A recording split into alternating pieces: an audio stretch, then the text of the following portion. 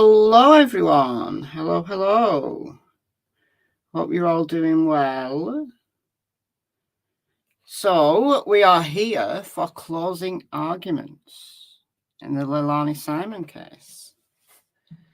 And court's not gone live yet. Court TV don't even have a scheduler up for this today, which is bizarre. I don't know whether somebody's dropped the ball there, but I'm currently waiting for Law and Crime Network to go live with the court feed. I prefer Court TV because they do closed captions, and I know some of you need them, especially when it's not easy to hear some of the witnesses. I think it's worse in the Sarah Boone case, because the lawyers talk a lot from the table and you can't hear them. They don't turn the mics on, or they're too far away from them or something. So we'll just play it by ear. Yeah, I hope she doesn't have too many breaks today. I think she will. I absolutely think she will. Because there is going to be a little bit of, to-ing and fro-ing. So we'll have, they did their charging conference. They finished that. So that's all done and dusted. So that's the instructions that they're going to give the jury, and the specific wording that they're going to give the jury in relation to the charges that they are deliberating. So that was done. And then all that is left is closing arguments, jury instructions, and deliberation. So they should be able to get closing arguments and jury instructions done this morning, and then it'll be verdict watch. So I'll be here till the jury either returns a verdict or they get sent home for the night. Bear in mind, I am 5 hours ahead of Georgia. So if Judge Tammy allows them to work into the night, I'm not promising that I'm going to be able to maintain the verdict watch like well into the night. Well into the night in Georgia will literally be the other side of the night for me. So I don't think, for some reason, I don't think Judge Tammy is going to let them deliberate way into the night. I think she'd want to go home. I don't know, though. I don't know, because I've never seen a case tried by her before, so I don't know what her normal routine is. I don't know what the routine is for the actual courthouse, because sometimes they have to send the jury home because the actual courthouse is closing. So I don't know. I do not know. You hope this is a record-breaking verdict? Yeah, me too. Me too. I can't see Leilani walking. I really can't, with the amount of charges she's got. I think the thing that will take the jury the time is that there is actually 19 counts. Most of them are lying to cops, but you've got malice murder, felony murder. So they've got 2 different murder charges to consider, plus the disposal of a corpse, whatever that is called in Georgia, and then the lying to cops, making false statements, I think it's called. I'm just going to check Court TV again, see if Court TV is up and running with their stream. No, they're not. It's weird. Somebody's dropped the ball this morning on Court TV. They got the Sarah stream up.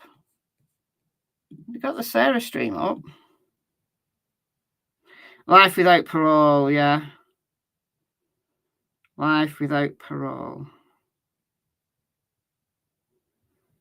You'll be here as long as I'll be here. Well, we could be in for a long one then. But in the Sarah Boone case, for anybody interested, the defence have now rested, and it's currently the state's rebuttal case. They've got a psychiatrist on the stand. So I'm going to go over and listen to that a little bit. I thought court would be up and running here, but 6 minutes late. It's not unusual, is it? We're used to this, aren't we? We're used to this. But while you're waiting, as soon as the court feed goes live, I will pop it up on the big screen here. She said Sarah had PTSD.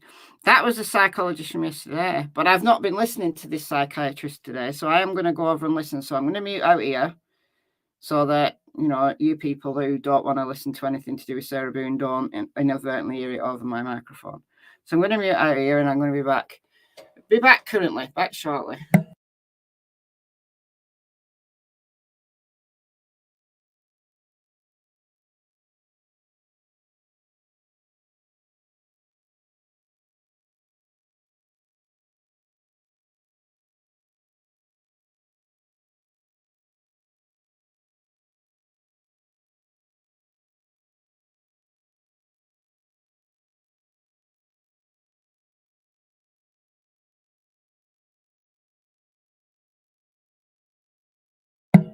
Here we go. She's here.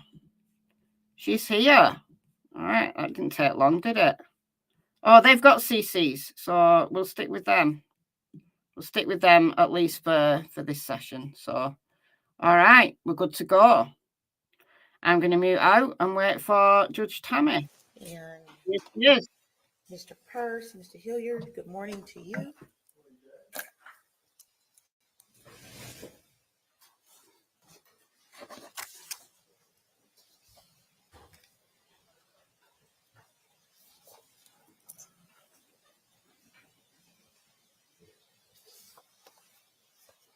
And good morning, Ms. Simon. Let the record reflect that counsel for the state as well as counsel for the defense are present. Ms. Simon is present with her counsel. And we are on the record in SPCR 22-03364 J6, the state of Georgia versus. Thank you, Alibi, for gifting a membership. That's very kind of you. Thank you. Where we left off yesterday, we were reviewing the charges. We had our charge conference. We have a draft, hopefully a final draft. But I hope that you've had an opportunity to take a look at it. Are there any objections or exceptions to the instructions? Other than what we made yesterday, Judge? I mean, I understand this is the court's final charge, but yesterday we noted objection along the way. I'll pull that back out if I need to. No, that's fine. That was done along the way, but this is the final version, and I wanted to make sure there wasn't something that still needs to be changed, or if there was any error. Even we noted some places where gender needed to be changed, even small changes, because the jury instructions will go out with the jury. Mr. Purse. Other than the objections we made yesterday, I don't see any like gargantuan problems. Of course, as the court knows, after the charges are given, the law provides if we have objections, we have to make them then. And they probably will be the ones that, some of which we repeated yesterday. I just don't want the court to be surprised. I'm just being cautious, given lots of opportunities. Yes, ma'am. To object and make exceptions. So, This is in order with what the court told me yesterday. okay. There was only one error I saw, Your Honor, and I just take it as a scrivener's error. Grave suspicion appears to have been inadvertently in charges. Grave suspicion is in here, isn't it? It is. He's being facetious. Mr. Dean. I'm being aspirational. Remember, he has a vehement dislike of that charge. Visceral. Visceral. Yes, it's visceral. Okay, so then I'm going to ask you to turn your attention to the verdict form. It was emailed. I can give you a copy. I think I need one, Judge. I have the charges. I don't. Here we go. Ms. Blake is making copies now. Mr. Dean, you need copies as well. I do. I'm sorry. No, that's fine. I think that was a very late in the middle of the night edition. Makes me happy to know somebody else is working late.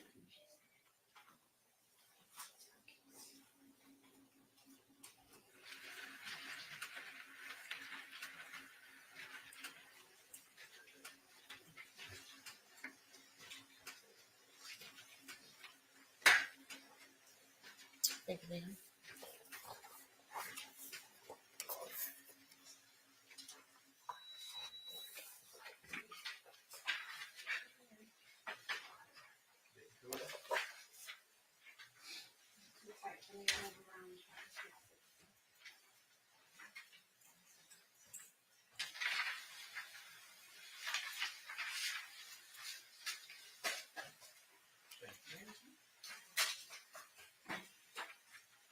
Thank you, Ms. Blake.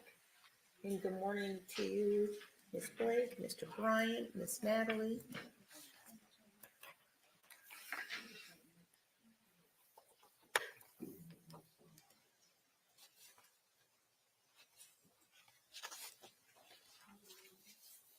And let the record reflect that copies of the verdict form have been provided to both the state and the defense.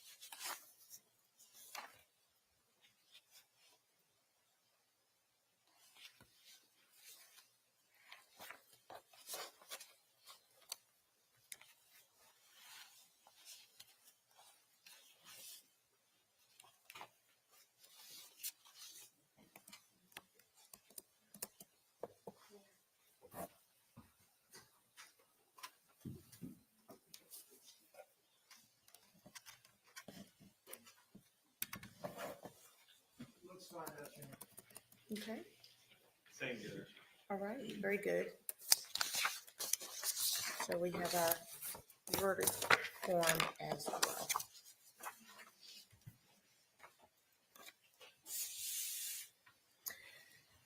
So, with regards to closing argument, Mr. Dean, will you be utilizing the opening and closing? I will do the first argument for the state, and Ms. Parker will close it out. All right, very good. Is there anything that we need to take up before bringing in the jury? Not on behalf of Ms. Simon, Judge Knapp. Thank you. Is the state ready to proceed? At 10 o'clock? Right, right. That's what I thought too. Where are we? Well, we didn't need to be here as early as we are, did we? Mr. Hilliard, I think you wanted us here at 9:30. At least that was the soft suggestion, and I said 9 o'clock. Yeah, 10 o'clock. So 'Cause we still have to are bring ready the to proceed at 10. jurors. That's fine. So, but otherwise, you're ready to proceed, Yes. and Mr. Hilliard as well. Yes, sir. But yes, at 10 o'clock. But I'm just trying to make sure that we cover all of our bases before we bring the jurors in. So at 10 o'clock, I expect that we will bring them in and get started right away. All right, any questions at this point? Yeah, Your Honor. Oh, yes. Let's do that now. And we want to know if Mr. Dean or yourself are going to be using the exhibits for your closing. Because we haven't separated. I'm not. Okay. I'm not. Okay. I think at this point in time, no one has it. So So this next item.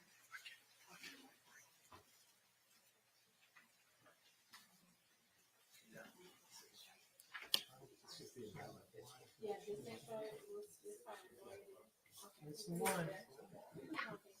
Thank you. And I know we inventoried, or the state and the defense inventoried the exhibits along with the clerk yesterday. Will there need to be anything further with that before we get to that point? The only thing I can think of here is there was one PowerPoint that I didn't have a printout. Typically, I made them. If they have video or something like that, I'll have a disc in addition to the printout so that they're reviewing court and see the moving parts in the PowerPoint. There was one, I think it was Sergeant Coleman's video footage presentation, where all I had was the disc, and I indicated to the court that I intended to print out a paper version of it and change it to, 63A and B as opposed to just the one thing. I think we need to do that between now and 10 o'clock. Mr. Hilliard? Well, I usually just look through it before we send it back to the jury judge and deal with any continuing witness issues at that point. So. And again, I'm dotting I's and crossing T's before we even get to that part of the alphabet. So, all right. So with that, we'll recess until 10 o'clock and we'll begin closing arguments at that time. Thank you. Just out of curiosity, Judge, how much time do we have a piece for the rule? Was it 1 hour or 2 hours? It's 2. 2 hours. All right. Thank you. We're in recess. All right. Well, what was the point in that? So we're in recess now for what? 45 minutes. All Leilani's attorneys, public defenders. I assume so. They're allowed 2 hours each. So I don't know that the defense is going to take 2 hours. Do you remember their opening statement? It was like proper short. Yeah, they're allowed 2 hours each. Normally, they're allowed there's either no time limit. Some courts don't impose a time limit. Some it's an hour. So they're allowed 2 hours each. Doesn't mean to say that they're going to take 2 hours each. I imagine that Mr. Dean for the state is going to take his time. But the defence, I honestly can't see how they can spend more than 10 minutes. But we'll see. We'll see. So I was hoping that closing arguments and jury instructions all could be done and dusted this morning, and then they'd send the jury away and get them deliberating. But as it is, we've got this long delay. Then they'll have to do the state. Then they'll have a break. Then they'll do the defense. Then they'll have a break. Then they'll do lunch. Then they'll do jury instructions, and then they'll do another break. It's going to be annoying. It's going to be annoying.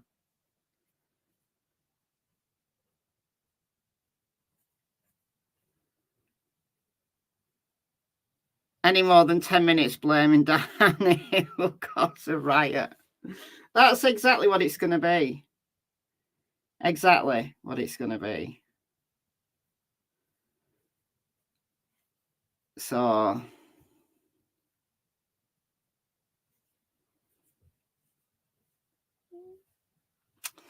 I don't know.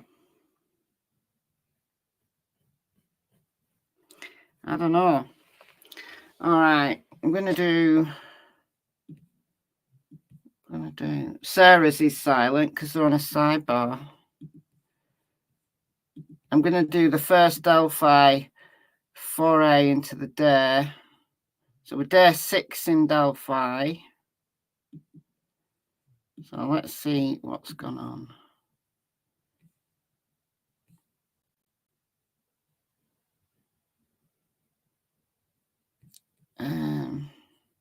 Oh, yeah, there was a Delphi update yesterday that I didn't get to. Do you know, Will, the defense witness, the FBI guy, retired FBI, that the defense wanted to call regarding the unspent round. So he's a metallurgist. It's like a metals specialist. And Judge Francis Gull has denied. So William Tobin can't testify on behalf of the state. She doesn't consider him an expert. So there's that. There's that. There's been something new today, though.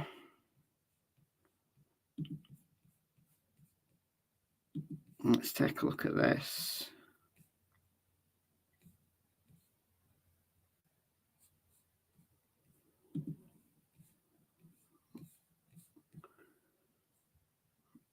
All right. So limited appearance comes now. Thomas J. O'Brien enters a limited appearance on behalf of Robert Ives, former prosecuting attorney, in the above title cause. This is made only to assist with the motion of quashing a subpoena. So Thomas O'Brien is the attorney for Robert Ives, who was the prosecutor before Nick. And he's got a subpoena to be called. Okay, they want us to quash it. Well, let's read this. It comes now, Robert Ives, former prosecuting attorney by counsel Thomas J. O'Brien, pursuant to Trial Rule 45, respectfully requests the court to quash a subpoena to testify in the above entitled cause. Oh, he received a subpoena from the defence on October 22nd. The subpoena requested his testimony at the jury trial in the above title cause. On October 28th, Richard M. Allen was charged. That was 2022. Robert Ives' last day of being the prosecuting attorney for Carroll County was December 31st, 2017.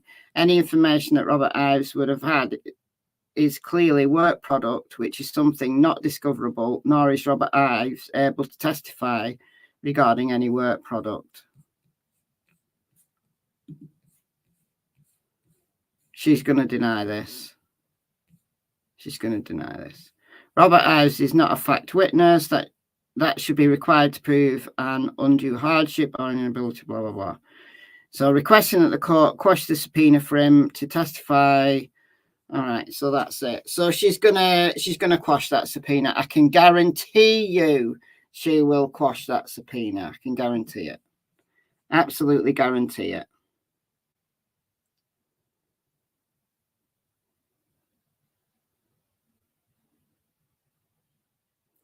Absolutely.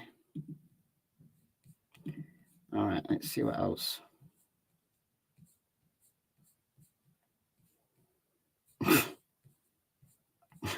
Lots of memes.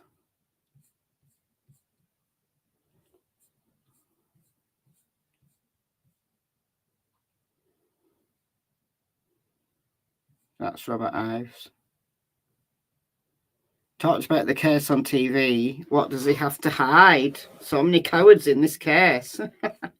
Oh dear. I don't think we're going to see.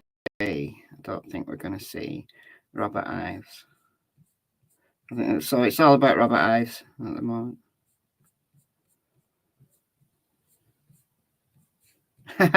That's true. The more I learn, the less I know. That is true. Heading in for day 6 of the Richard Allen trial, I expect to see more law enforcement testimony. As chronologically in the state's case, we have reached the point of their investigation into the crimes. Keep you all posted. Discuss with counsel outside of y'all's presence. It may take a little bit more time than just our conference up here, and we don't want to have you. Oh, Sarah's case. They are sending the jury out because they've got a big discussion. They've got a big discussion going on. Oh yeah, look at this. I've shown these so many times on my videos. Shown them so many times. There's Nick McClelland at the Logan Sport Mason Lodge. That's where he got his Master Mason degree from, Tipton Lodge in Logan Sport. And guess who is a big head honcho there? Brad Holder. That's Brad Holder and his eldest son.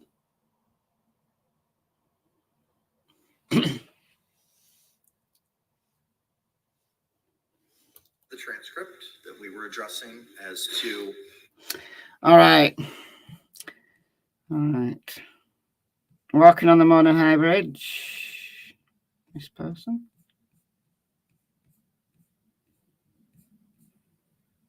Oh, look, there's my video from this morning. So if you want something to do, if you haven't seen my video from this morning and you're following Delphi, go and check out my video. I did an experiment this morning with phone data. So I'm going to mute out here. But if you want something to do while the court is in a recess, then there you go. I'm going to mute out to see what on earth is going on in Sarah's case, because they've sent the jury out. They had a long sidebar. They've sent the jury out, and now they've got something to discuss. So I want to go and listen into that. So hold your horses. I'll put the court stream back up so we know exactly. I'll just check if Court TV have got their stream up yet, because they do have slightly. Oh, yeah, they do. They do. All right, we'll switch it to this because they do have slightly better audio. Just slightly. Oh, they've no CCs on though. Maybe it's because they're out. Maybe it's because. All right. Well, we've got the volume. All right, hold on a minute. Let me sort my windows out here. Let me get myself situated. All right, so I'm going to mute out. I'm going to put my banner on. Where's my banner gone? I've got a verdict watch banner as well I'm going to use. Let me put my court is on a break until. So it's going to be 10:30 for us, isn't it?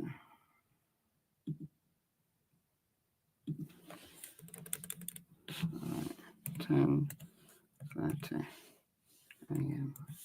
All right.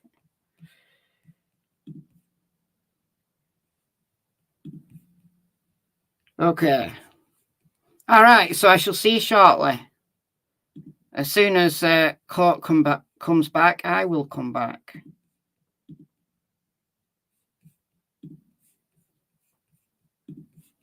So annoying. I did a lot of walking. Yeah, I did. Oh, well, it was up and down steps. So, all right. I'll be back. I'll be back very soon.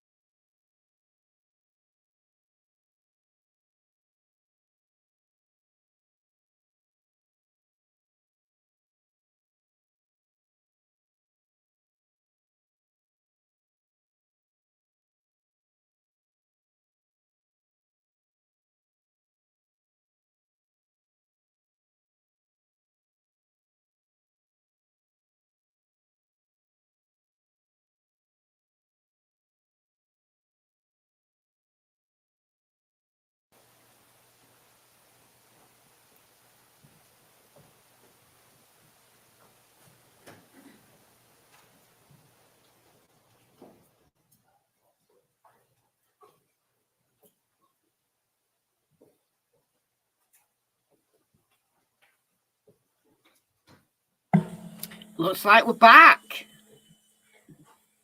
Huh. Interesting. All present, Judge. All right, good morning. Please have a seat. Welcome back. Thank you for your work, your attention, the energy. We're at that stage now where we will hear closing arguments from the state as well as the defense. After closing arguments, the court will give you instructions at that time. So at this point, though, I'm going to turn to the state to begin. Last Monday, during opening statements, I made a couple commitments to you. All right, these are very basic commitments. I told you that the evidence was going to show that the defendant killed her beautiful baby boy, threw him in a dumpster, and lied about it a whole bunch of times while law enforcement picked apart her multiple ever-changing stories and dug Quentin out of the window. Now, what did the defense tell you that the evidence was going to show? The defense told you that this case was going to be about rumor, speculation, gossip, innuendo, words like that. What happened after that? Well, what happened after that is that you heard from almost 40 witnesses and received almost 100 exhibits, close to 100 exhibits, all of which lead you to the inescapable conclusion that the defendant did, that she killed Quentin and covered it up. Now, that presumption of evidence, or presumption of innocence that the judge told you about at the beginning of the trial, that is gone now. That is a frame of mind that you have to adopt at the beginning of a trial so that you don't prejudge the case. Everybody's entitled to that, all of us. Right? But it is gone now. Every witness we call, every exhibit we introduce, every bit of evidence that you see is chipped away at that presumption, and you no longer have to presume her innocent. And you should not presume her innocent. She sits before you right now proven guilty. Most of the evidence in this case was anything but rumor. All of it really was anything but rumor, gossip, and innuendo. Most of it was surveillance footage, GPS data, DNA, and so forth. We did call a couple of people that knew this family, knew the defendant, saw how she interacted with Quentin. They basically told you that she hated him. But that wasn't rumor. That wasn't gossip. That was based on things that they saw and they heard. So I'm going to talk to you a little bit about what the evidence in the case shows and how the law applies to it. Because you're about to have to go back and apply the law to the facts of the case. Okay. Let's talk about evidence. Evidence is simply the means by which any fact that is put in issue is established or disproved. Evidence includes all of the testimony of the witnesses and any exhibits. You know, sometimes you'll hear people say stuff like, well, there's no evidence, there's just a bunch of people came in and said some things. Testimony is evidence. Everything that you've heard is evidence, and it all cuts against her. Evidence can be direct or circumstantial. Direct evidence is, I see my 5-year-old son under his bed eating candy in the middle of the night. That's happened. Circumstantial evidence is, I don't see it, but I find the candy wrappers the next morning. They weren't there the day before. And when I ask him about it, maybe he tells me a story about how it was actually his friend Misty or something like that. There is no legal difference in the weight that you may give to either direct or circumstantial evidence. It's all evidence, just the same. Now I'm going to start with the 204 trip as I go through the evidence and what it shows. Okay? Everybody knows about the dentist and going to Cheddar's and picking up the kids and everything. We don't need to start at 5:30 in the morning. We're going to start with the 204 trip. Because this goes directly to the state of mind that she was in when she did this. Now, she told them, and you heard her say why she went on this trip in the first place, what prompted it. And it was another argument with Danny about how he doesn't pay enough attention to her. The evidence has shown that this defendant craves attention. She needs attention, specifically male attention. She needs it like you need oxygen. That is what is going on with her. You mentioned that you and had some sort of argument, you were frustrated. Yeah, I was frustrated. It wasn't like an argument. It was more like I don't understand why you don't believe that she type of stuff. So once again, I was going to work this. Pretty much.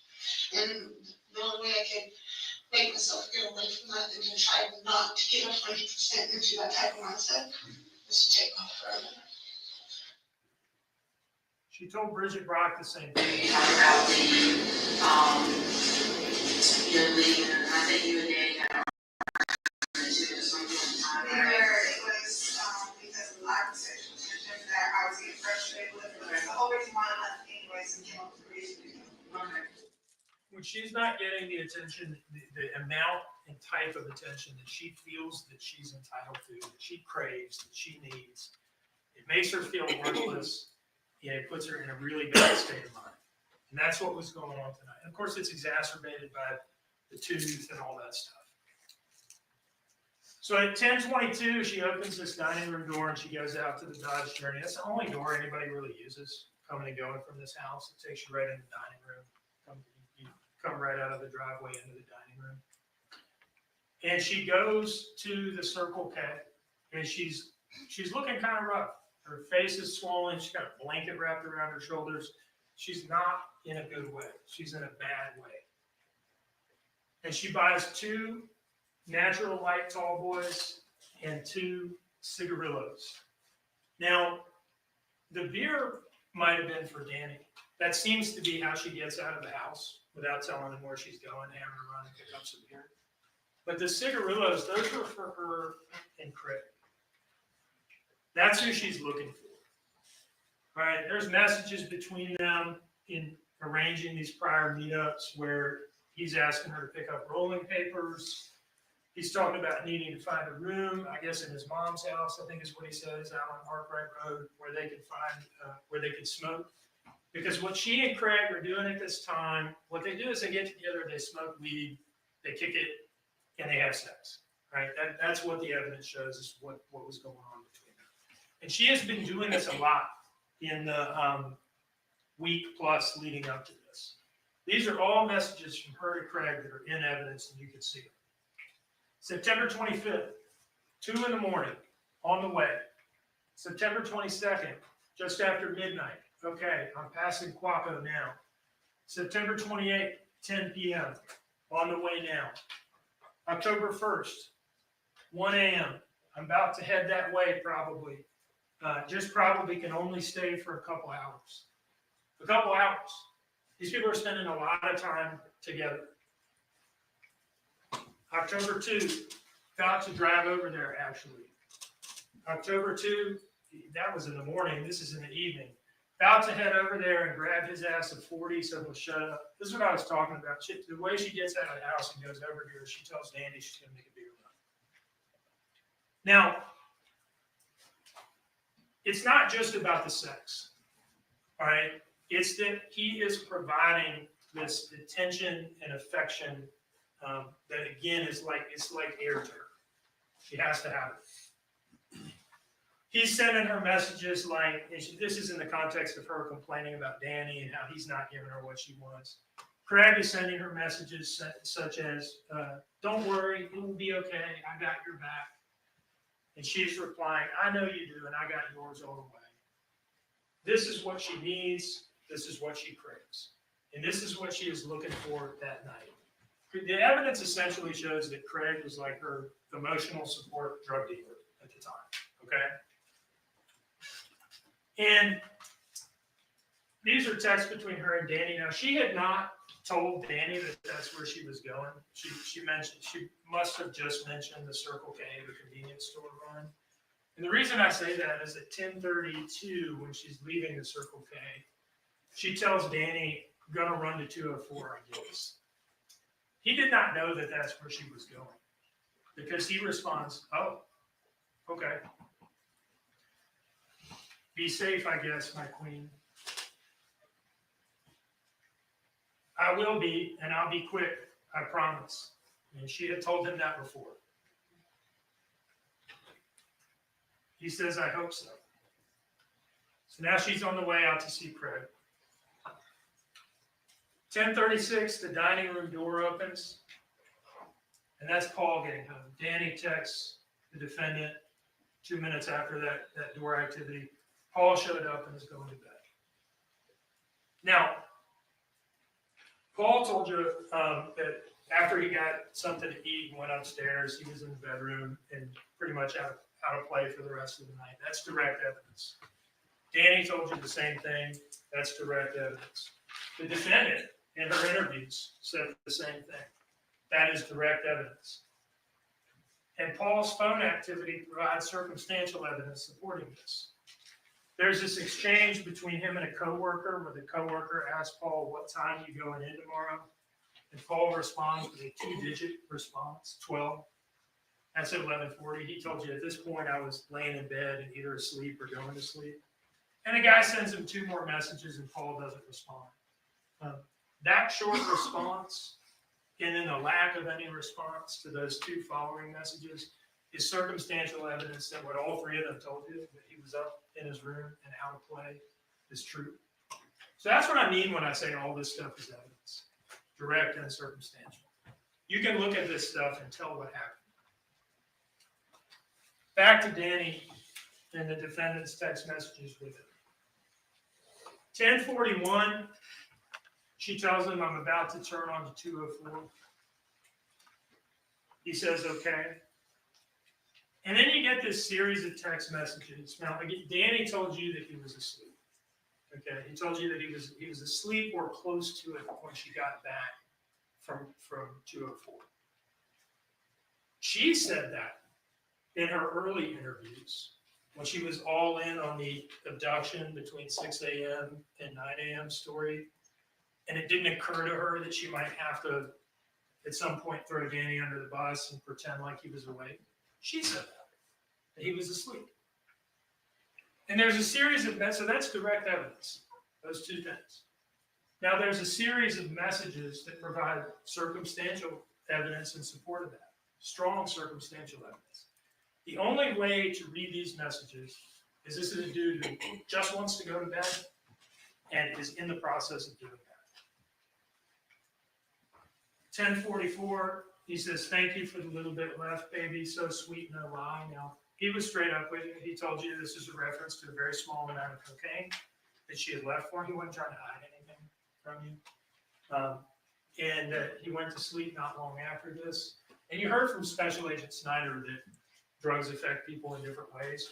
And cocaine, in his experience, cocaine does make some people energetic, some people sleepy. It kind of depends on the individual person's physiology. And so these messages go on with Danny just trying to get her home because all this guy wants to do is go to sleep because he's got to get up for work in the morning. And the fact that he does get up for work in the morning at 5:20 is further circumstantial evidence that he was asleep and out of play, was not involved in any way, and had no idea what she had done.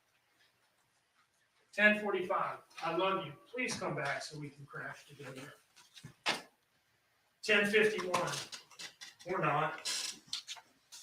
10:52, "I guess I'm going to eat this food and try to stay up for a few." 10:56, "I don't want to be tired or you to be tired either."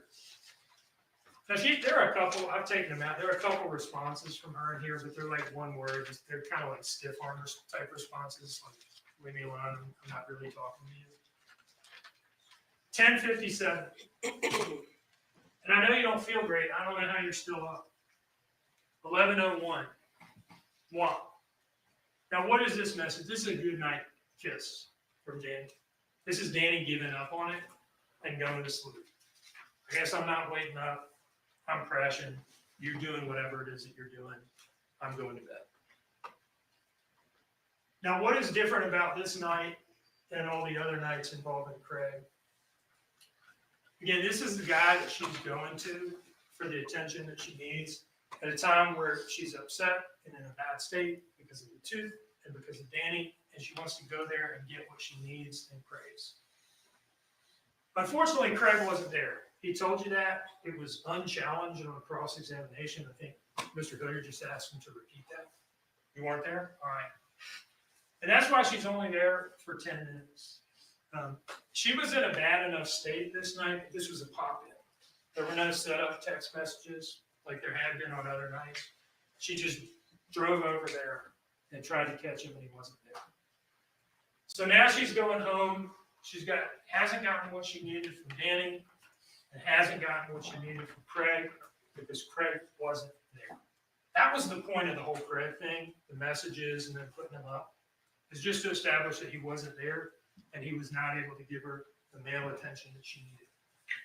It's not like a character assassination, like, hey, here's some salacious text, let's embarrass her. No, it's part of the story of that night. It helps tell the story of what happened. And so she has to settle for $80 worth of Coke and Percocet from Tim Weston, who also lives out there, of the same family. She goes home and she enters that dining room door at 11:13 p.m. You saw the GPS and everything. It all lines up with this. We don't need to look at that anymore. I think you all got it, the GPS stuff. This is like 15 minutes after Danny's last text to her. The dude is asleep or close to it. And so she's the only one who's up. And she's the only one that's agitated. And she's the only one that hates the kid, that hates Clinton. And she's the only one blowing coke all night and stewing about how unhappy she is and how she's a victim and everybody's.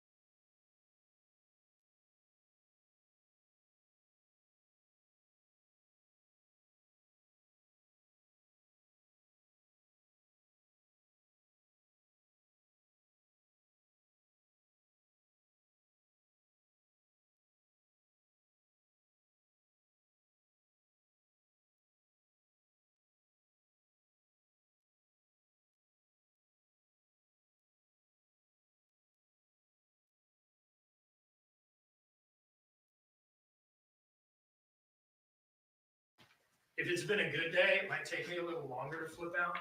But if it's been a bad or stressful day, it can happen like that. Well, this was a bad or stressful day. She had her tooth pulled. She says a million times that she was in pain and couldn't sleep. And so this would be one of these days where the snap would happen quickly. This is evidence. Another circumstance is that baseline behavioral anger problem, propensity to snap, is exacerbated by the drug use. So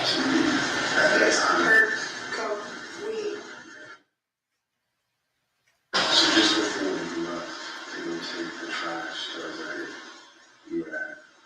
You were on cocaine. It was Perks, coke, weed. Unhappiness, physical pain, discomfort from the tooth. These are the circumstances. I become angry and impulsive when I'm like. That's her talking about cocaine.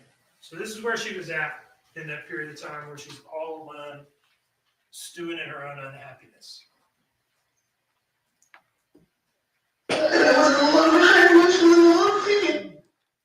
says it herself. I was in a lot of high emotion and a lot of pain. So it's under those circumstances that, for reasons known only to her, that she does the unspeakable. All right. The judge will tell you that one of the things we don't have to prove is motive. And the reason for that is that, man, it's really hard to figure out why people do things sometimes. People do stuff that after the fact doesn't make a whole lot of sense, and that they probably wish they hadn't done. So we don't have to prove motive. But it's under these circumstances that she does something unspeakable. And it's literally unspeakable. And that is why she could not bring herself to admit it or tell the truth about it. Because it is an unspeakable thing for a mother to kill her child. But we know she did it in part because everything she does afterwards. Her flashlight is on for 20 seconds at 1:02 a.m. And that's because she's creeping around the house, this long route that you have to go to get out this living room door. It's the only time anybody ever uses the living room door. That's her taking Quentin's body out to the car. And she's using that door because it's the furthest one away from Danny, less likely to wake him up and have him say, hey, where are you going? And what is that you're holding in your arms? So she goes out and she puts Quentin in the car.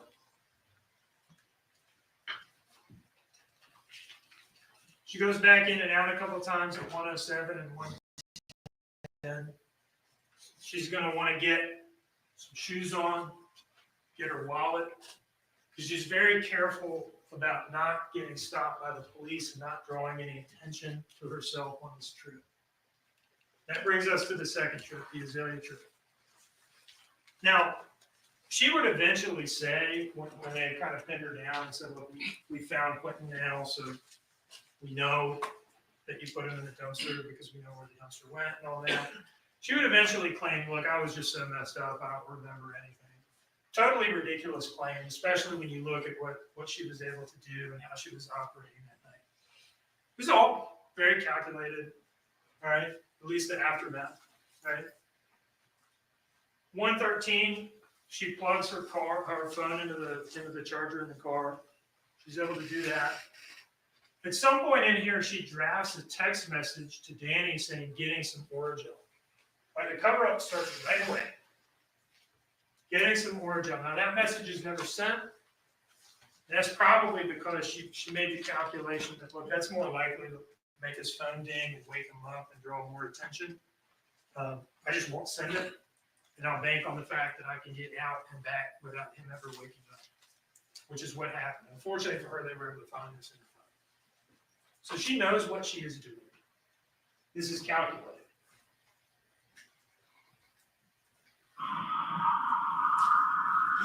She turns from Buckhalter onto Ogeechee Road. Hopefully this video will cooperate. This is one we're having a little bit of a problem with. She's coming to a complete stop. She's using her blinker. That's how you want to drive when you have your dead child in the car and you're going the wrong way. You don't want to get stopped for rolling through a stop sign or failing a signal. That's what's going on here. So when she tells you, I just don't remember, don't believe her.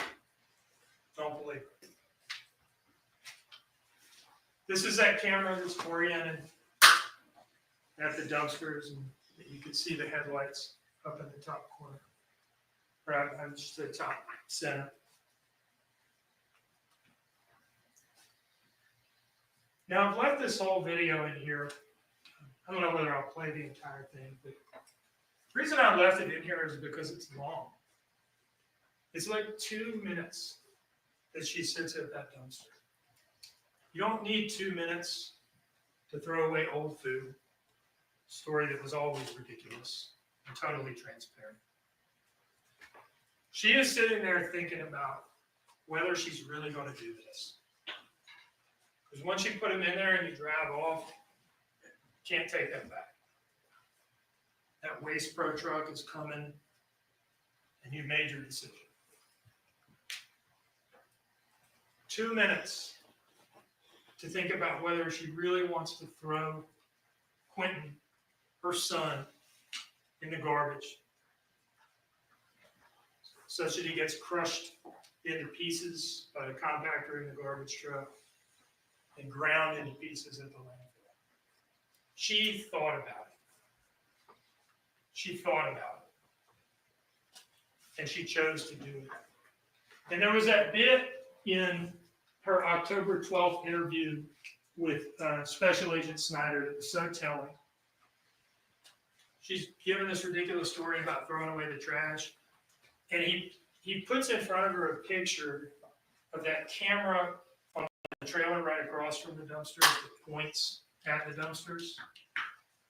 And he asked her, what are we going to see when we pull the footage from this camera? Now, unfortunately, that camera didn't work, despite the best efforts of everybody at Chatham County Police Department, the local FBI office, and the digital forensics analysis unit.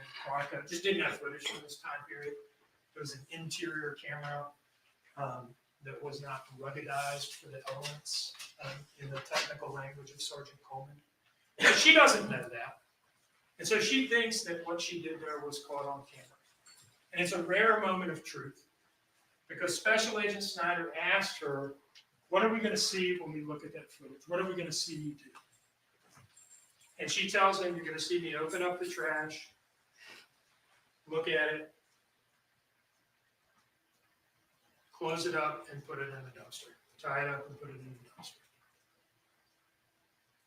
And he asks her, it's a sensible question, why? If you're just throwing away old smelly food, why do you need to look at it? She doesn't really have an answer. What she was doing was looking into the face of her dead son, Quentin, one last time, and making a conscious decision to tie him up and throw him away like a piece of trash. That's what that means. So think about that. Think about that, what that would have looked like in that moment, in that bag. It's easy for these things to become abstractions with the Azalea trip, the Origel story. But think about that. That is a real live child. Well, not anymore. That is a real child in a trash bag being thrown away. And she eventually pulls off. When she does that, she commits the offense of concealing the death of another. That's count 4 in the indictment. You conceal the death of another when you unlawfully conceal someone's death in a way that hinders the discovery of whether they were unlawfully killed. And I would say it did hinder the discovery of whether he was unlawfully killed. Took them weeks to find him. And really, the only reason to do that is if you unlawfully killed him. I mean, that is a hell of a thing to do. That is a hell of a thing to do. And the only reason to do it is if you have to do it to try to get out of a murder charge. As she pulls out, still driving carefully, coming to a complete stop.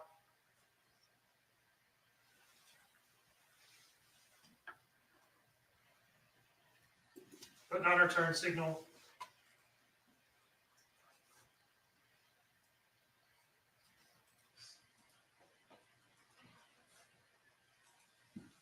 Anybody who's ever gone out to dinner and had 2 drinks and driven home and just didn't want to take any chances knows exactly what she's doing driving like this. Trying to avoid any attention.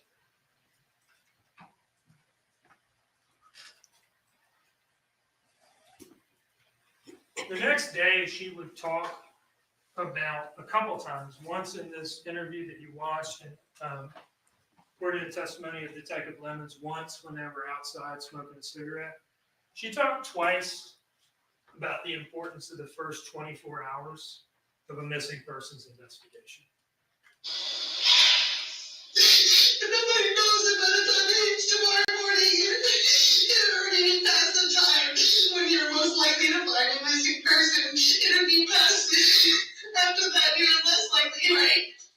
After the first 24 hours. Now, why does she bring that up twice? She's posing it as like it's something that she's worried about, that if they don't find him quickly, that he'll never be found at all. What is going on here is it's exactly the opposite of this. This is not a fear of hers. This is her hope. And then there was this, her phone being unlocked from 1:47 to 2:01, a little less than 15 minutes. The special agent, I asked Special Agent first, could you tell what she was doing on her phone at that point? And he said, gosh, I can't say for sure, but it looked like she was scrolling Facebook based on my training and experience, and he's got a lot. She's sitting there on Facebook trying to calm herself down and level out a little bit after doing this thing so that she can go to sleep and pretend like everything's normal and further the cover up in the morning. 2:01, dining room door opens again. 2:04, it opens. 2:36, it closes.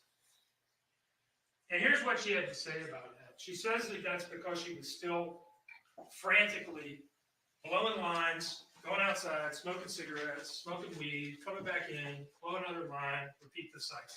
And so you're doing a cast while the back door is opening and shutting.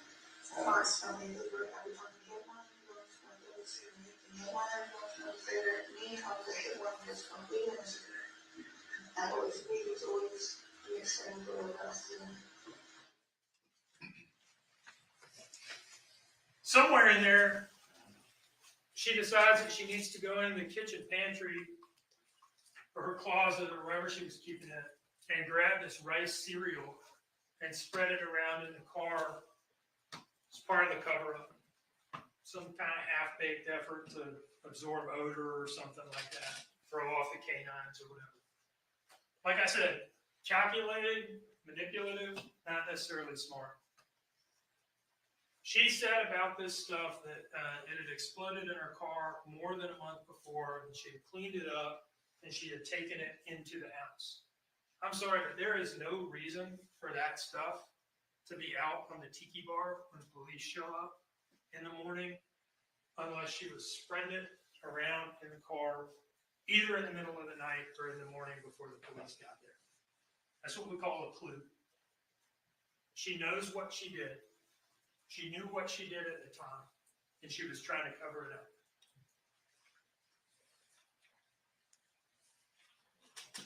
(5:20), Danny gets up and texts the babysitter, hey, the kids are going to stay here with her today, Miss Michelle.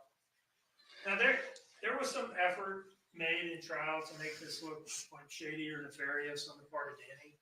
And sometimes you have a fact like that where initially when you hear it, he texts the babysitter that they're going to stay here. That's maybe a little weird. But then you just ask him, and you get a totally sensible, reasonable answer, which is that he was just sick of her shit, okay, to put it candidly. He was just sick of it. You're staying up all night doing drugs, not waking up, and running around, not waking up to go to work, and wanting to spend money on a babysitter. That's all this is. And it couldn't have been that abnormal because Michelle's response is not, well, Daniel, this is highly out of the ordinary. There's something going on. And she just says, okay.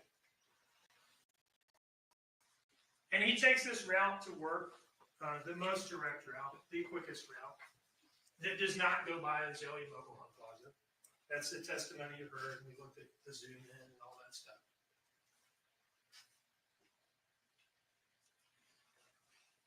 She eventually wakes up, and now it's time to launch the story.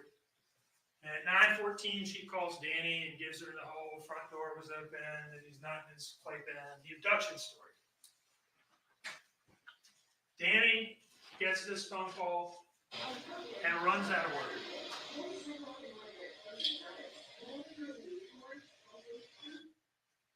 He does not know what is going on. He has no idea what she has done. You heard him talk about, and his boss, Dave, corroborated this, that Danny left his North Face jacket and cigarettes there. He would not, you saw Danny. He's a nice enough guy, I guess, but he's not sophisticated enough to know he was involved in this, that he needs to begin acting before he's ever like home talking to the police. It just would not occur to a guy, if he's somehow involved and is trying to disguise that, to start acting at work before he ever even gets home. He runs out like this because he believes what she is saying. He believes what she is saying. He certainly wants to, he doesn't want to believe that she did anything. So he believes it. That jacket was important to him. He was talking about it. He mentioned the brand twice. It's my North Face jacket, my North Face jacket. It's an expensive jacket. He would not have left this thing there with his cigarettes in it unless this is an organic reaction, a real reaction, a genuine reaction to something that he believed. He doesn't even clock out. Dave Mullins told you that this little triangle up here means that somebody had to manually clock him out. And Dave also told you that he saw him in the parking lot and he was visibly crying. That is real. All of this. Danny told you that he didn't know. That's direct evidence. This is all circumstantial evidence that strongly supports that. There is no reason not to believe in what he says. 6 or 8 minutes into that phone call, I think it's 8, she opens the front door. I told you were going to see this in the opening statement, and you did. She's on the phone with him saying, the front door was open and Quentin's gone. Meanwhile, she's opening the door and staging the scene. And she wanted to say in those interviews, well, the front door sensor's not working. How do we know? How do we know that that data is reliable? Well, again, the police work in this case is phenomenal. Detective Noble told you he sat down with those records that he got from ADT, and he pulled up the body-worn camera footage of the police officers that responded to the scene, and he looked at the timestamps on the body-worn camera to see when they were opening the door and seeing how firm it was. I think Lieutenant Foster talked about that. And he cross-checks those timestamps in the ADT records. That's evidence. That door sensor was working, and this is exactly what it looks like. This is part of the cover-up. She should have opened the damn door before she called them. Finally, at 9:39, she calls 911. Now, she doesn't want police attention. She's trying to run out a 24-hour clock. That's how she thinks this works. If they don't find him in 24 hours and pretty much gotten away with it. She doesn't want police attention right away. She only calls the police because Michelle comes over there and tells her, like, you really need to call the police. Your child is gone. And that's when we get into what has a heading in the indictment of the falsehoods on October 5. Now, I typed up this indictment. I called these things falsehoods in there because at the time of indictment, nothing's been proven. And falsehoods sounds a little softer maybe than lies. I'm going to go ahead and call these things lies now. Okay, because we're at the end of this thing and we've proven all of this. The lies on October 5th. Count 5, false report of a crime. She committed this offense by implying that Quentin Simon had been abducted by an unknown intruder. Now, initially, it was just an implication. I woke up about 9 o'clock, 11:46, so between 3-hour period, somehow the front door is unlocked and the sun is not in this blanket. She would go on a little later that day to state this a little more directly. Accident. There was no somebody falling. There was no horse playing. There was no door being looked over and a child walked outside. There was none of that. None of it at all. Then, whatever happened, somebody picked that baby up out of that playpen and they took him with them. That's what they did. There's no way he can get out of that playpen on his own. No way. Of course, there's the whole whole deal with her telling Detective Wilkins that she went to bed at 12 and woke up at 9. So this thing starts falling apart almost immediately. So when's the last time you saw your son? When I went to bed last night. And what time was that? Do you It was remember? around 12. 12? Okay. 12 on but I had my wisdom teeth removed yesterday. I'm sorry, that's So I went to bed kind of late. I get you. Listen, I have them too. So I got up this morning about 9. Detective Robbins sees the car on the flock camera hitting previous night, relays that to Lieutenant Foster, and Lieutenant Foster goes and gets the first version of the Origel story. Okay, so where'd you go? Right here at that Chevron. Found my friend that I used to work with. She got worked up there right next door. They went home. You know, as one does, leave your house at 1 in the morning to get a topical oral anesthetic from your friend. And Danny, of course, is looking at her like, what is this woman talking about? I've been home from work for about 3 hours now, maybe 2.5, and I've never heard a word about this. So then they go to headquarters, and she continues the lies of October 5th. Count 6, making a false statement by saying that the purpose of the 204 trip was to pay an existing drug debt, paying off a $20 weed front. We're looking at an $80 cash app, and she later admits that it was for Percocet and cocaine. And at that point, you didn't get anything. No, I just paid him $20. I gave him $20 in my life. It was a couple days ago. Each one of these lies, on each one of these days, is a separate crime. Count 7, making a false statement for saying that the only controlled substance of which she was a regular user was marijuana. And you'll remember this flowery lie that turned out to be totally untrue, like in a big way. Like anybody ever work about anything with me is not me. Because I was me. I'll be honest about that. Everything else, no. My mom was doing that. I was sure be. Because, you know, she covered it for reasons of the fish. So I said, no. Anything that's not homegrown or bought at a convenience store, I don't want. When I mean homegrown, I don't mean cooked on stove. I mean on my serve. I don't know if they're homegrown and grown. Not created. Count 8, false statement for saying that the only controlled substance she had used in the past 24 hours was marijuana. No, I did not take a Percocet right now. I will piss in the cup for you right now.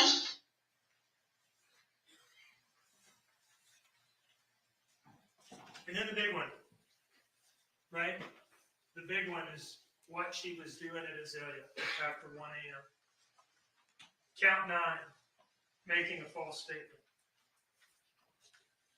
that she met Misty at a Chevron service station and had obtained Origel from her.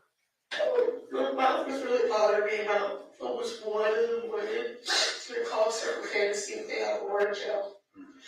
No. So I had contact with another one of my friends named Misty that I used to work with. He has a lot of mouth problems, and asked her if she had any Origel. I met her up there at the Chevron. They ended up calling her and got back and went back home. Y'all, so 12 minutes.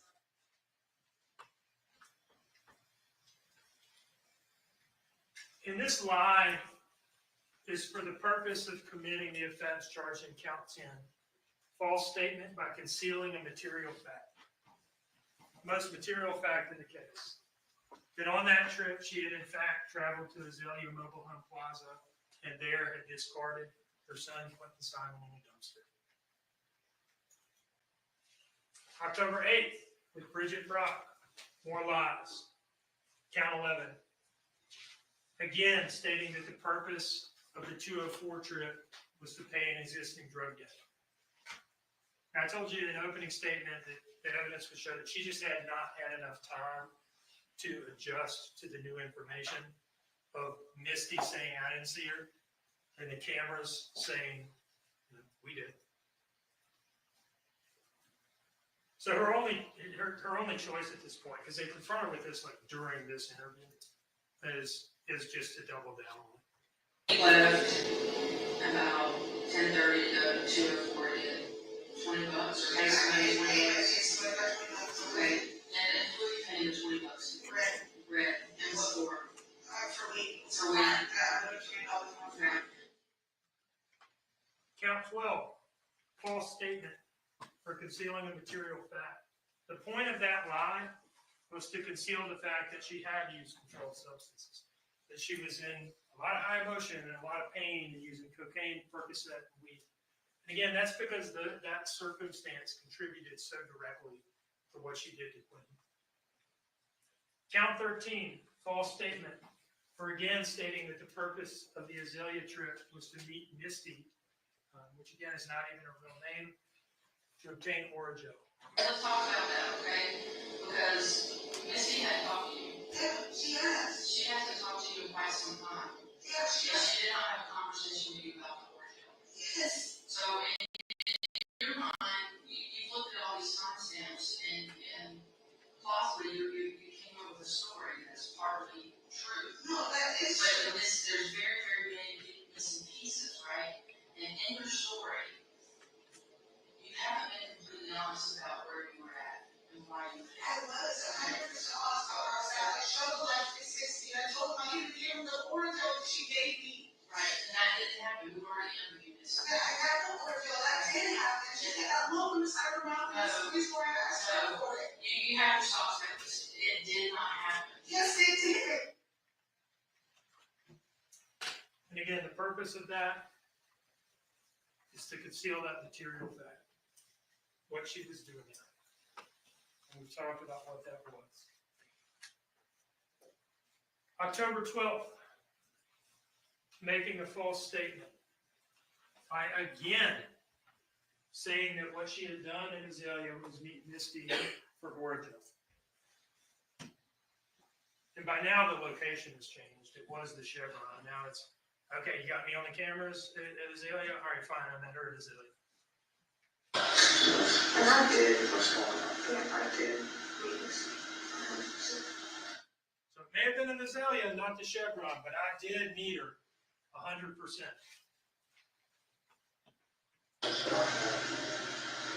So you went to Missy's house, and did you go inside her house? She was just standing outside? Yeah, I was trying to run. Like, I really couldn't. How long did y'all interact there? Missy, how long did you talk? 2 minutes was quick little conversation. I really don't know her mouth. She has cracked her lips up. She did. She was outside.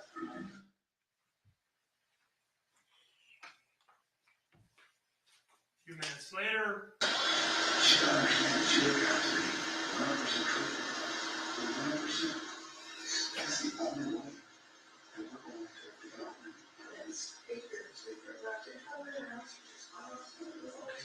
That's a big thing. Yeah. Because If her life is not good enough to did you get any words last night? I did get work out What last did night. you get words? Oh, yeah, but I found it, and the card was one of the ones I lost. And I found my way back to the house. so like 30 minutes, maybe 20 minutes after I did meet Misty 100%. All right, I didn't speak to her, but that's why I went there. It wasn't. Count 16, false statement. For saying that all she had discarded was normal household garbage, characterizing her son's dead body, Clinton's little body, as stinky shrimp pasta, which is just disgusting. I mean, if you think about it, it's just disgusting. What a disgusting thing to say. We did just another kind of trash the other day. This family was taking trash out a few days ago, and there was spoiled food all in my car. And so when I pulled around, I said, yeah, I stopped my food in the trash. Yeah. It was spoiled like shrimp pasta. Shrimp pasta. Yeah. The whole car smelled like shrimp. And I waited to take it out. I was like, please ask me. I thought that before I even left to go to a You know, I go to the floor and I'm like, get out of the car. And I was like,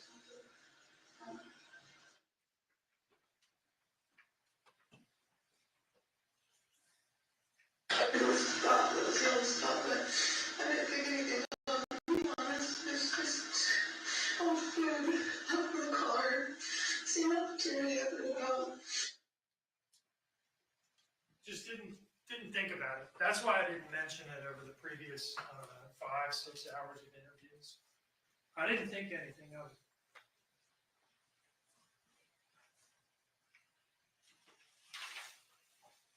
And of course, she's still concealing that material fact. And she had discarded her son, Quentin Simon, in a dumpster, like a piece of trash. October 31st, time to try something new. Danny's left town by this point. Who wouldn't? You know, that was characterized as some sort of suspicious activity on his part.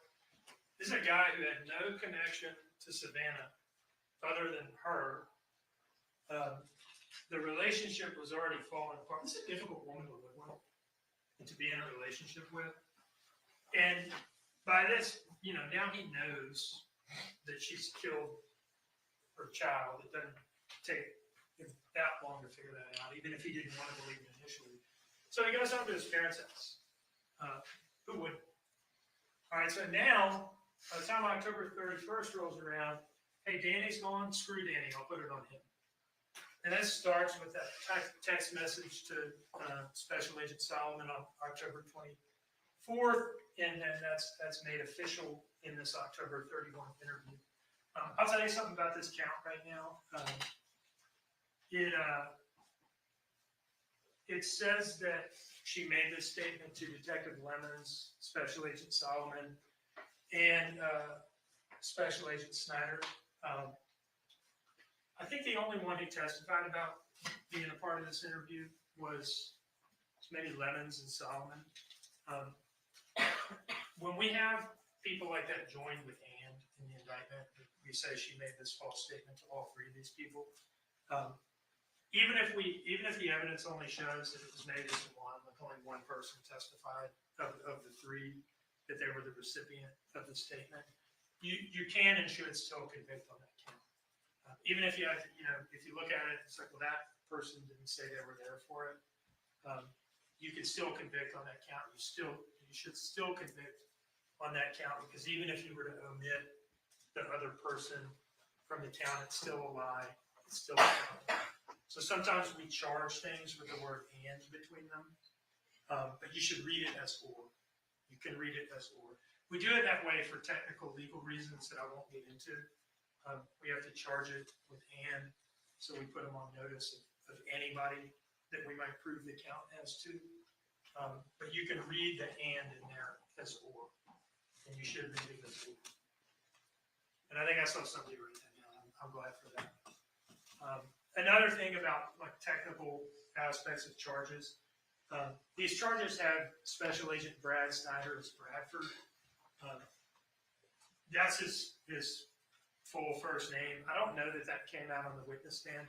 Little things like that do not require you, do not prevent you from convicting on a charge.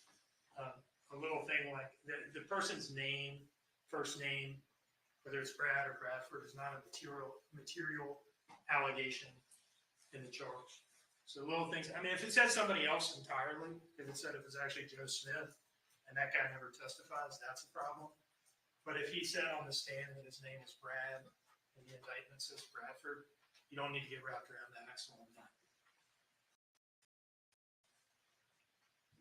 So anyway, she makes this false statement. It was not her, but rather Daniel Youngkin who drove to Azalea and disposed of Quentin's body. Now, that doesn't make sense for 100 reasons. One being that she'd already admitted to making that trip and given a false alibi for it, a false explanation for it, like 15 times. And later, in her last interview on November 21, she would once again admit to it. But here's something even a little more probably direct than that. That same day that she comes in and says that to them, that it was actually Danny, she has this call with Danny because he's still like entertaining her phone calls and things, even if they're not really together. And he asks her, "Where did you go when you left the house?" And she says, "Like I said, I went to get Orjo." She doesn't say, "What are you talking about, dummy? That was you. Remember, I was supposed to lie for you." She just once again admits on the same day that she's telling law enforcement that it wasn't her, she's admitting to Danny at a time where she doesn't think the police are listening, that it was actually her. So what did you do when you went out after I fell asleep?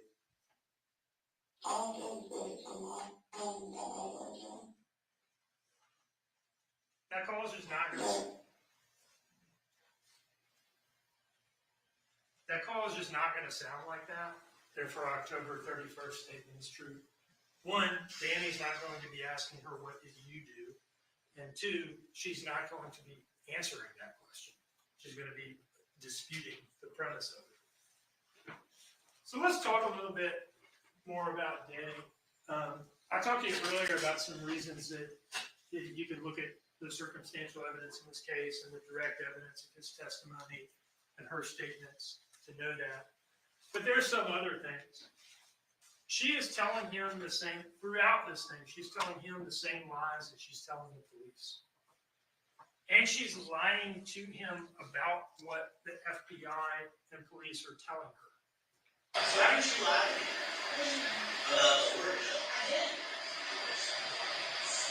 I did not lie to you about the Oreo. So you went and met this? Yes. I drove in and I drove out. And they tried to say that again. I asked them to show me the picture of Mr. Whatever. Did y'all speak to that folk lady? Did you speak to her? Did you speak to her husband? She said, "I want to make it happen." You know? And they said, "Her husband." Why didn't you speak to her?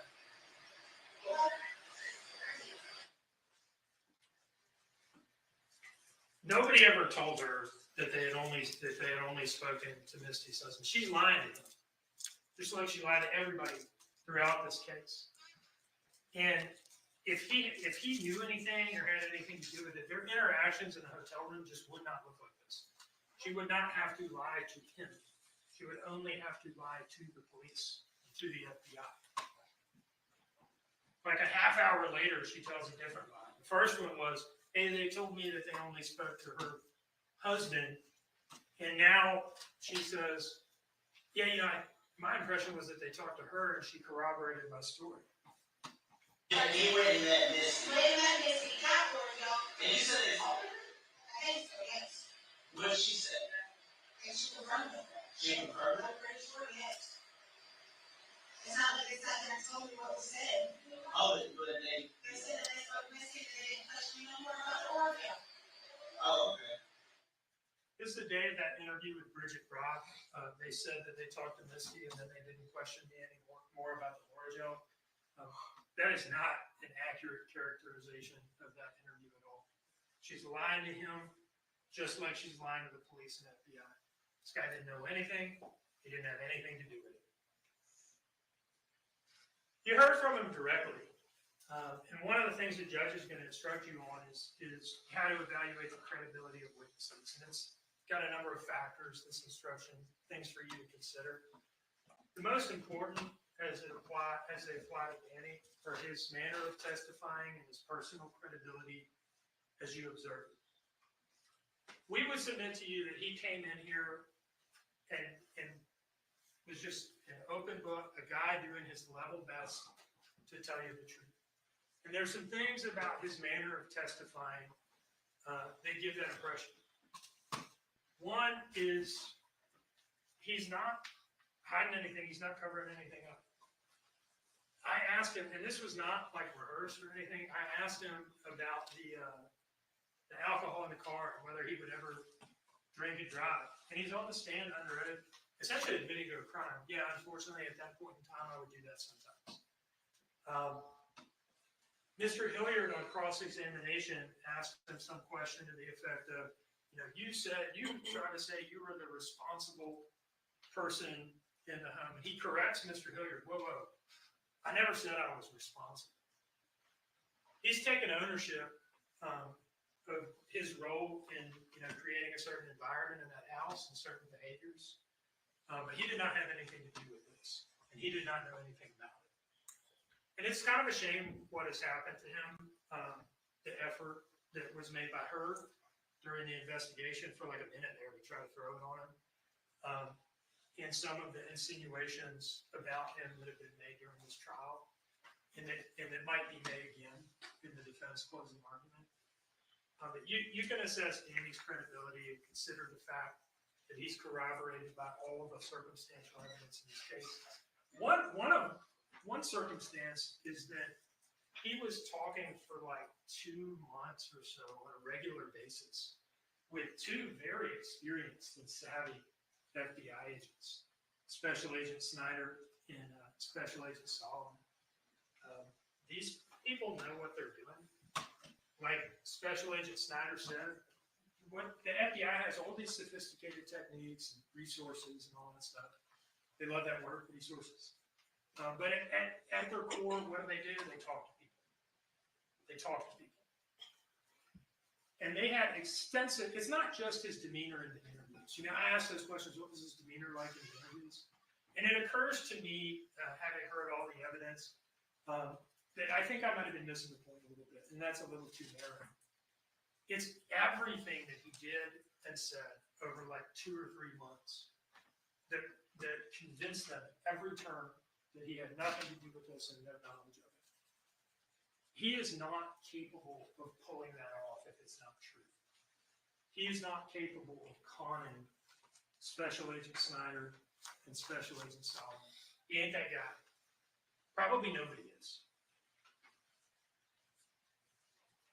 And that brings us to the day of arrest. Lies on November 21. After giving all of these detailed stories and changing the details whenever that became necessary, the weight of the bag, how exactly she threw it in,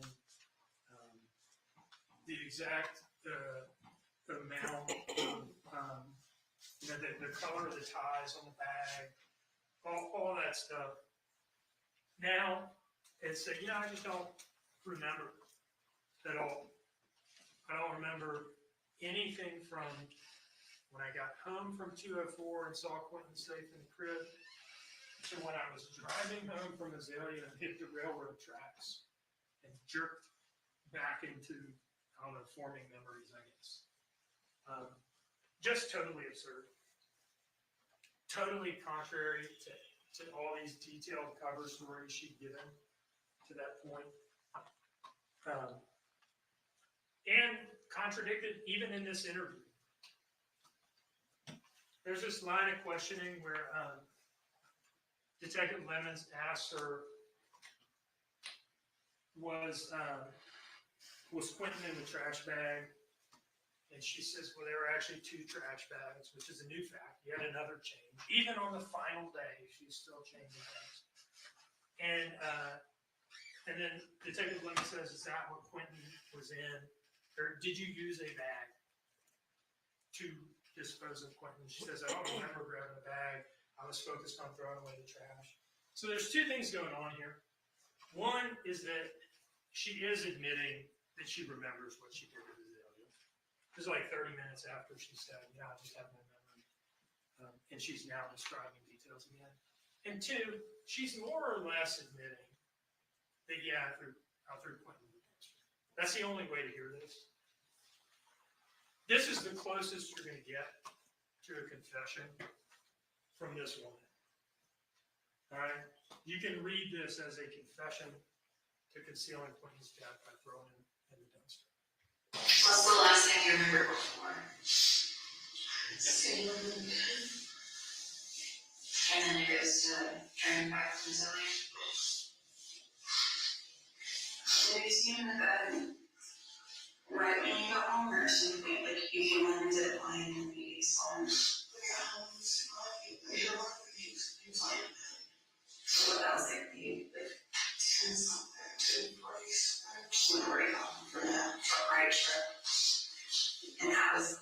that's what's the memory all of that night, you know, and then, yeah. So, probably trust. So that was actually, I got my clips mixed up. That's actually just like the main story. That's the story for that day. I just don't remember 2-hour gap in memory. And then this is the bit about the trash bags. And what I'm urging you to view is something like a confession, the closest that you're going to get from this person. Just story with Snail and Brad. There was not a trash there. Was that what kind was it? Before there was like 2 nights later, I should remember. It was for food. When I was trying to get rid of it. Did you use a trash bag? I don't recall, but I had a trash bag on the house.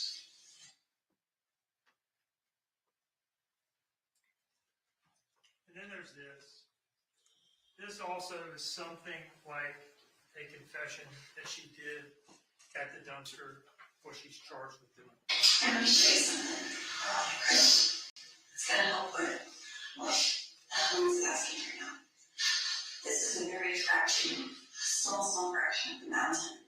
What that looks like at home is trash. And everything so far rid of that is trash. You see how little those people are. Do you think that we could have found him if we didn't know that you put him in the dumpster and knew exactly where that dumpster went?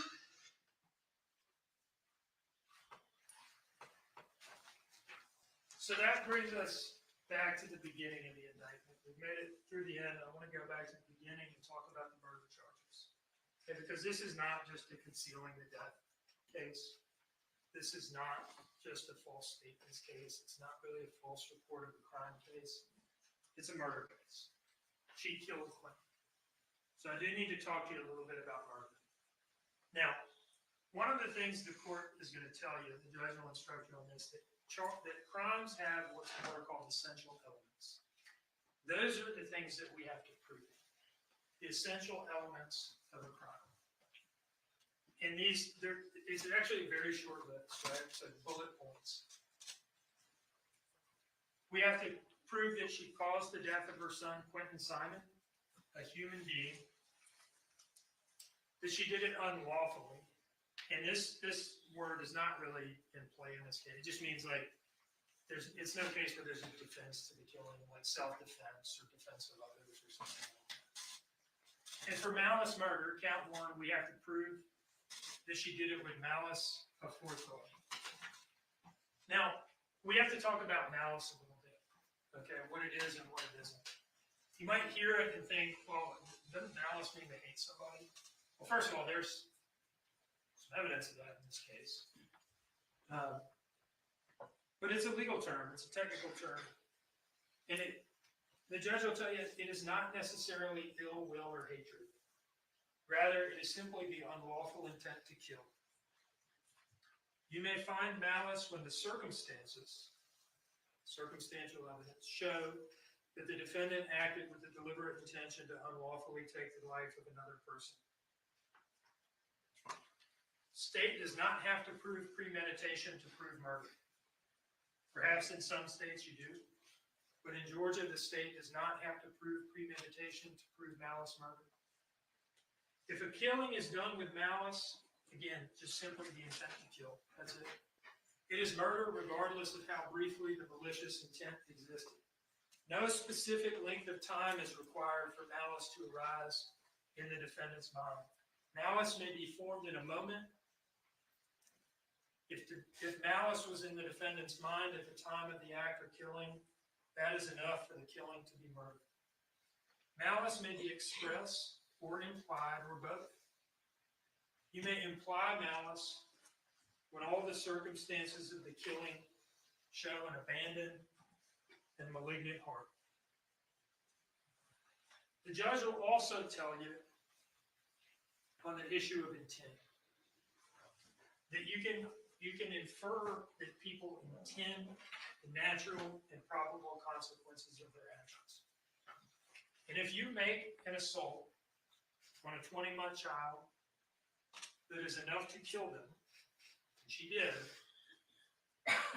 you can infer that she intended to do it. You don't get to smother her baby or punch a toddler, I should say, or punch a toddler in the abdomen such that it lacerates his liver or something like that, or strangle a 20-month-old toddler, and then say, well, I didn't mean to kill him. The only way to kill a healthy 20-month-old child is on purpose, straight up.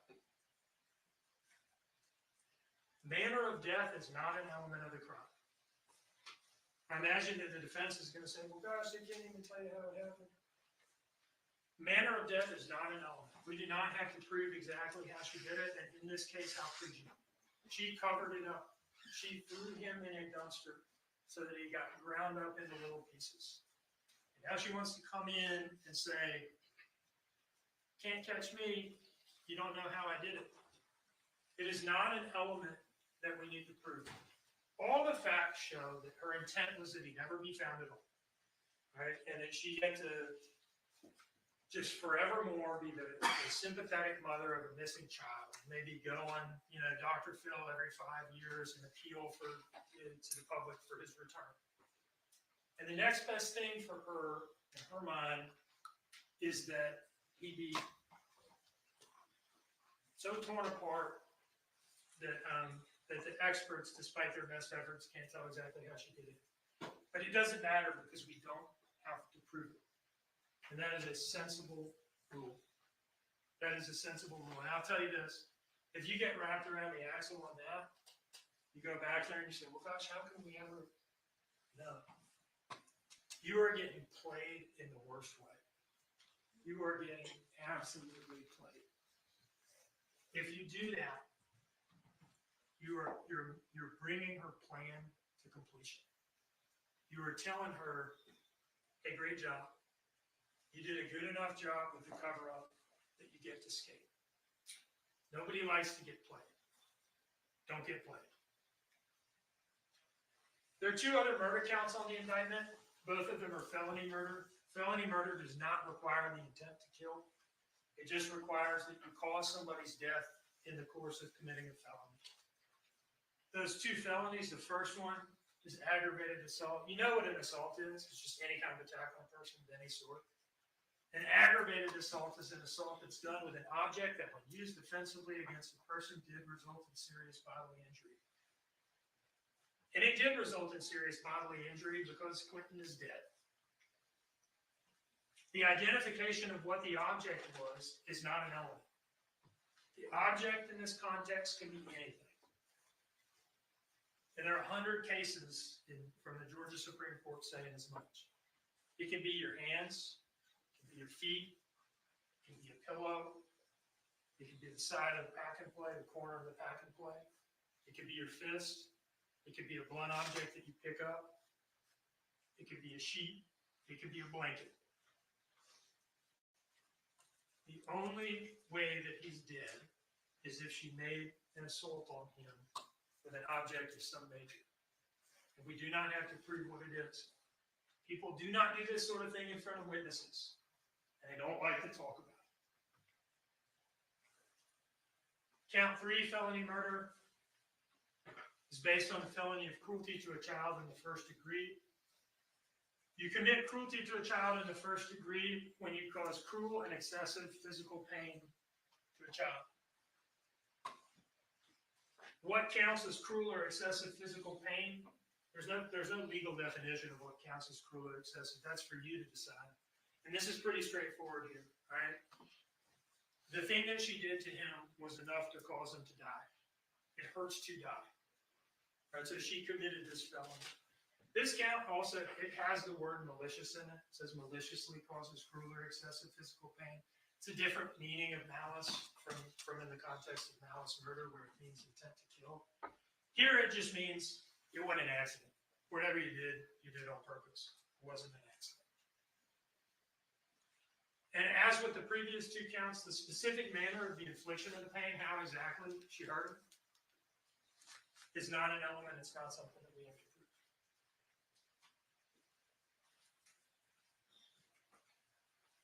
So nobody wants to believe that a mother would do this unspeakable thing. Nobody wants to believe. You'd bend over backwards to believe it was anything but an intentional killing or an intentional assault that resulted in his death. The police did not want to believe that. But the problem is all the evidence. Right? The problem is all the evidence. The police looked at every possibility. Right? There are only so many ways to die. There are only so many ways a healthy, robust toddler can die. If you have kids, you know that at 20 months old, at nearly 2, a little kid is like a bowling ball. They're tough. They're resilient. They don't just die. It takes something happening. I mean, yeah, there's like car accidents and things like that. That's not what we're talking about here. They ruled out accident. They asked her 100 times whether there was some kind of accident. Tell us. If there was, tell us. And she never would, because the truth was unspeakable. All of her actions after the fact, immediately after the fact, the flashlight, the living room door, all that stuff, not yelling and saying, "Oh, something happened. Danny, help me. He's not breathing." All that stuff, everything she did is totally incompatible with there having been some sort of accident. In her final interview on November 21st, when she's been told that she knows she's being arrested for murder. For murder. This is like interview number 15. Now would be the time, if it was anything but that, anything but murder, anything but an intentional killing, anything but an intentional assault that resulted in his death, now would be the time to say it. And she doesn't. That's not what happened. This investigation ruled out accident. The evidence ruled out accident. This is something that they would have been happy to hear had it been true. There was no medical event. That's something that people, you're looking at a charge like this, natural to look at a way out of it. Is there some other way we can go to avoid this conclusion? Nobody wants to believe this. Well, they looked into that. They got all of his medical records for his whole short life. Right? All of Quentin's medical records. And we put in front of you 2 doctors who had like the most direct treatment of him and the most recent in time to when he was killed. This is like a combined 60 years of medical experience. And they said, no. If you're looking for an out there, you're barking up the wrong tree. It wasn't that. Dr. Quinta said Quentin was thriving. And Dr. Birch told you how minor and unconcerning these things were. It was not some random freak medical event that just so happened to occur in the context of all those circumstances with what was going on with her that night. No SIDS. You might find yourself wanting to go down the, well, don't kids just sometimes die route to avoid calling this what it is? There's no SIDS. It's way too old for that. Dr. Darasol told you that. SIDS has a lot to do with little tiny kids having a hard time, rolling and getting away from something that's obstructing their airflow and things like that. It's way too big for that. Way too big, way too strong. There's no accidental overdose. That was a possibility that was suggested by some lines of questioning, cocaine and so forth. One, it seems like they were, actually fairly careful with that, and it's expensive, and you're not going to lay it around and so forth. Then you heard from a forensic toxicologist, right? Who looked at a bunch of stuff and didn't detect any of that on or in anything. including Quentin's brain tissue. Right, so they looked at all this stuff, and there are only so many ways to die. This was murder. There is nowhere else to go. This was murder. She killed him. Now, here's an instruction that's we really need to talk about in this case. Voluntary intoxication is not a defense. It is not a defense to a crime if you became intoxicated on purpose and then committed a crime. And that's a lot of what is going on here. She's essentially saying that is what happened.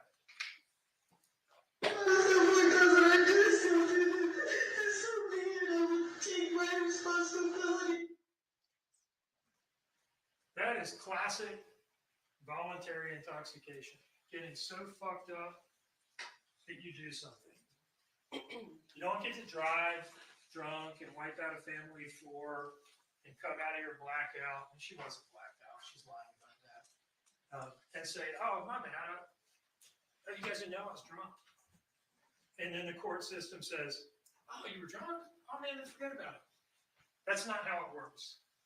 That would be crazy if that were how it worked. A huge percentage of people that commit murder are under the influence of something. But you're responsible for your own actions. And by the way, if you're intoxicated to the point that it's impacting your faculties, and what comes out is that you murder that child that you don't like, that was in there somewhere. Some people think the truth comes out when you're intoxicated. That was in there somewhere. This is not a defense. So let's just look at a couple of clips of the most she could say in her defense in this case. What do you think people are going to say when it comes out that we tell them?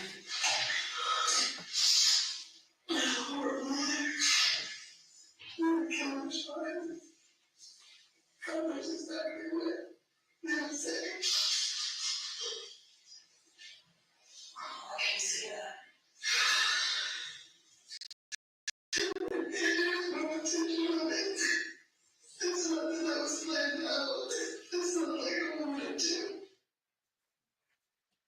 Lack of premeditation and it having been an impulsive thing is not a defense to murder. Most murders are impulsive, snap decisions. Every now and then you have a cold, calculated hit by like a contract killer or something like that. Most murders are just somebody snapping and killing somebody. And malice can be formed in an instant. There is nothing about what she's saying here that makes this anything other than murder. And this sounds like a confession to the state. I don't know. That wasn't a lot of it. Much more than a lot of things. I don't know if I did something that you. But if I did, I'll take my responsibility. I'll take my responsibility. I'm fucking God. And I'll come home with him alive in front of my arms. That's what I want.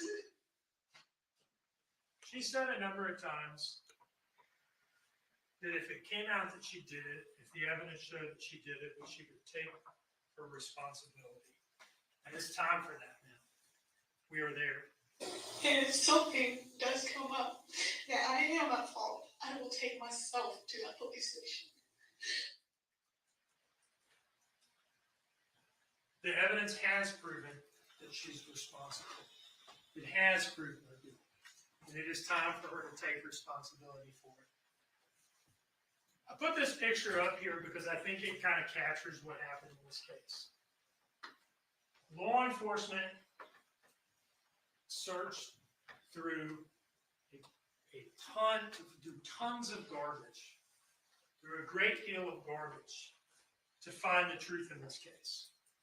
Both the searchers at the landfill, who broke their backs out there day in and day out, and in a more figurative sense, the interviewers who had to sift through all of the garbage that she was throwing at them the whole time.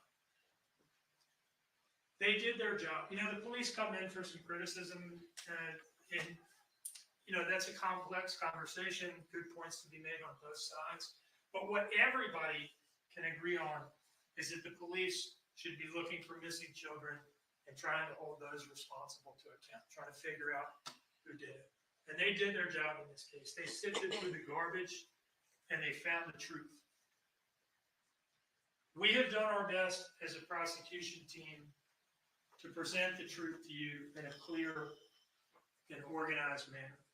And it's a difficult thing to do when you have an investigation that is this thorough and this broad-ranging to come in and present everything that matters to a jury in a way that makes sense. And we've tried to do that. We've tried to show you the truth and to not waste your time. Now it is your turn to find the truth, to look for the truth, to speak the truth. You may recognize these words, you may not. These are the last couple of words from the oath that you took when you were sworn as jurors. And you promised to a true verdict give according to the evidence. And a true verdict give according to the evidence. So help you God. That's what you had to promise to do. Now, Quentin is gone.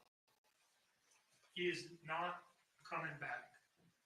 Depending on what you believe, Quentin is either with God or his short life on earth was all he ever had.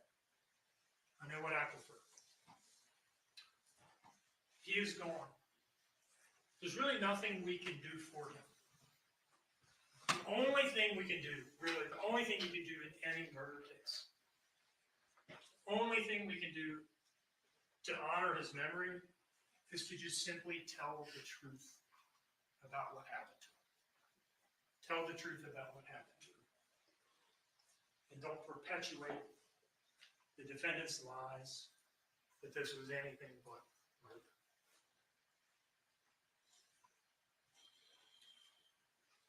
I expect that you're going to hear about the burden of proof in the defense closing argument and the concept of reasonable doubt, and when all the evidence is against you. Really, the only play is to argue the burden of proof and talk about reasonable doubt and hope somebody gets wrapped around the axle. The judge will give you the instruction on reasonable doubt, and you'll see that the words common sense are right in there. Common sense are in there. It's right in it. That's the core of what it's all about, is just getting back there and applying your common sense. And we are confident that if you go back in the jury room and you apply your common sense in this case, that you'll return a verdict that speaks the truth about what she did to Quentin. Thank you.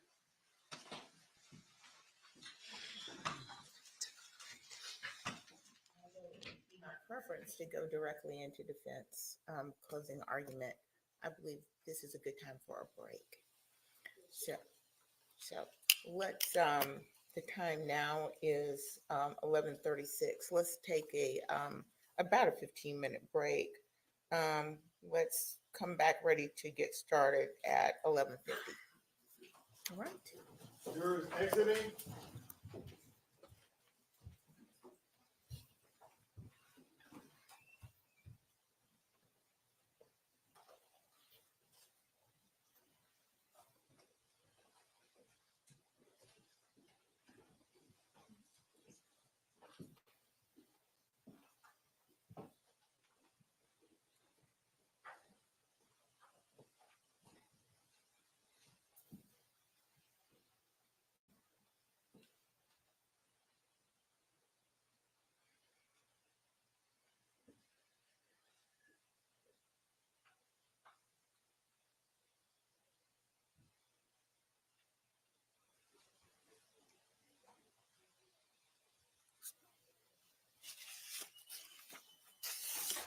All clear, Judge.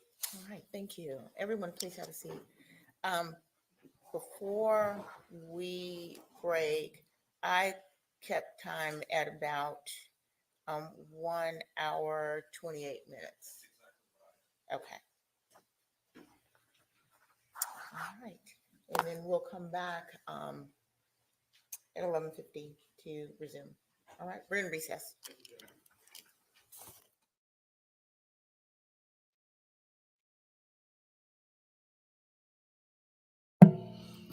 We got a fleeting glimpse of Hector then.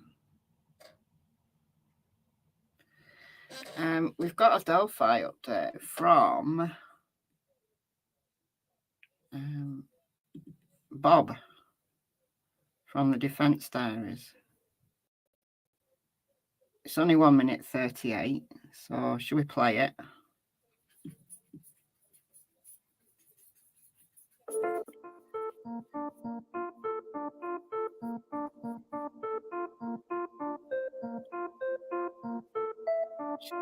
Yeah, that tune. Hey, what's up, y'all? This is going to be a real quick one. So 2 witnesses have taken the stand thus far. We had first Kathy Stark, who was the clerk who lost and then found the Richard Allen tip.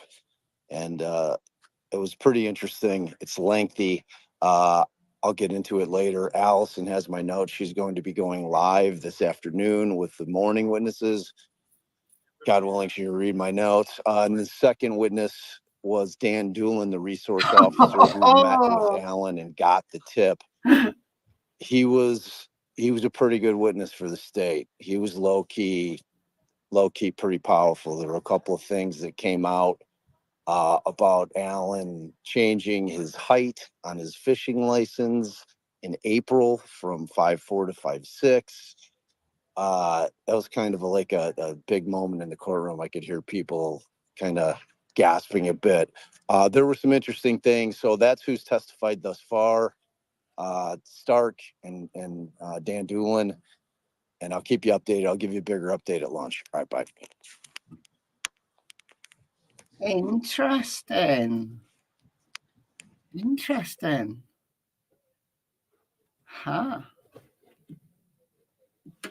Changed his height on his fishing license.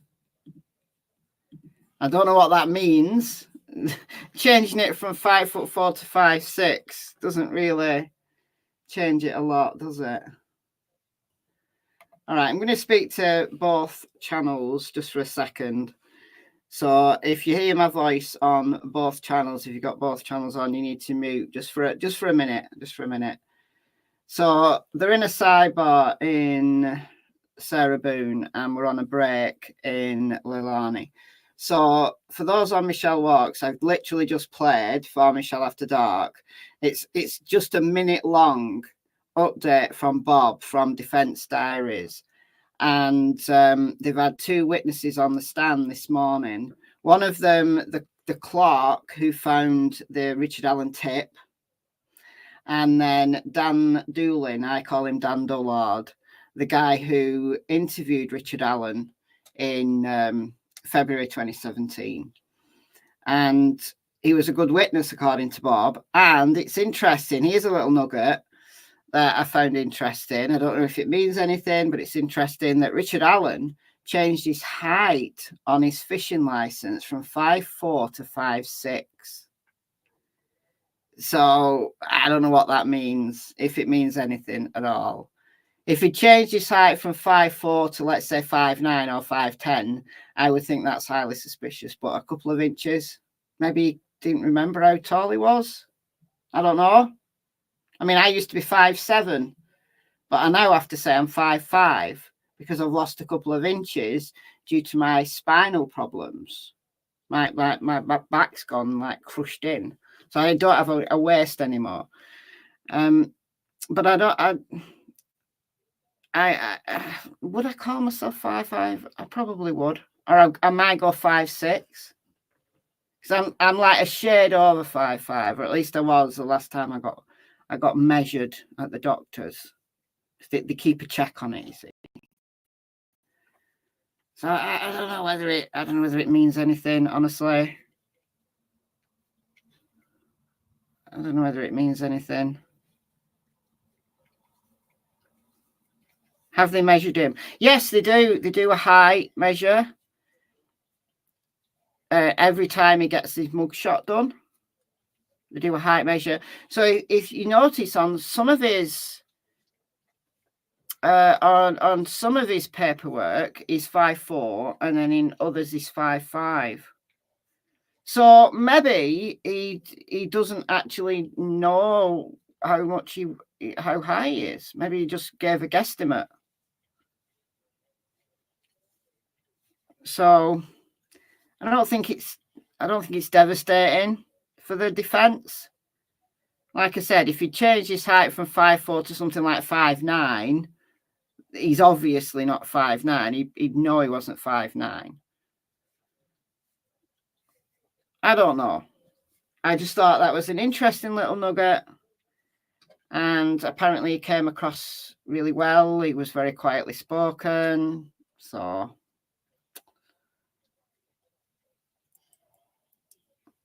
I thought you might enjoy that. Did they say how tall BG was? No, the FBI used to have something on their website saying that they'd done measurements of BG and it was between 5'6" and 5'10", but then they took that off. So I don't know whether that was because there was disagreements about how high BG was. I think some YouTubers have tried to do it and got varying results. It's very difficult because you've got to kind of measure it against the trestle, and any measurement is going to be off, potentially way off. And actually, if he changed his height on his fishing license to 5'4" to 5'6", well, that's worse for him. He might not have known that. If let's say he's guilty and he's trying to, like, I don't know, throw people off for the future, he's thinking ahead, that doesn't help him because all the witnesses have said that BG was tall. Like one of the witnesses, Rayleigh Voorhees, who was interviewed, was it yesterday or the day before, said that she's 5'7", and she said that BG was taller than her. The BG that she saw him near the Freedom Bridge rather than near the High Bridge. So if Richard Allen really wanted to throw people off, he should have changed his height on his fishing license from 5'4" to 5'2". Made himself even shorter. But however, he didn't know that, did he? So maybe he changed his height because he was scared that people were going to come along and say, I saw a really short man there. So I don't know. It's interesting. You made me measure myself. Lost an inch. You may proceed. All right, I'm muting out on Michelle Walks. All right, I'm going to mute out here too in a minute because is it fair to say Cassie's just come in and she needs a wee, so I'm going to take her downstairs. So I think this is going to come back pretty quick. Oh, I need to put my charger in. All right, you're going to disappear on me. All right, just a minute. Okay. All right, you're not going to disappear on me now. They asked for height in inches. Makes sense to mix it up. Okay. 5'6" is still short for a guy. It is. It is. It really is. All right. I need to take Cassie outside. So I'm going to mute out here. And hopefully Court will be back. By the time I get back, hopefully Court will be back.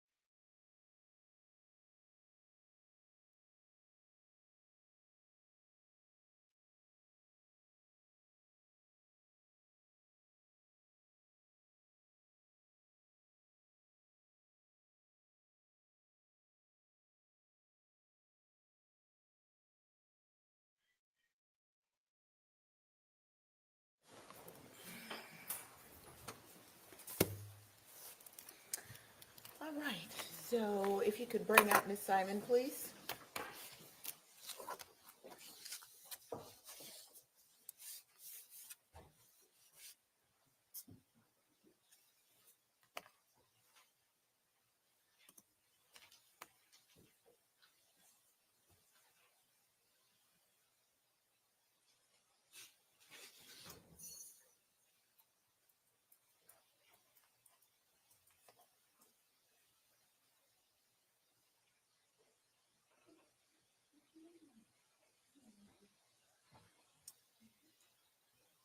Okay, we are back on the record in SPCR 22-03364J6. Let the record reflect that counsel for both parties are present. Ms. Simon is present with her counsel. And at this point, is the state ready to proceed? Yes, Your Honor. I saw the little side look. I know you've already done your part. And Mr. Hilliard, are you ready to proceed? We're ready to proceed. All right, very good. Please bring in the jury.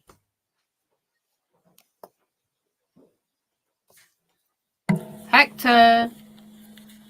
I saw Hector.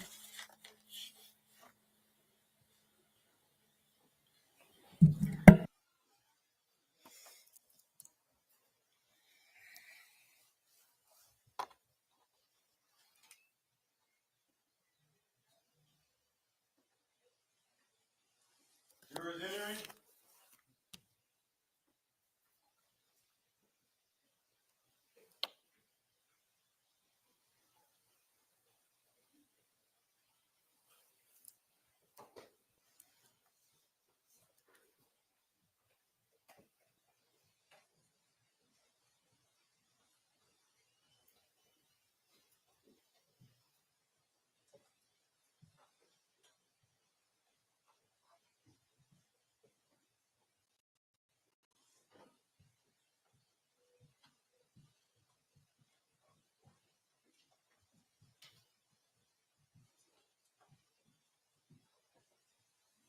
All right, ladies and gentlemen, please have a seat. And members of the jury, have you been able to follow the court's instructions? Have there been any discussions about the case? Have you overheard discussions about the case or done any research? Your Honor. With that, I will turn to Mr. Hilliard. Thank you, Your Honor.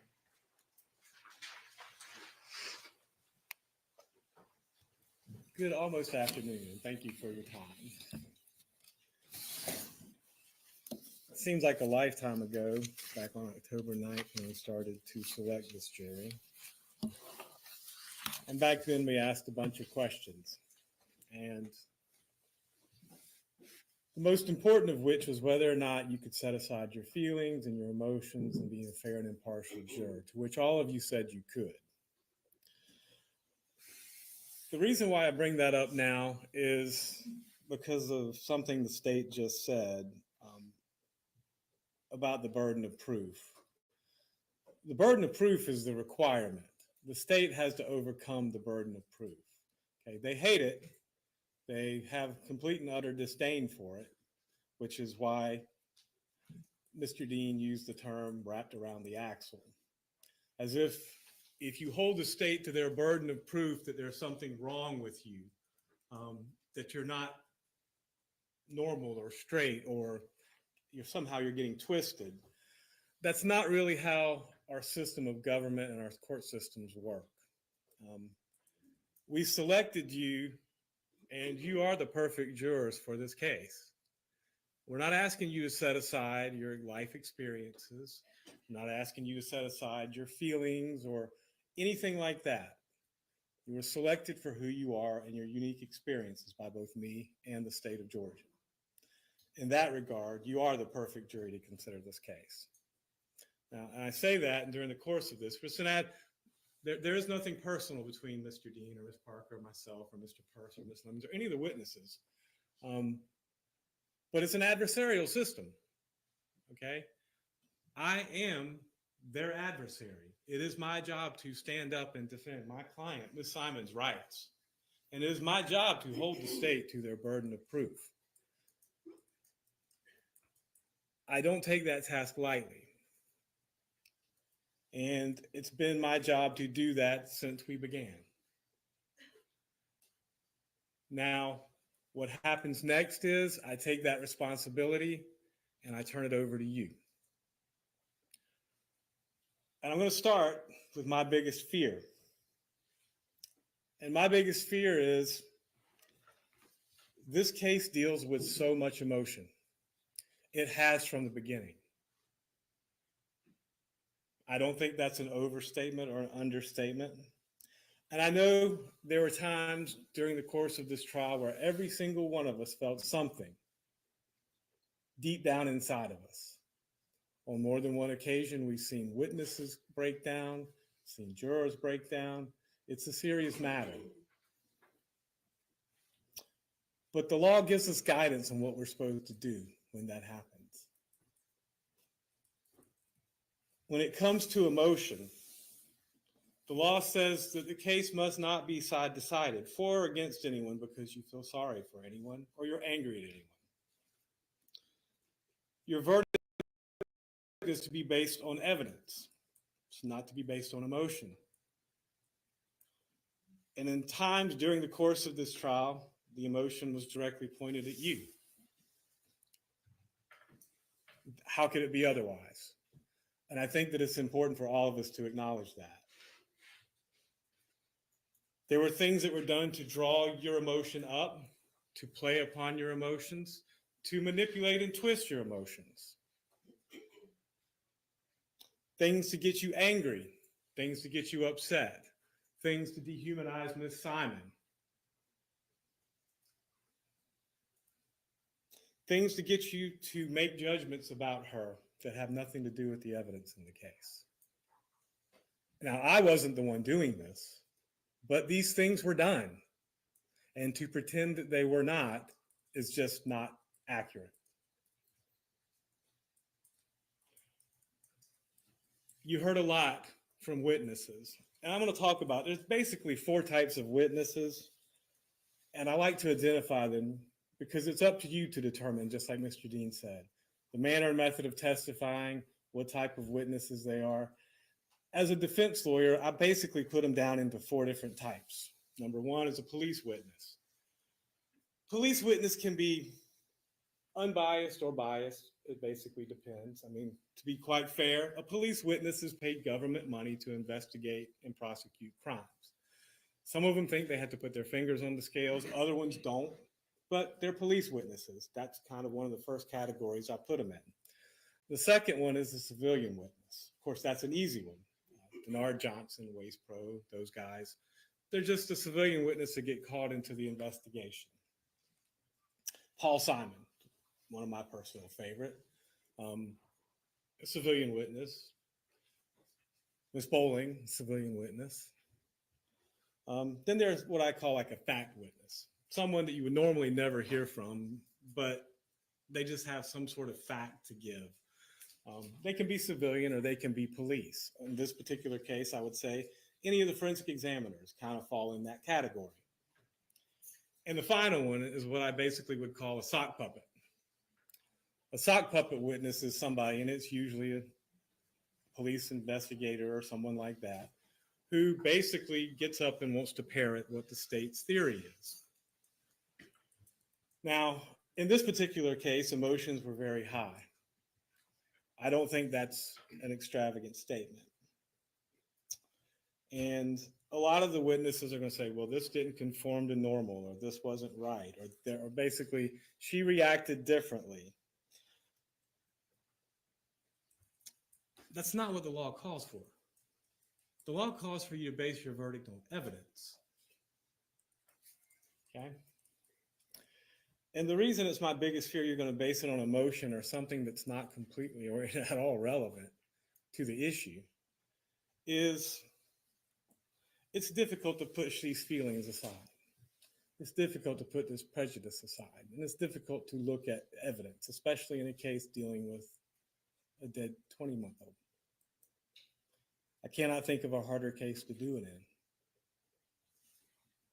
Now, Quentin Simon was a sweet, innocent child. I don't think anyone said anything different. he died far too young. I don't think anyone said anything different. And if I have, to any extent that you've maybe thought that that's where I was going with that, I apologize. I never, ever, ever meant to come across that way, and I don't think that I have. There's no doubt about these two things, and no one in here disputes it. But to parade witnesses up here, witness after witness, basically they're going to testify, that testify for the state, and to make this argument that in some way, shape, or form, who Miss Simon was having sexual affairs with was in any way, shape, or form relevant to the question of how Quentin Simon died is just horrendous. It's meant to evoke an emotional response from you.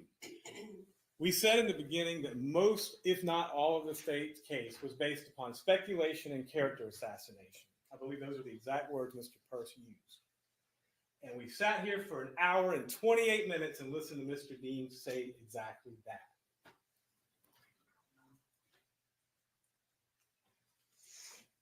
Now, this was their strategy from the beginning. They can pretend that they did something. And I'm not saying that the task was Herculean, obviously, to search the landfill. I learned more about landfills than I've ever wanted to know in this case. But the state made a misstatement in its closing. I asked Mr. Johnson on cross, there were 1,500 loads of trash in that landfill from all over Chatham County and surrounding counties. They pretend like there wasn't other places this could have come from. And the reason why is because they have to. I asked Mr. Youngkin a lot of questions. Mr. Youngkin, quite frankly, the state has to believe Mr. Youngkin's testimony. Their whole theory of the case depends on it.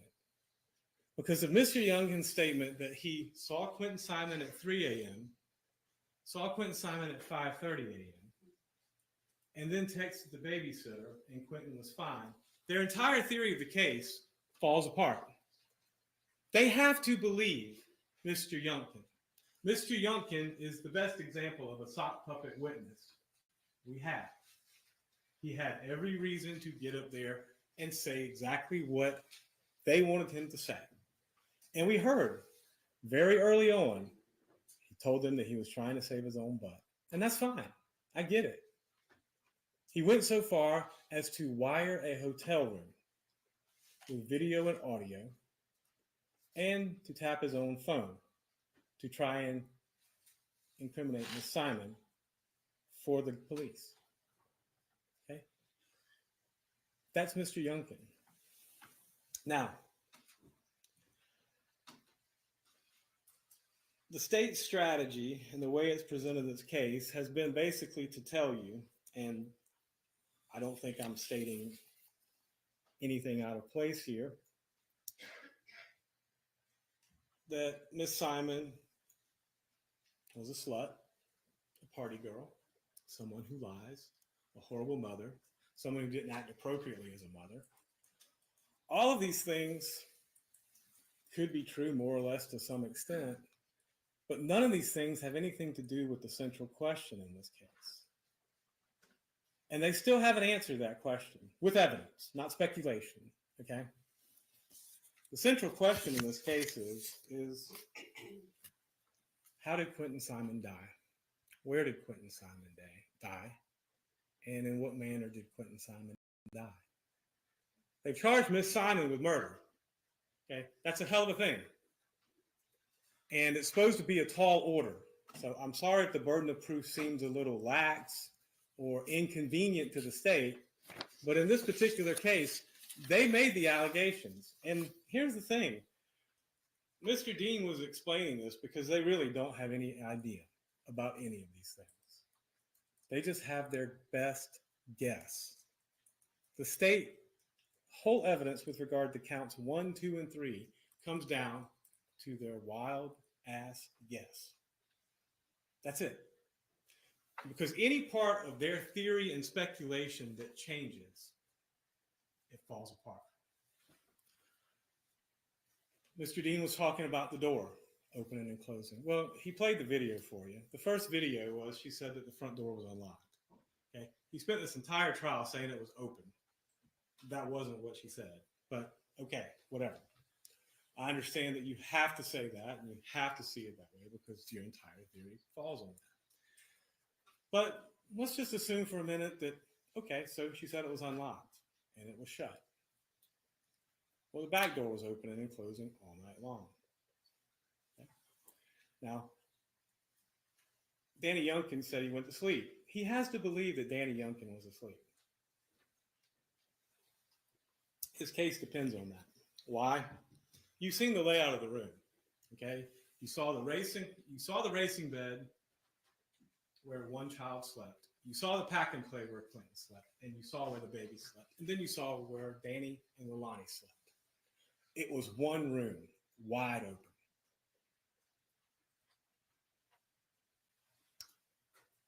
They have to have Danny asleep, and they have to have their exact timeline, because to do otherwise destroys it.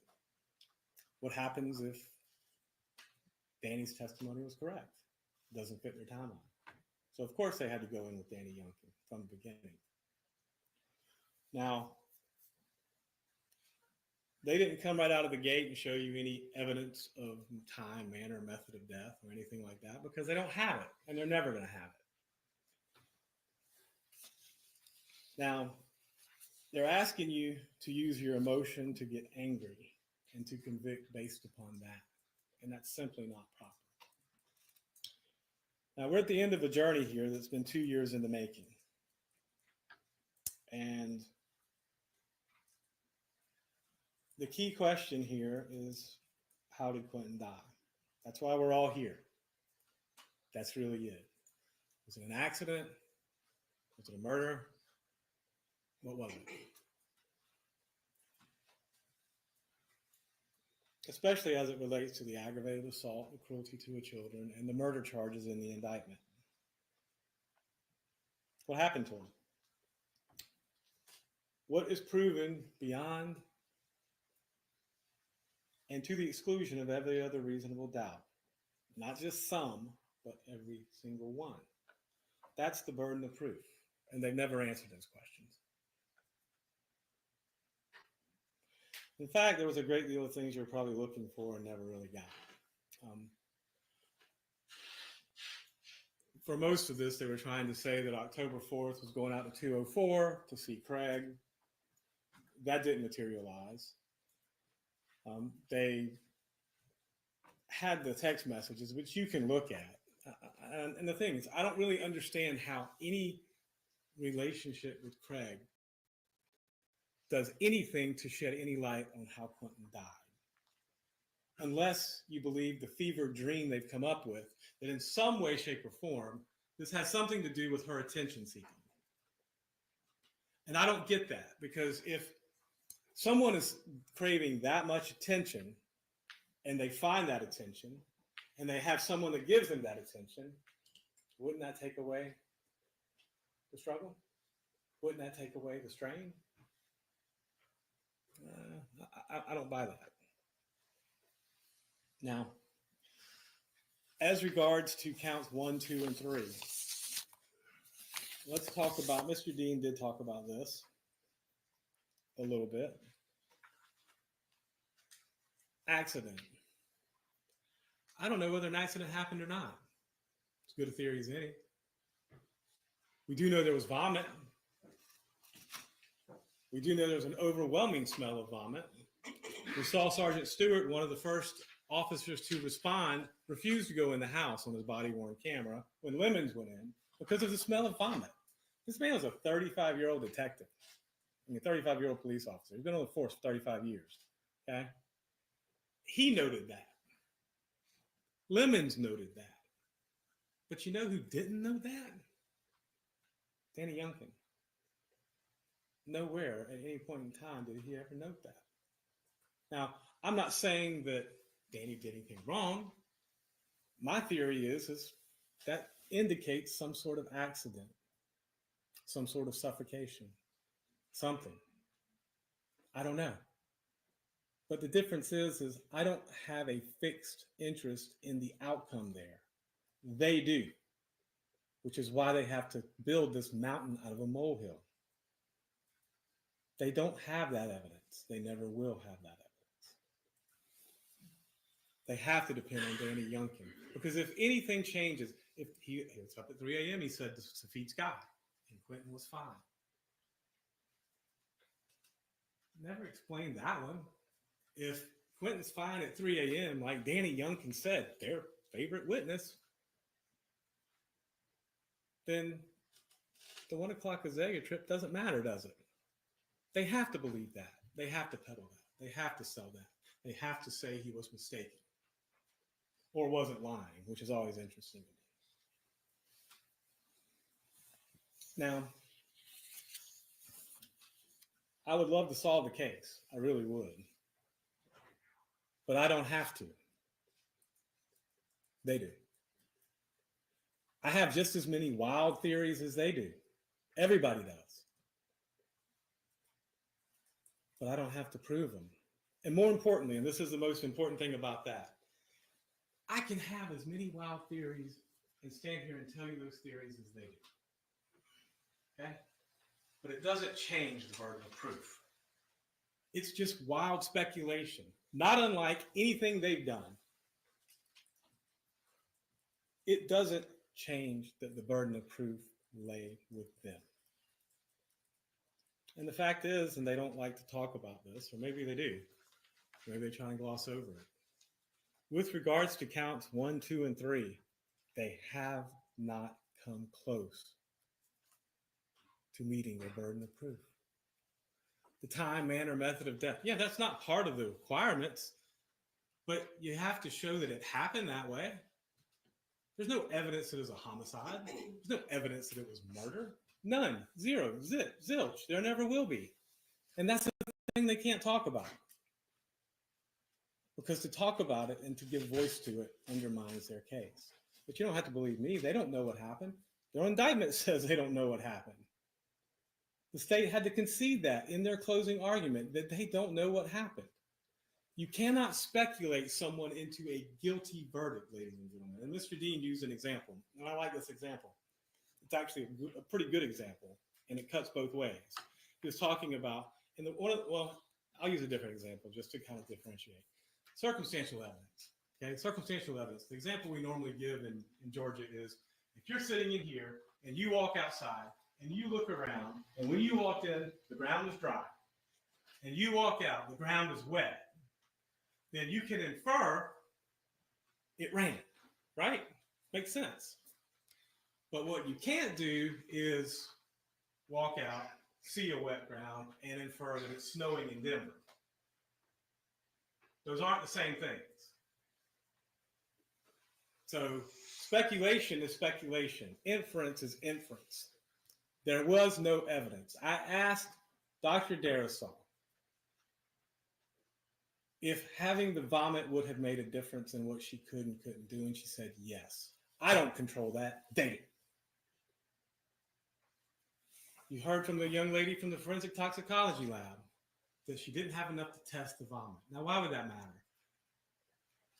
If it was a normal, literally, if it was just normal vomit, you would need to know that. He could have choked on normal vomit. If it was toxic vomit from getting some sort of poison or some sort of drugs, you need to know that. You would think. Okay? We don't. At least she said there wasn't enough to test, and I have no reason to doubt her. But that's a lack of evidence. It doesn't cut either way. And here's the thing, ladies and gentlemen, about the burden of proof and circumstantial evidence. When there's a tie in the evidence like that, the tie goes to the defendant every single time. It doesn't go to the state, it goes to the defendant.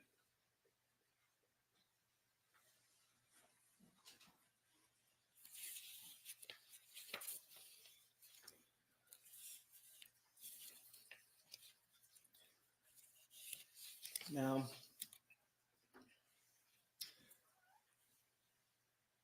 when I was in law school, I had a professor who liked to tell this story to illustrate an example. Father takes his son to a restaurant. They're sitting in the restaurant. He says, here, son, draw a picture of a horse. So he draws a head, a neck, a back, 4 legs, and a tail. It's like, how many legs does that horse have, son? He goes, 4. He goes, now, what if the tail's a leg? He goes, well, 5. He goes, no, son. That's not how that works. The horse only has 4 legs. It doesn't have 5 just because I tell you that the tail is a leg. The tail is still a leg. So I can stand here and tell you stuff all day long. It doesn't make it true. Why do I say that? Well, the judge will charge you on this as well. The questions from the lawyers are not evidence. And I have to point that out in this case because there were a lot of very long-winded questions from the state. But that's not evidence. What comes from the witness stand and the exhibits is evidence. Now, why do I point that out? Daniel Youngkin was overlooked from the beginning. He started cooperating with them from the beginning. Okay? They literally did not look at him for anything. He made some statements to them which either, if they were true, blew up their timeline, and if they were not, were a lie and questioned his credibility. So they have a vested interest in believing him. So let's talk about him leaving. The question for you to determine is do you believe Danny Youngkin when he said that Quentin was alive at 3 a.m. when he got up to check on Scott? If you do, that blows up your case. Do you believe Danny Youngkin when he said he woke up at 5:30 or 5 o'clock to get ready to go to work, and then Quentin was fine, and then texted the babysitter that the kids were going to stay home? If you do, it blows up their timeline. Do you believe the statements from the witness stand that was all bull? That he was fed up with her, and whatever excuse he gave from the witness stand, quite frankly. Because if you do, then it means he was lying before. Now, I would have asked you to think about one of the witnesses who did testify, Paul Simon. He was personally one of my favorite witnesses.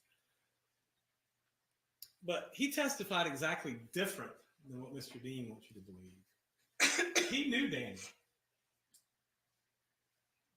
And he testified from the witness stand that on that day, in that yard, when they were talking to the police, Danny seemed unfazed. He didn't seem upset. He seemed unfazed by this. Now, does that mean I think that Danny did anything wrong? Not necessarily.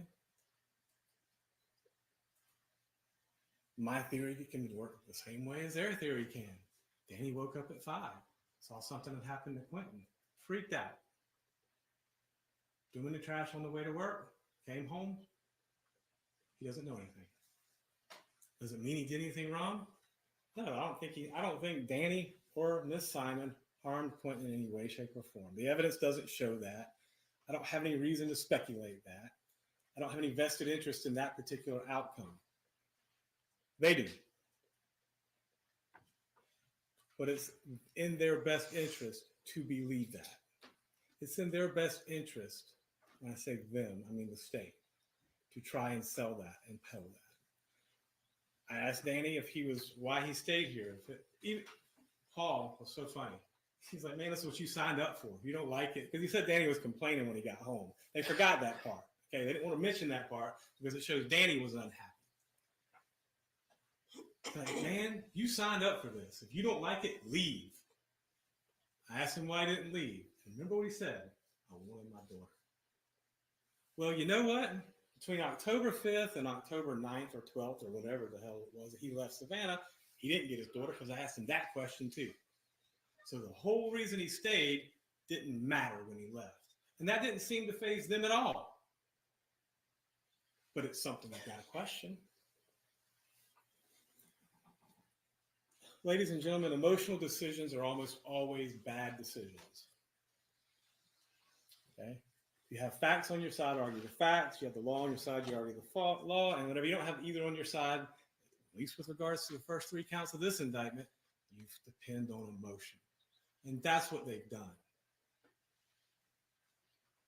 I don't mean to come across sounding harsh or cynical or pessimistic.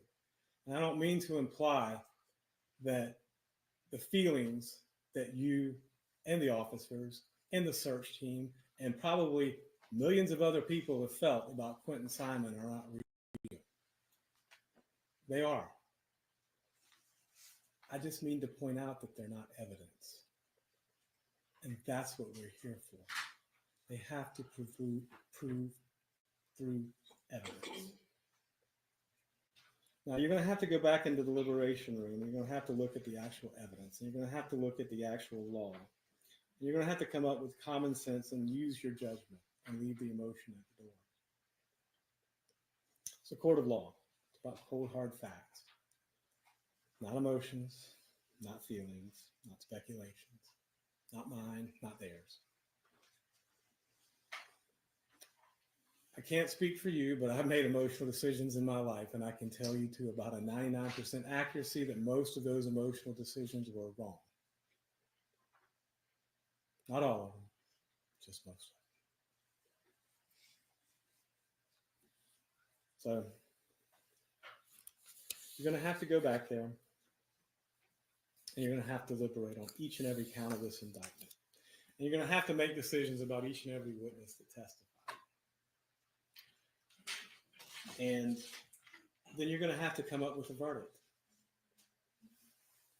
Now, the reason why I say that is there is another alternative solution.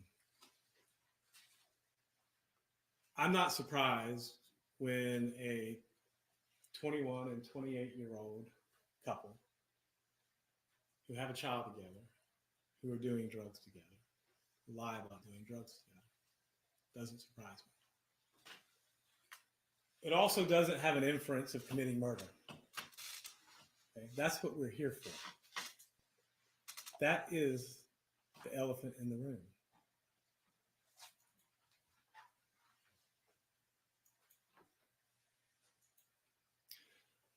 The state does not like to talk about Danny. Danny was just as much involved in the drugs as Miss Simon was. Involuntary intoxication is not a defense. We're not even saying that. Okay? What I am saying is it's just not very honest to say they weren't doing drugs. And Danny said he wasn't responsible, but that was in response to, I mean, I'm sorry. You're in a room full of small minor children doing drugs that are toxic to those children. Is there any manner or method in which doing those drugs in that room can be deemed responsible? But he went out of his way to put, it was on top of a chest of drawers they couldn't reach. Anyone who's had children knows, and you don't have to leave your common sense at the door for this. Children get into everything. Okay? They do.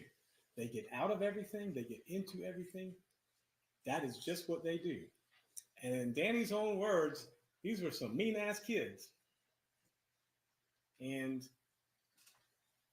I suspect that no matter how responsible you were, they could get into something. Is that what happened here? I don't know. But neither do they.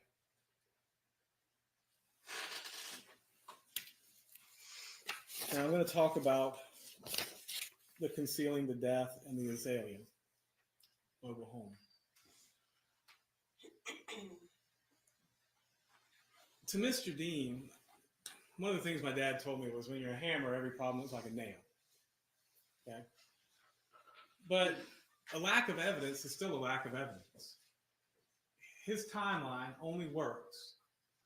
And I don't understand, he's right, motive's not an element of crime.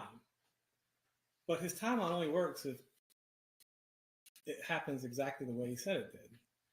And in order to believe that, you have to believe Danny Youngkin. You have to believe that he, on his own, without prompting, without any prompting by anyone, said that at 3 o'clock, Quentin was fine, and 5:30, Quentin was fine when he left, and texted the babysitter on his own without ever checking on one of those two things. But see, here's the thing. He was being questioned by the police. You don't have to be a rocket scientist to figure out if they're questioning you and pushing you that it's probably not a good thing. They never asked for a reasonable explanation of that because it would screw up their timeline. What if he was the 1 a.m. trip? That would screw up your timeline too. What if he wasn't? That would screw up your timeline too, especially if he said that she was fine at 3 o'clock. So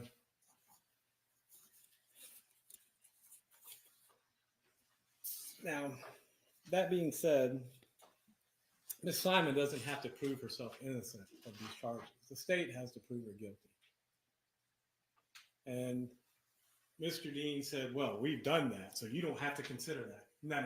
That's not how this works. Okay? You have to consider all of the evidence, all of the witnesses, all of the testimony. Not consider what I'm saying or his theory. You have to consider what you come up with. And with that, I'm going to get to what the burden of proof is. And how you basically, the judge is going to give you the law. And I'm going to tell you, if there's any conflict between anything I say or anything Mr. Dean says, the judge is the ultimate arbiter of this. And give me 1 second. I misplaced what I was looking for.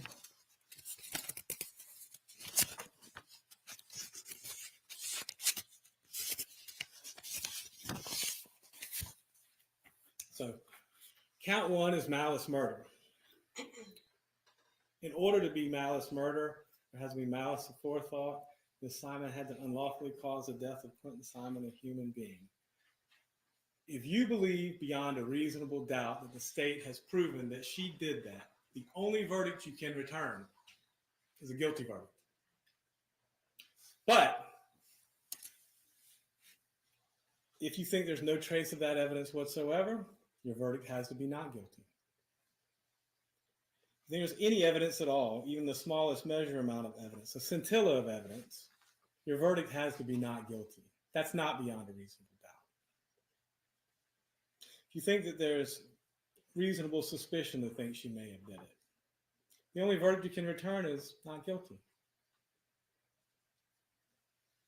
Because it has to be beyond a reasonable doubt.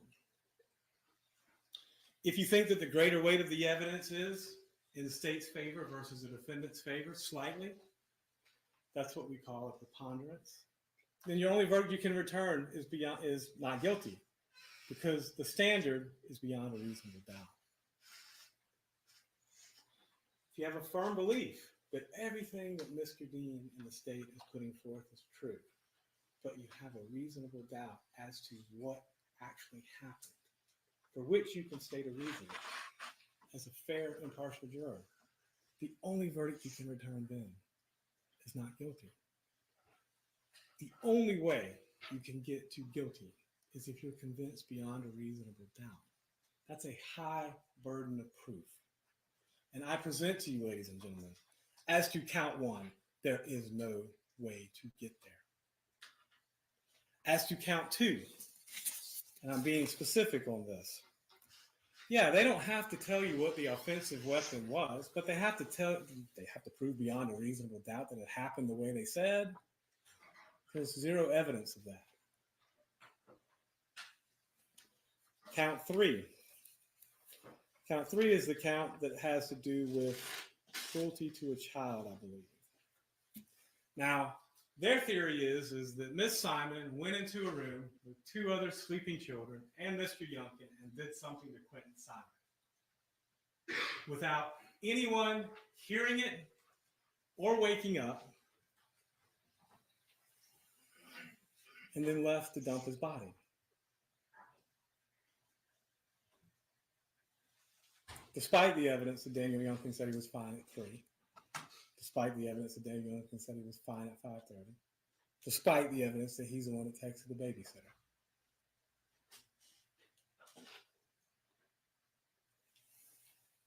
So let's turn to the concealing a death count.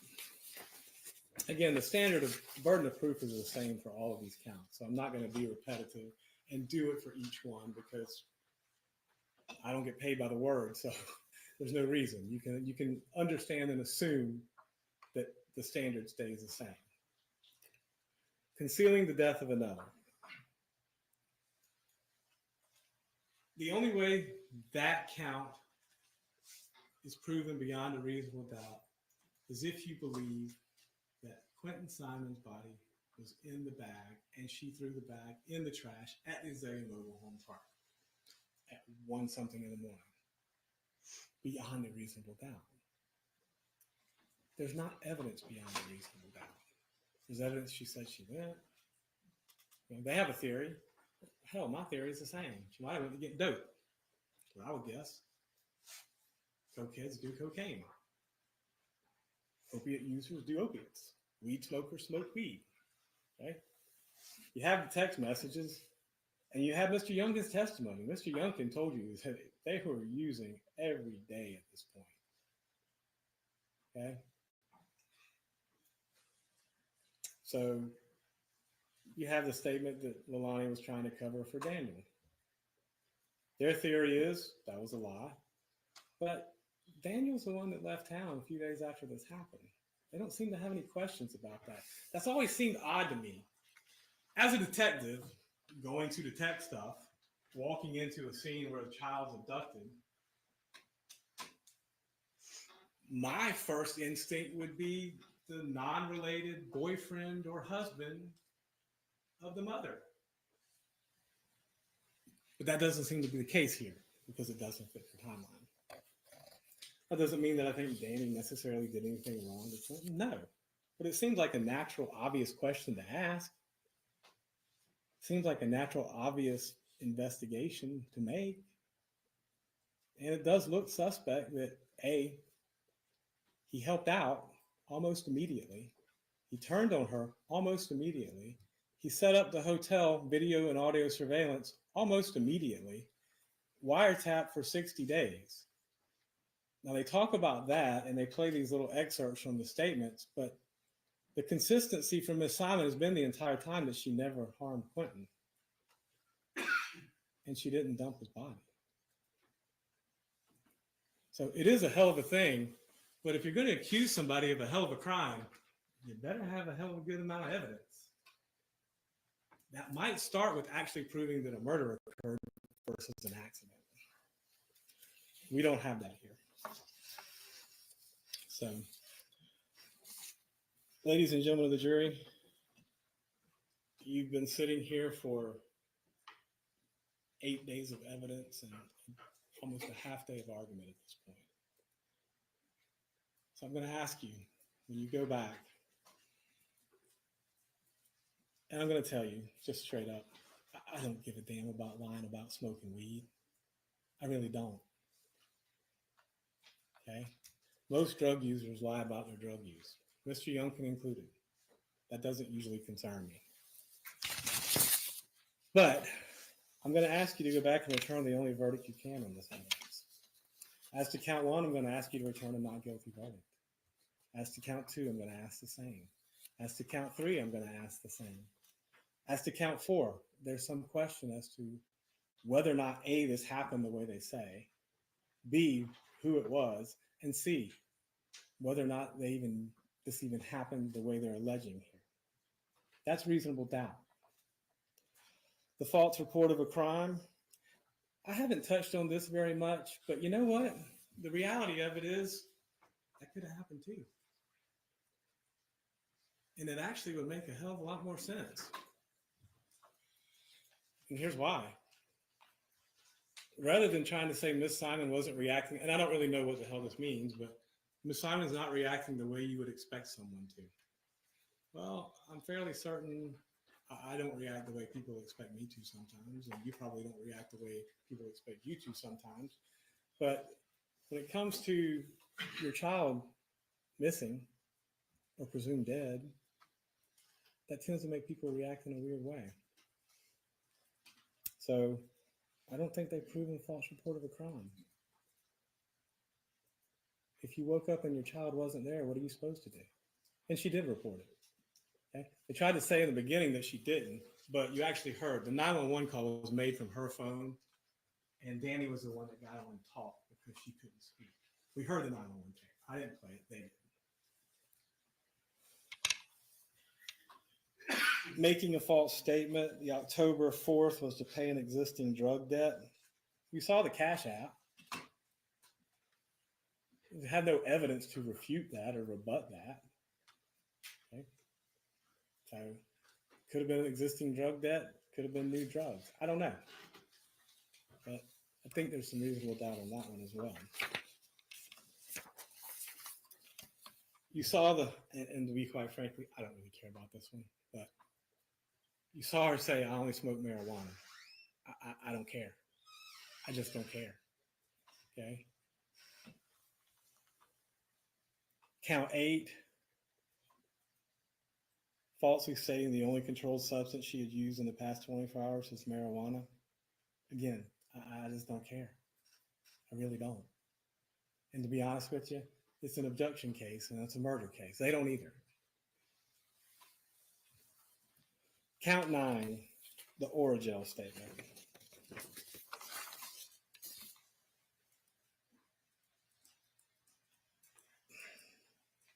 The Oragel statement's bothersome.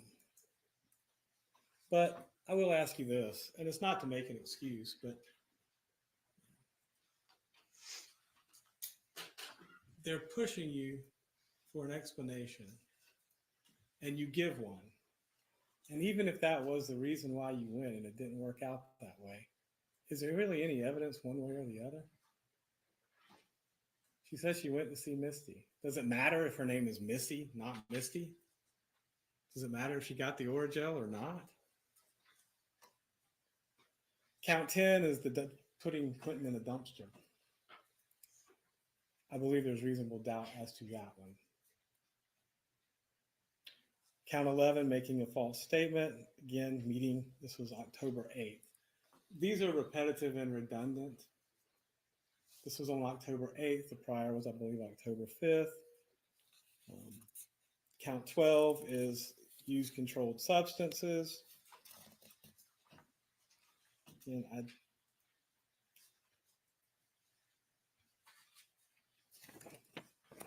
not really sure how you can admit to using controlled substance. I guess they're saying that you didn't. I don't know. But count 12 to me, I don't understand it. I don't see how it's beyond a reasonable doubt. And I ask for not guilty on that one as well. Count 13 again is the Oragel story yet again. Count 14 is the dumpster story yet again on a different day. Count 15, Misty again on a different day. So a lot of these are repetitive and redundant. So when you're back there,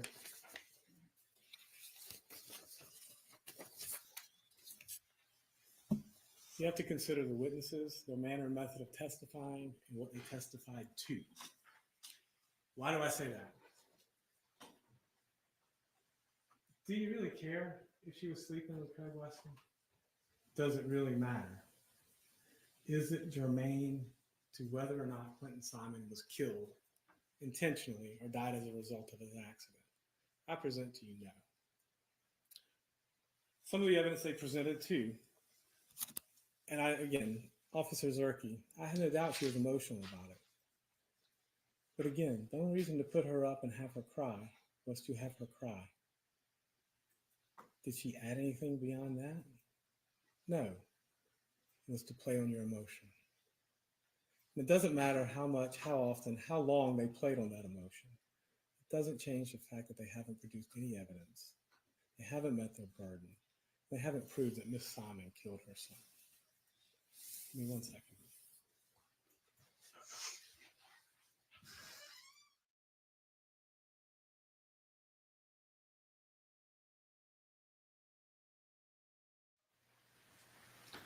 I'm going to ask you to go back there, ladies and gentlemen. I'm going to ask you to do the hardest thing you've probably ever done in your life, is to set your emotions aside, to view the evidence, and to return a verdict of not guilty. The state has not proved that Miss Simon killed her child. They have speculated, wildly, I might add, but they produced no evidence. And I know that that's a hard thing to ask. But I'm going to ask you to do it. Thank you.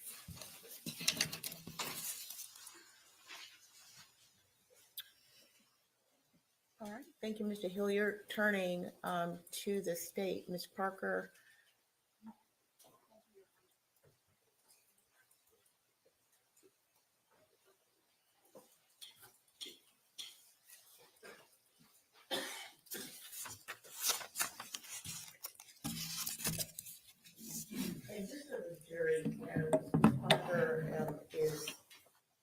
prosecution team is doing the conclusion of the closing arguments. What I anticipate after that is that we will break. I'll give you an opportunity to go to lunch. I will bring you back and I will charge you at that time with the jury instructions. Just one moment to get set up.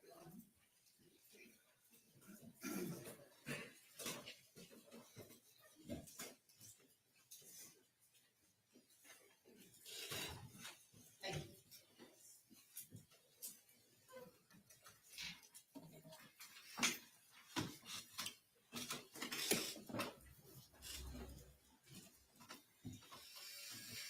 On October 5th of 2022, in the dark of the night, while the rest of her family slept, Leilani Simon did something incredibly evil. She murdered her own 1-year-old baby and then put his body in a dumpster, where just a few hours later, his body would be destroyed by heavy machinery. And we have proven that beyond a reasonable doubt. During the course of a murder trial, we spend a lot of time talking about the defendant and what the defendant did, because it is our burden to prove beyond a reasonable doubt what the defendant did. But because of that, we don't spend a lot of time talking about the victim, Quentin Simon, in this case. One of the elements that we have to prove in murder is that the defendant murdered a human being. And Quentin Simon was a human being. A real live little boy.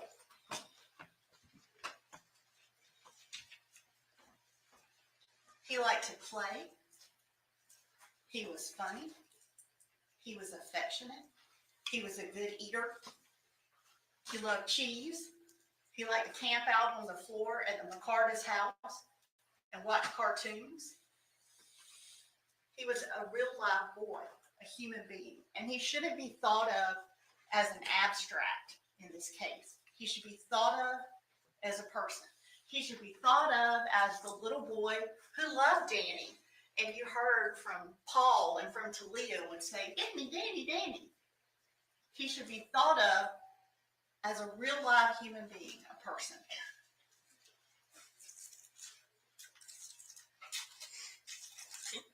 A real live human being, a person whose mother put his body in a dumpster.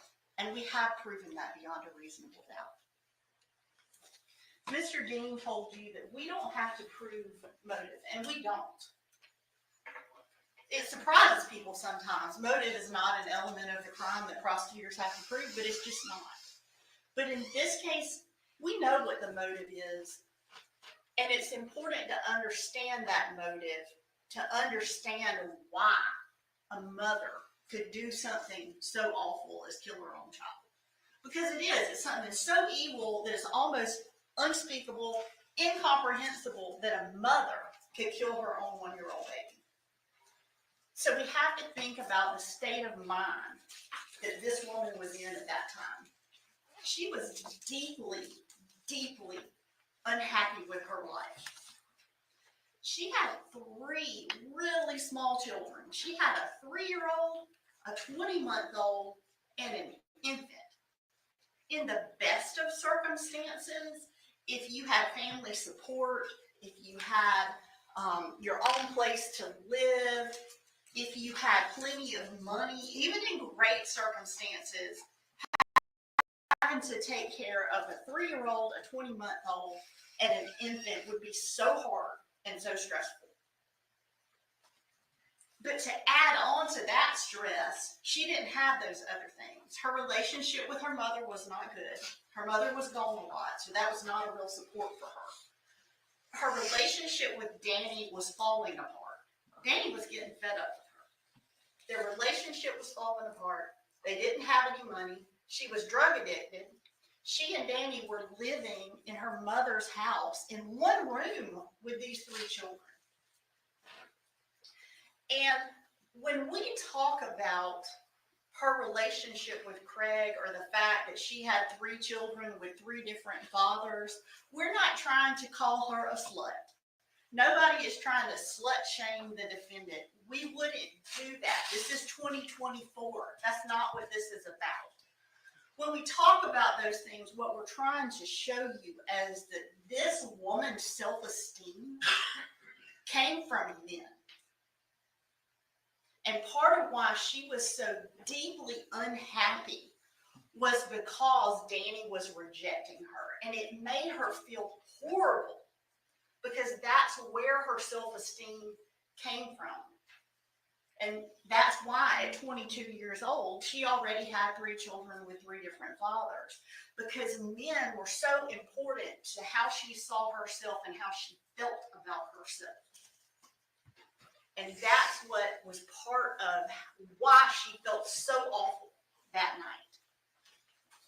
You saw the suicide video that she did, where she talked about how unhappy she was. She even said to her children, I can't love you because I can't love myself. It doesn't seem she ever intended to kill herself. It was something she was going to send to Danny probably for attention, for him to feel sorry for her, because she was manipulative of Danny, very manipulative of Danny.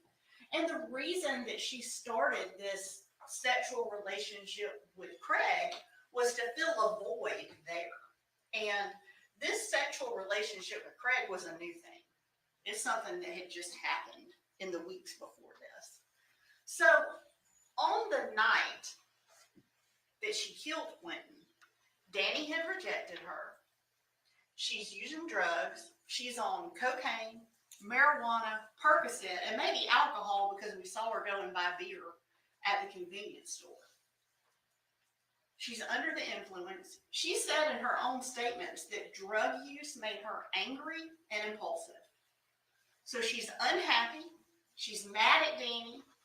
She's under the influence of drugs that make her angry and impulsive.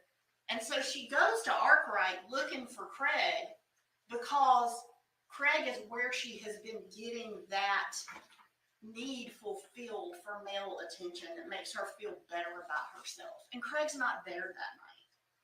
That's why it matters, and why we made Craig come in here and testify, because he wasn't there that night. And so she couldn't get that need fulfilled. She couldn't feel better about herself. So instead, she does something so drastic. She killed Quentin. And in the act of killing Quentin, she became a sympathetic person and got Danny's attention back. She became the mother of a missing child. And Danny ran out of work to be by her side. That's what she wanted. That was the manipulation. And it's so hard to believe a mother would do that. But that's why you have to think about her frame of mind and how low and desperate she felt that night, and that she was under the influence of drugs that she admits make her angry and impulsive. That's what happened.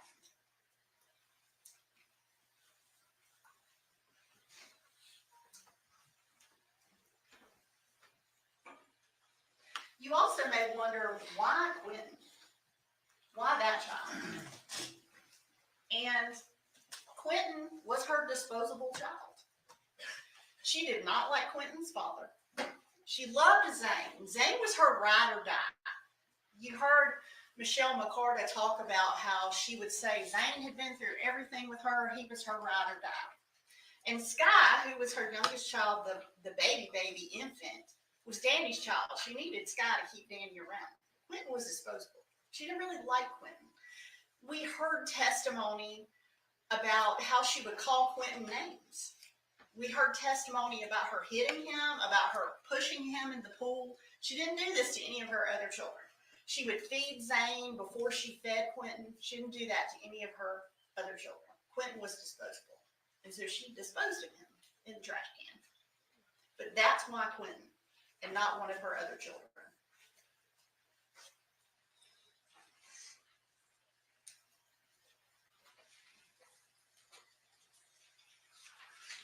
Her plan did not last. Her story came apart really, really fast. Because the police, when a child is missing, It is all hands on deck, and they're going to start using every resource they can to find this child and see what's going on in this household. And it was within a very short period of time that they discovered her vehicle on those slot cameras leaving home during the night when she said she had been at home. So it was within hours that they knew she was lying. The defense also said that we don't like to talk about Danny, and that's not true. Like, we talked about Danny a lot. There's nothing about Danny that makes us uncomfortable talking about him or why he didn't do this. There's overwhelming evidence that that is the person who killed Quentin Simon and not Danny. The defense also kept talking about Danny being up at 3 o'clock in the morning and seeing Quentin. That did not come into evidence in this trial. Go back and check your notes. That is not something that is in evidence. The only mistake Danny made was in the morning when he left at 5:20 in the morning. He originally said he saw Quentin. And he talked about that. He just assumed it because he woke up in the dark, got ready for work, quietly left the house. He just assumed Quentin was there. And he did not go over to the pack and play and look in and say, hey, Quentin, you there? He didn't do that. And so because he had not seen anything weird when he left home, he just assumed that Quentin was there and it was fine. And when pressed and questioning, he explained that he had not actually gone over to the pack and play and looked and made sure that Quentin was there. That is the only inconsistency in his statement. And it is very understandable. The defense has started trying to suggest that Danny could have done this, but Danny's not the one that was at the dumpster in the middle of the night throwing a bag of trash in. A dumpster that later went to an area of the landfill where Quentin's body was found. It was not Danny's phone that was at the dump. It was not Danny's car driving to the dump. It was her. She drove to the dump. And she admitted that she was there. Mr. Dean spent a lot of time making it clear about where this trash went to the landfill. The landfill is huge. And Quentin's body was found in the specific part of the landfill where the dumpster she was throwing his body into put its trash. Otherwise, he never would have been found, which is what she wanted. She didn't want him to be found because then forevermore she could be the mother of a missing child and sympathetic.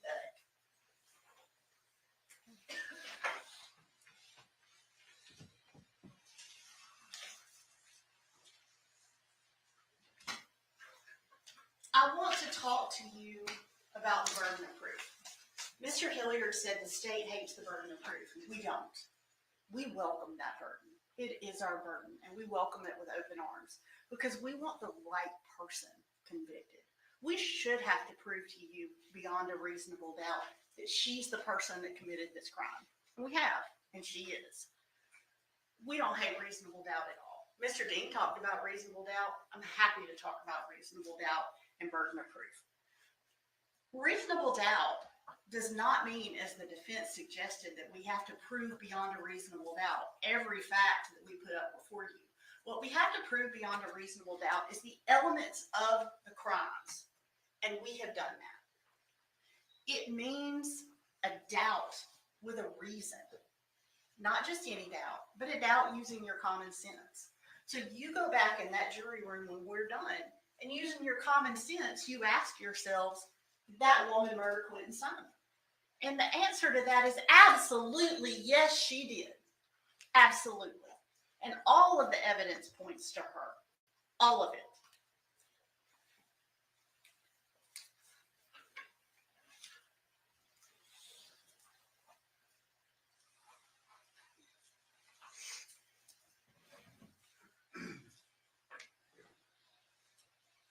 Mr. Hilliard also spent a lot of time talking about emotion in this case.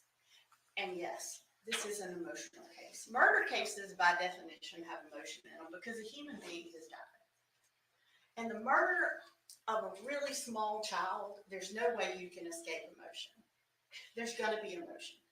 People who testify are going to have emotion. We're going to have emotion when we talk about it. It's unavoidable. But we're not asking you to find her guilty based on emotion. We're asking you to find her guilty based on all of the facts and evidence that we have put before you. The 34 witnesses that have come in and testified and told very specifically how these events happened. All of the statements that you've heard the defendant make, where she changed her story over and over and over and over. That's what we're asking you to make this finding on of her guilt, the actual evidence. And when it comes to her emotion, that's fair game. You absolutely can consider her emotion and her demeanor when you're evaluating this case. And it's important to look at her emotion because while it is absolutely true, people react differently to trauma, none of her reactions were anywhere within what is believable. They just were not. There's some people, when something terrible happens to them, they shut down, they're very quiet, they're stoic, they give one-word answers. That's totally normal. There are other people who become absolutely hysterical, they can't even talk. Absolutely normal. There's a wide range of human emotions. What is not normal is for a mother to wake up and find her child missing and react the way this woman did. She didn't run upstairs to Paul, who was at home, and say, Paul, Quentin's missing. Have you seen Quentin? Is Quentin up here? She didn't do that. She didn't go wake up Paul. Paul had no idea what was going on until the police were there, which was 20, 30 minutes later. She didn't go running out in the yard, in the woods, looking for her child. She didn't do that. She called Danny because that's the whole motive. She wanted Danny's attention. That's why she did this. And so Danny's the first person she called. And she didn't do another thing until Danny got home. Danny got home and found her just standing around outside. She wasn't looking for Quentin. There is no mother who would not look for their child frantically under these circumstances. She had not called the police. She'd not asked Paul for help. She'd not called over to the McCartas and said, hey, Quentin's missing. Do y'all have him? She didn't do any of those things. She waited for Danny to come home because that was the whole point, was to get Danny's attention. And it wasn't until Danny was at home and he had reached out to the McCartas, Michelle suggested they call the police, that things started happening. That is not normal. Her lying through the course of this investigation is not normal. It's not normal because she wasn't a worried mother. She was a murderer trying to hide what she did. We cannot prove to you the way she killed Quentin. We can't, because she made sure that his body was decimated, was ground to nothing but bits of bone. And under the law, defendants are not rewarded for that. The law does not require us to prove how she killed him when she's the one that hid how she killed him. You're not going to hear anything in the judge's charges that say we have to prove how she killed him. The defense can say it all they want, but that is not an element of the crime that we have to prove. And please listen to the law, because you will hear that. We don't have to prove that. It is not the fault of the state that we can't prove that. It is her fault, because she made sure that his body would be in such a state that we couldn't prove it. She wanted his body never to be found.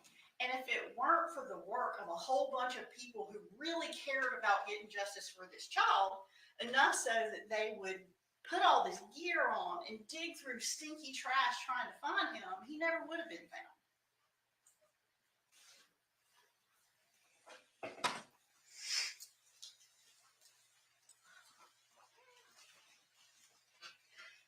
That's also part of how we know that this is not an accident. Her behavior and her statements. If something had happened to Quentin and she had found him injured, not responsive in his pack and play or something like that, she would have called for help. She would have woken up Paul. If Danny was still there, she would ask Danny for help. She would have called an ambulance. That would be normal. There is zero evidence in this case that this child had some accidental drug overdose. There's just not. He did not have access to any drugs. Everybody has said he couldn't get out of his pack and play. So once he was in there for the night. He wasn't roaming around, climbing on shelves, trying to touch stuff. And they didn't just leave drugs lying around because they were expensive. And pretty much they used them right after they bought them. Also, we tested his brain matter. There was no indication of any drugs in his brain. This is just not an accident. We went above and beyond to rule out every other possibility for this child's death. Medical, accident, SIDS, it's none of those things. It's that his mother murdered him.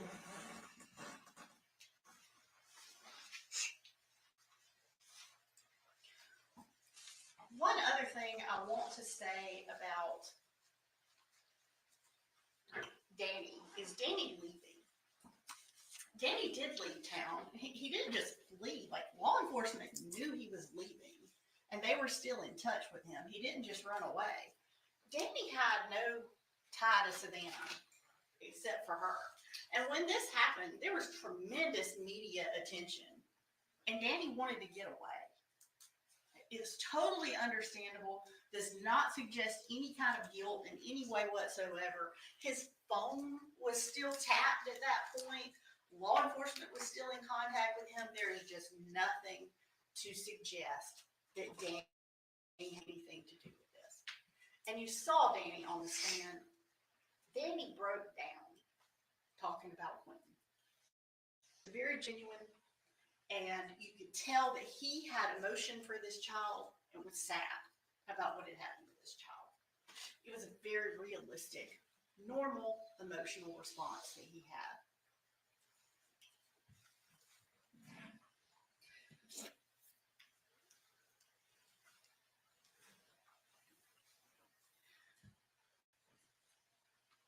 A child's mother should be the one person in the world that they can count on to keep them safe.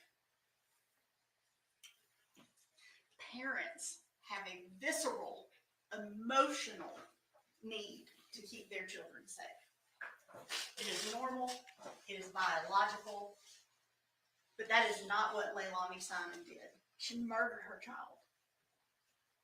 She put his body in a dumpster where he would be taken to a landfill and his little precious body would be ripped to bits by heavy machinery to cover up what she did.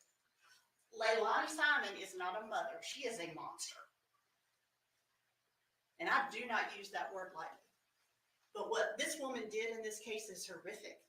And she is absolutely a monster.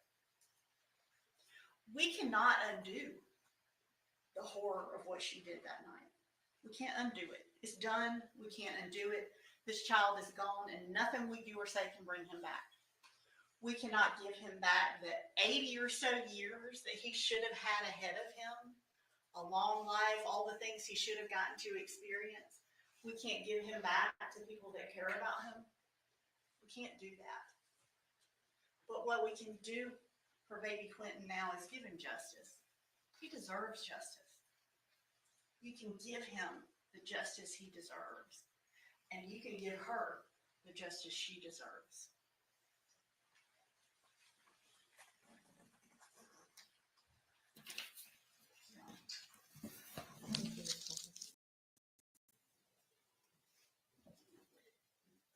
So, ladies and gentlemen of the jury, at this point, that will be the last you will hear the attorney speak directly to you. So at this point, before I release you for lunch, I'm going to remind you to follow the court's instructions. Do not discuss the case with anyone, not even with each other yet, because the case is not with you yet. Don't allow anyone to ask you any questions about the case. Don't do any research on the case or the folks involved. Avoid all media, including social media. So at this point, I am going to release you. We're going to return in an hour. The time now is 1:07, so I'm going to round it up to 2:15. When you come back, be ready to sit, and I will give you the instructions at that time. I will warn you, it takes at least a good 30, 35, 40 minutes. That is what you're going to hear from me. All right? And so with that, thank you for your attention. You are released for lunch. Jurors are exiting.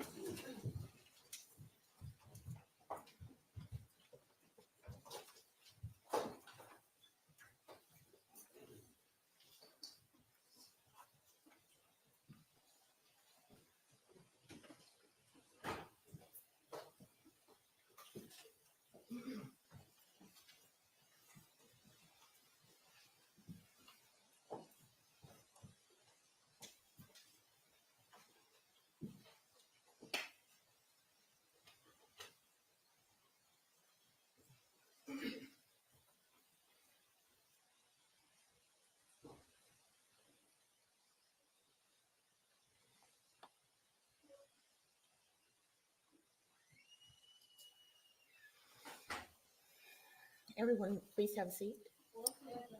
Thank you. So anything further from the state?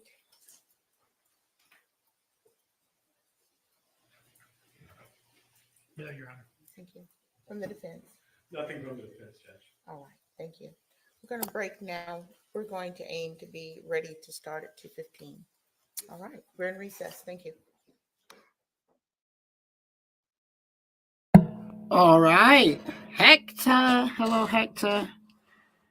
So we're no longer half hour behind. Like, I've just got my head. Excuse me. I've just got my head around this half hour delay. We're not behind now, are we? Is Billy Joe there? I don't think so. So when did we rectify that? What happened? Because before they came back early, didn't they? Like, to us, it seemed like they came back early, but maybe they didn't. Maybe that's when the feed caught up. Maybe because it was closing arguments and verdict watch, maybe the judge allowed them to do a genuine live stream rather than being half hour behind. It skipped in the middle. Yeah, it did. It flipped. They did a big switcheroo on us and none of us realised. That's good. I think it's probably because it's closing arguments and then verdict watch that we are genuinely live now. Time slip, yeah.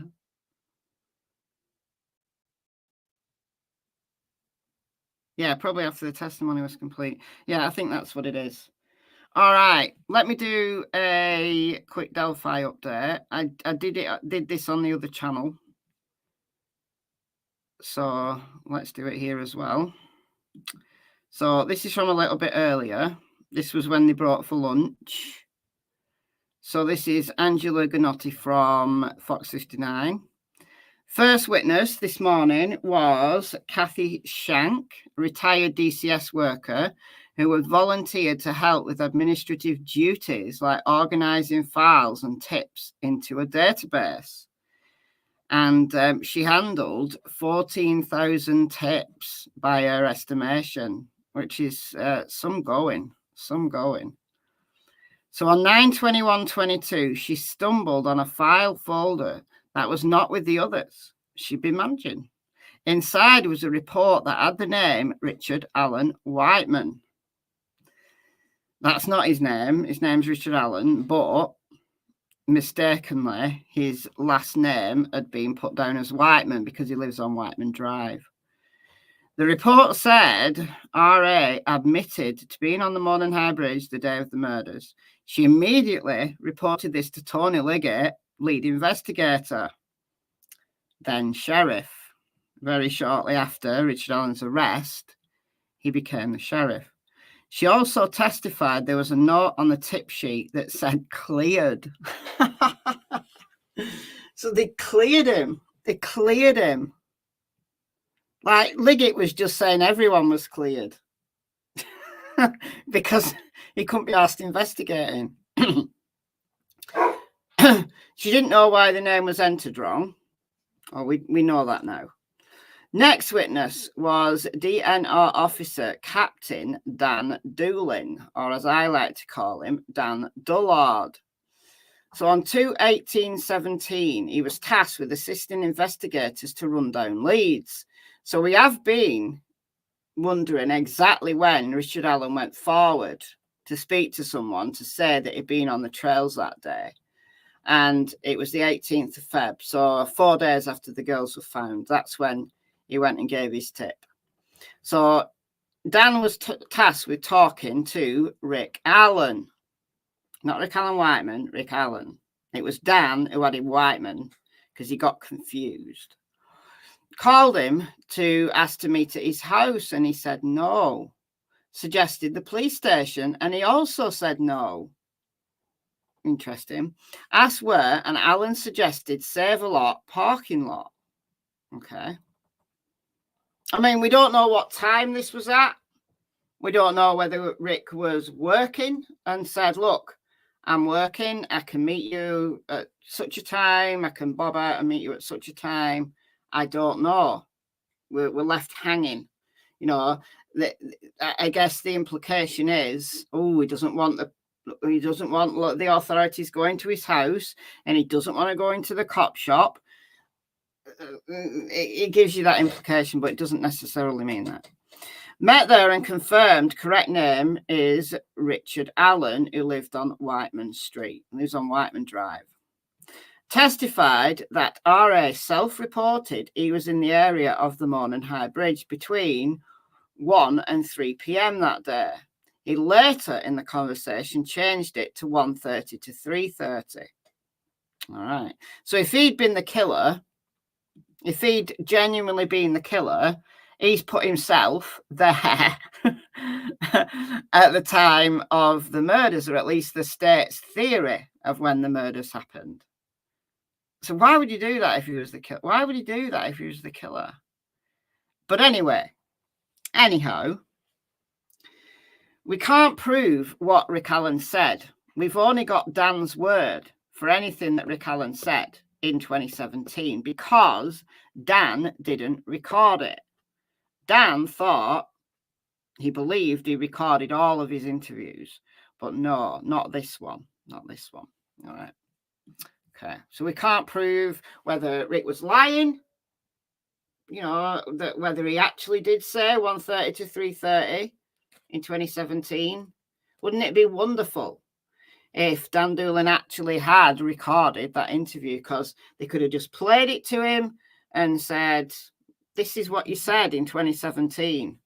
Because in 2022, shortly before he was arrested, he said he was there approximately like 12:30 to 1. No, 12 to 1:30, I think he said. So, I don't know. We don't know. We'll never know. Told officers he saw 3 young girls while he was walking. Told officer he parked near the Hoosier, let's just say Hoosier, Harvest building on 300 North. That's interesting. If that's true, because again, we can't prove anything that Rick Allen said in 2017 because Dan didn't record it. So it's interesting because in the PCA, it says that Rick Allen said he parked near the old Farm Bureau building, which is in town. The site of the old Farm Bureau building is in town. So if he truly said he parked near the Hoosier Harvester building, that is the old CPS building. So he's put his vehicle there, assuming that what Dan is telling us now is the truth. Did we ever hear from Leilani's bio father? No. I've seen a picture of him, but no, we've not heard from him at the trial. I mean, he wasn't in her life, so he's not relevant. All right. Told officer he wasn't paying attention to anything while he was walking, was looking at a stock ticker on his phone. Dooling said the conversation took 10 minutes. Then he typed up the notes in his car and filed a Word document which went into the system. He didn't think anything more of it until he was contacted by investigators in 2022 following the discovery of the file. He was asked if he spoke to Rick and he said he did and turned over all his files, but not his recording, which he said he'd look for, but he didn't do it. He said in 2022, he also went into the DNR files to see if there was anything there, and he found that on the 4th of January, April the 3rd, it always gets me confused because Americans do month, day. We here in the UK do day, month. So I have to switch it in my head. So April the 1st, 2017, so only a few weeks after the murders, he applied for a new fishing license and he reported a new height and weight. The change in the height and weight was from 5'4" to 5'6". Hello, you guys on Michelle Walks. I'm just doing the Delphi update that I did over here on this channel about an hour ago. So that's what I'm doing. So I've opened this mic because we're nearly ready for Sarah to come back in on this channel. We're now on a break over in Leilani's. We're now on lunch till 2:15 over on Leilani's. All right. So I don't think, right, in changing his height from 5'4" to 5'6", I don't see that as significant, honestly. Because what was his aim? Let's assume he's the killer. What was his aim to do that?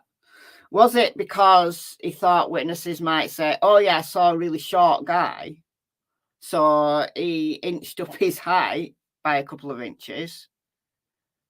Because what he inadvertently did, if that was his plan, what he inadvertently did was make his height more like what the witnesses said BG's height was.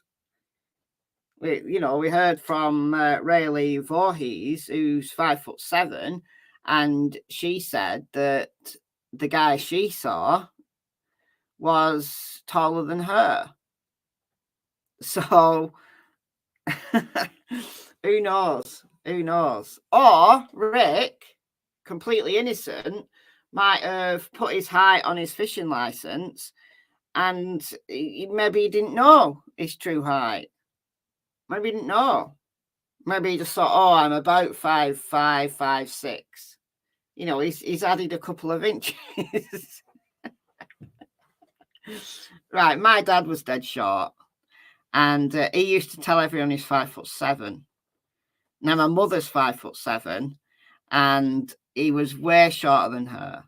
When he had nothing on his feet, because he used to wear like shoes with a bit of a heel to make himself look taller. And he was way shorter than her when he took his shoes off. So if he was filling in a fishing license, he would have put 5'7", and he really wasn't. He was tiny. He was only about 5, I would say 5'4". Really short for a guy. So that's what people do. But who knows? Who knows? Who knows? Maybe it was because he was guilty. Who knows? All right. I honestly, I don't think that's significant. Dooling said he collected info off of RA's phone at the time of the encounter in 2017. Yeah, he took the unique identifier, but he did not look at the contents. This is a shoddy investigation. So he looked at his phone, took the unique identifier number, had Rick Allen's phone in his hands. So Rick had allowed him to look at his phone. He didn't look at his phone, but yet on the tip sheet, it was cleared. They did nothing. They did nothing to investigate anyone. They did nothing to investigate anyone. That's nuts. Anyway, that phone now, it was testified to yesterday that phone now is not in the possession of law enforcement and hasn't been found. So they found a whole bunch of devices, but that phone is not one of them. So why is that? Well, is it because in 2022 he got rid of that old phone because it was like more than 5 years old? At the time, it might have been an old phone then. I'd be interested to know how old the other devices were, because they pulled out, I think it was 20, I want to say 23 devices from the property. So if he'd kept every other old phone and every other old laptop and every other old everything, like I do, I mean, I could pull out probably way more than 23 devices in this house. I've got loads, like old laptops. I've got all sorts, right? But if he had devices going back to the year dot, and that was the only device that was missing, that's a problem. That is a big problem. But if those 23 devices are more recent than 2017, then it's not a problem. It's not a problem at all. It just means he has, you know, a few devices. And we don't know how many were his and how many belong to his daughter, who's since married. We don't know how many belong to Cassie. So, I don't know.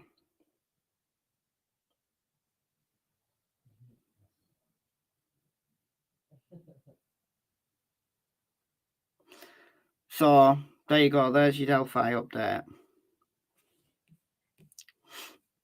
What's this? Leilani's dad, not Quinton's dad. No, we've not heard from Leilani's dad. We also didn't hear from Quinton's dad in this trial, because what would the point be? Because Leilani's dad wasn't in her life and Quinton's dad wasn't in his life. So they wouldn't have anything, else to add. Only 3 devices in your house. My phone is phone and the iPod. Not very technologically. I've got loads. I've got the very first laptop I ever bought. The only things I don't have are when I moved to this house, that was 2012, I threw away 2 desktop computers. So the first computer I ever had and the second computer I ever had, I threw those away because neither of them worked and they were large, bulky things. So I threw those away, took those to the relevant bit of the tip, and I threw away maybe 2 old phones, like the old Nokia brick phones. But everything else, everything I've ever had that I've used since I've moved to this house is still in this house. So I brought a couple of laptops with me. So they predate this house, but they came with me anyway, even though one of them doesn't work. I think the other one does.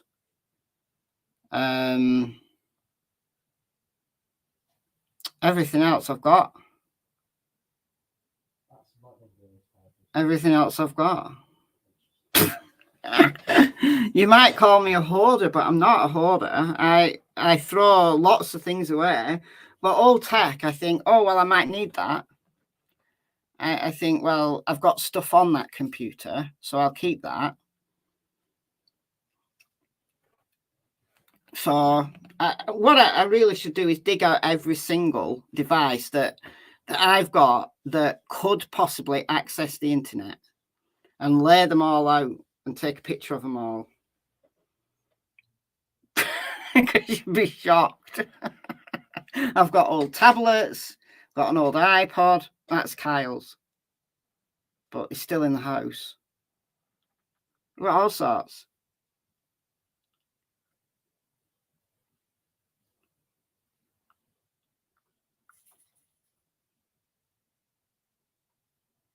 There you go. I keep them since I'm in IT, and some I want to work on fixing. Well, I don't work in IT, but I always think I'll keep that because it might have something on it. I'm going to try and count, right? So I'll have, I want to say 1, 2, 3, 4, 5, 6, 7, 8. I want to say 8 laptops. Kyle's maybe got 2, I think. So that's 10 laptops in the house. Then I've got 1, 2, 3 phones that I still use. I've got a burner phone, so that's 4. I've got I've maybe got another burner phone, so that's 5. And then I've probably got, I think I've got an old Sony. I've got an iPhone 4. Then we've got Kyle's phone. So that's, I don't know if Kyle's got any other phones. So that's 8 phones. So we're up to 18 devices now. Then I've got this iPad that's sitting on front of me here, which I got from work. And I was allowed to keep. Then I've got 2 other iPads, iPad minis, which are both broken. Then I've got, let me think, I've got 2 Samsung tablets. One's mine, one's Kyle's. So that's 23. And the iPod. So that's 24 devices that I can think of off the top of my head that are in this house since 2012. Now, if I committed a murder since 2012 and I thought that some incriminating evidence was on that device, you better believe it would have disappeared. But anything predating 2012, it could possibly have disappeared when I moved house. So anyway, there you go. All right. Court is back on Michelle Walks. So the court feed is back. I can take my banner off. Hold on a minute. Where's my banner? Take my banner off. So we're awaiting Judge Kranick. And how long have we got left on this channel? We've got a while left, haven't we? On this channel. So I'm going to put banner up here. Court is on a break until 2:15, did she say? I think she said 2:15.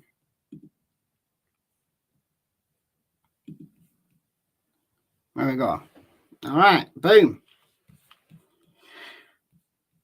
For you guys on Michelle After Dark, I've already showed Michelle Walks this. Do you want to see my verdict watch screen when the time comes? Do you want to see it? Woohoo! Do you like it? I did it this morning. There we go. Hope it's over today. What, Sarah Boone? Sarah Boone won't be over today. They're still arguing. They're still in state's rebuttal. And we don't know how many more witnesses the state has. And then they have to do closing arguments, the charging conference, the jury instructions. So we've got a while to go. Closing arguments tend to be long. We've got a while to go on this. I think we'll be in verdict watch at some point tomorrow in this. Leilani, though, we're almost at verdict watch. Almost. If only she hadn't given them such a long lunch. She could literally have given them half an hour for lunch and brought them back and done jury instructions and then sent them out to deliberate, because they can snack on whatever they want while they're deliberating. They can do whatever they want while they're deliberating. Sometimes the judge will send them straight out You know, after closing arguments, they'll do jury instructions. They'll send them straight out, and then they'll have lunch brought in for them. So some came in before and thought Cassie had a cigarette in her mouth. No, it's a feather, but it's just cut off. It's cut off. You got After Dark on your phone and Walks on your TV. Well, you have to mute one, or else you get an echo. But if you can cope with the echo, it's fine. You know what, Mr. Owens gets a time limit, yeah. I will go on and on and on and on and on. They might have a time limit. There might be a time limit that the court already has, like pre-arranged. Sometimes it's an hour. Now in Leilani's, the judge said 2 hours. That was their limit.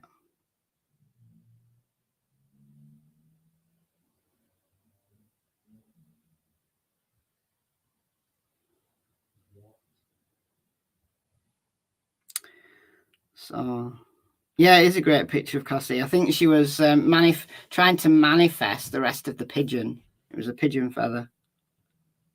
Oh, your phone's muted. Oh, that's good.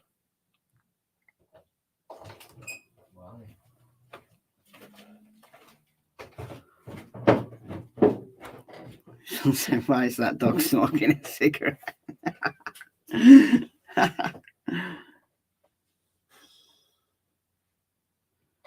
So, Judge Kranick's a late. Oh, he's very rarely late. Very rarely.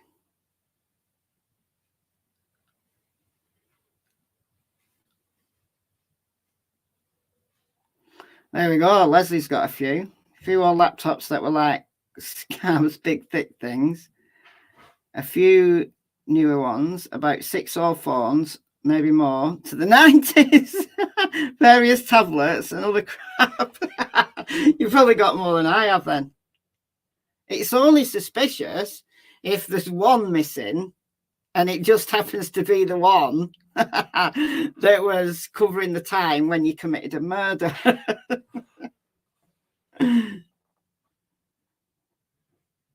But it's not suspicious if you got rid of all the old ones at some point and started again.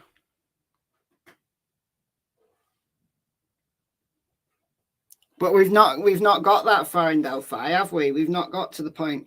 We've not heard about the search warrant results or anything. We've not heard about that. Maybe we won't if they didn't find anything. If they didn't find anything of any evidentiary value when they searched his house and his car, then we're not going to hear about it.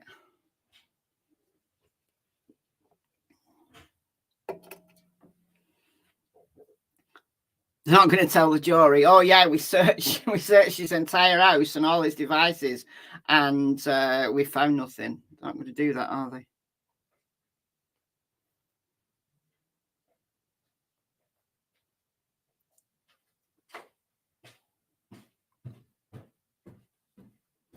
You missed everything up to now. You've not missed very much, Grace.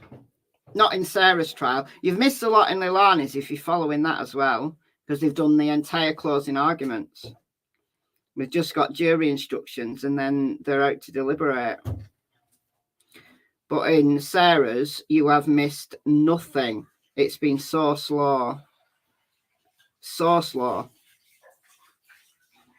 The state...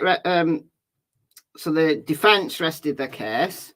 The state started their rebuttal to... Can you keep that light on, please? The state started their rebuttal to the defence's case, and we've had one witness on the stand the entire morning because Mr. Owens has just been objection, objection, objection. They've been in sidebars. They've sent the jury out. They had a long discussion about a potential discovery violation. Oh, it all happened, but it's just been so slow. And then the judge was like, well, what do you want me to do? Like, do you want me to strike that information from the record? And Mr. Owens was like, no, don't strike it from the record. He just wanted to bitch and moan and have a word with the witness. It's like, oh, dear me. Leilani will be convicted by dinner. When does this start? Well, lunch break was due to finish 8 minutes ago. So, anytime now. Mr. Kranick's never normally late. So, this is a new one. Like Judge Tammy, we are so used to Judge Tammy being late that it doesn't faze us now. But Judge Kranick, the only time they started late was when there was an issue with the jurors getting in, because there was something about a really long line outside the courthouse and the jury couldn't get in.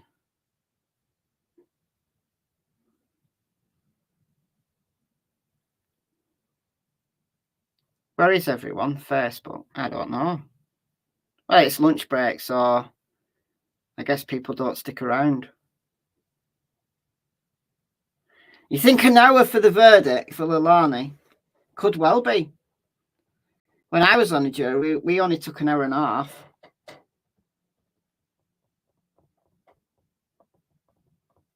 That was really quick. Oh, all right. So Judge Kranick is here. Judge Kranick is here. So if you're interested in Sarah Boone, here is your literally 1 minute warning.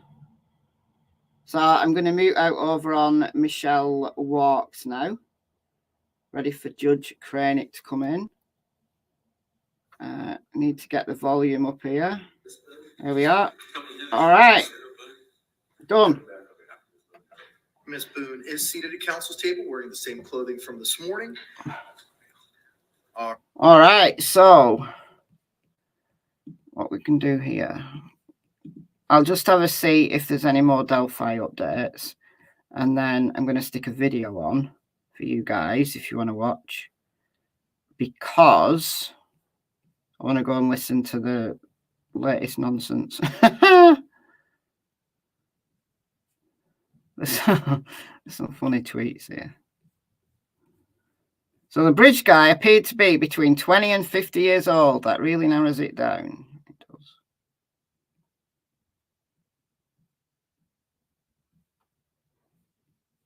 I don't think there's anything like new. Delphi Lunch Live, if you want to watch that. We've read that. Okay. All right, I'm going to stick a video on so that the channel isn't just in complete silence.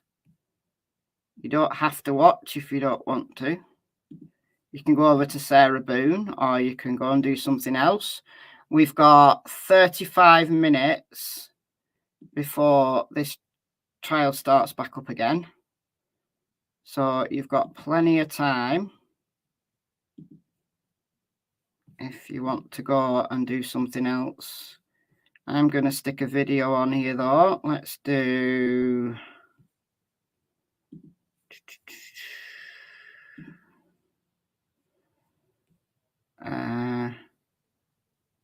Bardstown's too long.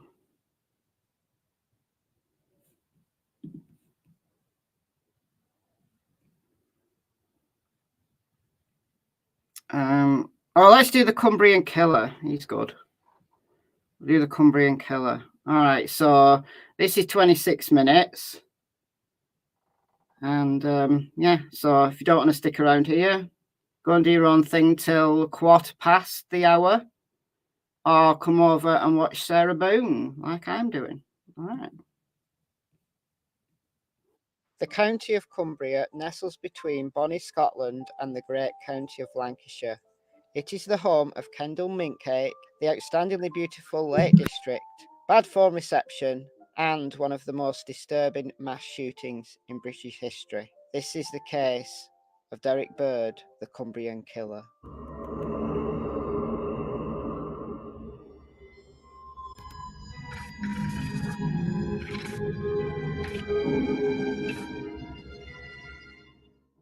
Derek Bird was raised in Rora, which is a tiny rural village just on the edge of the Lake District National Park. It has diverse wildlife, including lots of deer, barn owls, cuckoos, foxes, red squirrels, and it has a pair of nesting peregrine falcons. In April 2009, Rora made the national headlines when a pigeon laced with poison was used in an attempt to poison the peregrine falcons.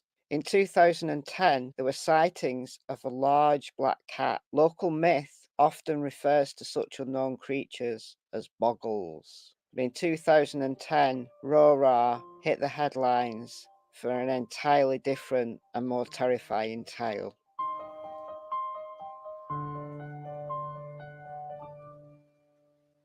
Derek Bird was born on the 27th of November 1957 to Joseph and Mary Bird. He was the youngest of three brothers, an elder brother Brian and a twin brother David. As a young man, he met a woman and had two sons. The relationship started to crumble after the birth of the second son, and it ended in the early 90s. Derek Bird was single for most of his life, and he lived in a small pebble-dashed terraced house in the village of Rora. He lived a quiet, respectable life as a taxi driver. According to people who live nearby, Bird was the perfect neighbour. He was quiet, popular, friendly, and he had a fun side. He was very generous. If he went to the local store to buy a pint of milk, he'd pay with £1 and he'd often leave the change. He was the sort of guy that would pass you in the street and say hello. He's a guy that you go to the pub with and have a quiet pint. So what made this quiet, gentle man turn into a mass shooter? Twins are often close, but not so much Derek and David. The pages of a will left by Derek and David's father Joe provided an insight into the simmering tensions between the brothers and a substantial gap in wealth between the taxi driver Derek and his twin brother, who became the first victim of his shooting spree. The documents uncovered at the probate registry in London reveal how Joe Bird, a civil servant for Cumbria County Council, gave David Bird a gift of £25,000 shortly before his death in 1998. Crucially, it made no such provision for other family members, including Derek. It was perhaps one of the several perceived injustices for Derek, including a suspicion that his twin brother was conniving with the family solicitor to exacerbate his difficulties with a tax bill. Could this be a catalyst to what became a murderous grudge? A family friend told the media Derek thought his brother David was out to get him. That may cast some light on more than 20 years of contrasting fortunes for the twins, Derek and David. Both were divorcees and they spent their adult lives finding more and more to separate rather than unite them. While Derek lived in a modest pebble-dashed terraced house worth about £90,000 in the native village of Rora, David, a mechanic and lorry driver turned building contractor, had succeeded in buying a substantial farmhouse worth around £500,000 in a village called Lamplugh, about 4 miles away from Derek's home. Could it be that this division ultimately drove a desperate Derek Bird, apparently haunted by fears that he was facing jail for an unpaid tax bill, to place his twin brother and the family solicitor at the top of his target list? So is it that it was his father's will that was the first nail in the coffin for Derek Bird and his twin brother David? The documents that show Joe Bird gave David £25,000, when looked at more closely, show that the will had a requirement that the sum of £25,000 be deducted from David's eventual inheritance. But there is no record of that money ever being paid back. And while Joseph's estate initially worth £200,000, debts and taxes reduced the eventual legacy to just £10,000, which was paid to his surviving wife, Mary. Derek and the twins' elder brother, Brian, received nothing. So this grudge that Derek might have had against David was not borne out in fact. But it's understood that money had been a sore point between the two brothers for years and years and years. David Bird, who had 3 grown-up daughters, seems to have been a canny investor, working hard to buy High Trees Farm, a large farmhouse in the beautiful countryside of the village of Lamplugh. And it was in the master bedroom of this property that Derek shot dead his brother at point blank range. In contrast, Derek had no such canny investment. In 1990, Derek was dismissed from his job as a joiner at Sellafield Nuclear Power Station. He was caught for the minor offence of stealing building materials and given a 12-month suspended prison sentence. He started to fiddle his taxes.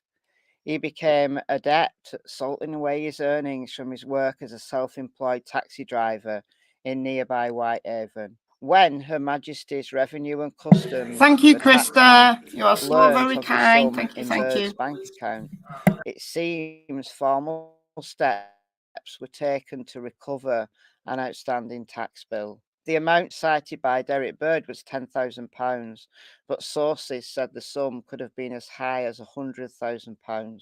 Bird was increasingly convinced that he was facing imprisonment, but as far as Derek Bird was concerned, the problem was just the latest financial misfortune, and that misfortune was being exacerbated by his twin and their family solicitor. Derek had been counting on his share of the proceeds of his mother's home, so recently she suffered a stroke to pay off his debts. Sources suggested that David might have been reluctant to release the money, or indeed surrender his share of Mary Bird's will in the event of her death. Thing is, though, Mary Bird, at the time of the mass shootings, wasn't dead. She'd actually gone to live with Derek, and he loved his mother, and he cared for her. So given the amount of time that Derek was spending with his mother, perhaps he felt that when she did die, a larger share of Mary's wealth should go to him rather than his brothers. However, in a statement, David Bird's daughters insisted that there was no feud between the two brothers, and their father had indeed sought to help Derek. Nonetheless, Bird's mood increasingly twisted by drinking binges and waves of paranoia about the motives of his family and friends, and he perhaps decided his first 2 victims were central to his predicament. A source told the BBC that Kevin Commons, the Bird family solicitor, had refused Derek's pleas in the weeks before the murders to provide false testimony to the taxman that he felt would spare him prison. Such was Derek Bird's loosening grip on reality. He had come to believe that the professional steadfastness of Mr. Commons was the result of a silent conspiracy between Mr. Commons and his twin brother David. Kevin Commons, the Bird family solicitor, became Derek's second victim. But on this fateful day, Derek Bird not only killed his twin and the family solicitor, he went on to claim 10 more lives and left many with dreadful injuries. So, in the early hours of Wednesday, the 2nd of June 2010, Derek Bird left his home in Rora, drove his Citroen Zara Picasso to his twin brother David's home in Lamplugh, and shot him numerous times in the head and body with his .22 caliber rifle. Bird was a keen shooter. He'd been shooting game for many years. He'd held a shotgun license and a rifle license for over 20 years. So he knew how to handle a gun.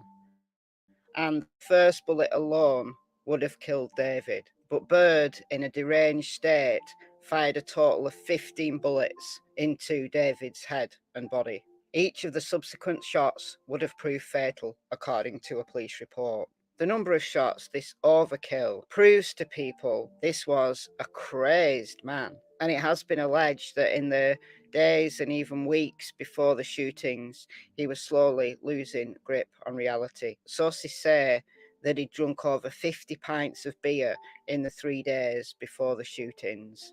The shooting of David Bird marked the start of Derek's rampage around rural Cumbria, killing a further 11 victims and injuring 11 others. Some of his victims, like his brother David, were known well to him, but others were strangers who were just in the wrong place at the wrong time. At Derek's funeral, which his family did attend, Vicar Jim Marshall said he was dumbfounded at the level of forgiveness displayed by the family since Bird's murderous gun rampage. But at that funeral, Derek and David's surviving brother Brian, seen alongside his siblings in this school photo, was so distraught during the funeral service that he collapsed. A neighbour and close friend of Mary Bird, Derek's mother, said no one can believe Derek shot David so many times. His rifle was capable of firing 5 shots at a time, then it needed reloading.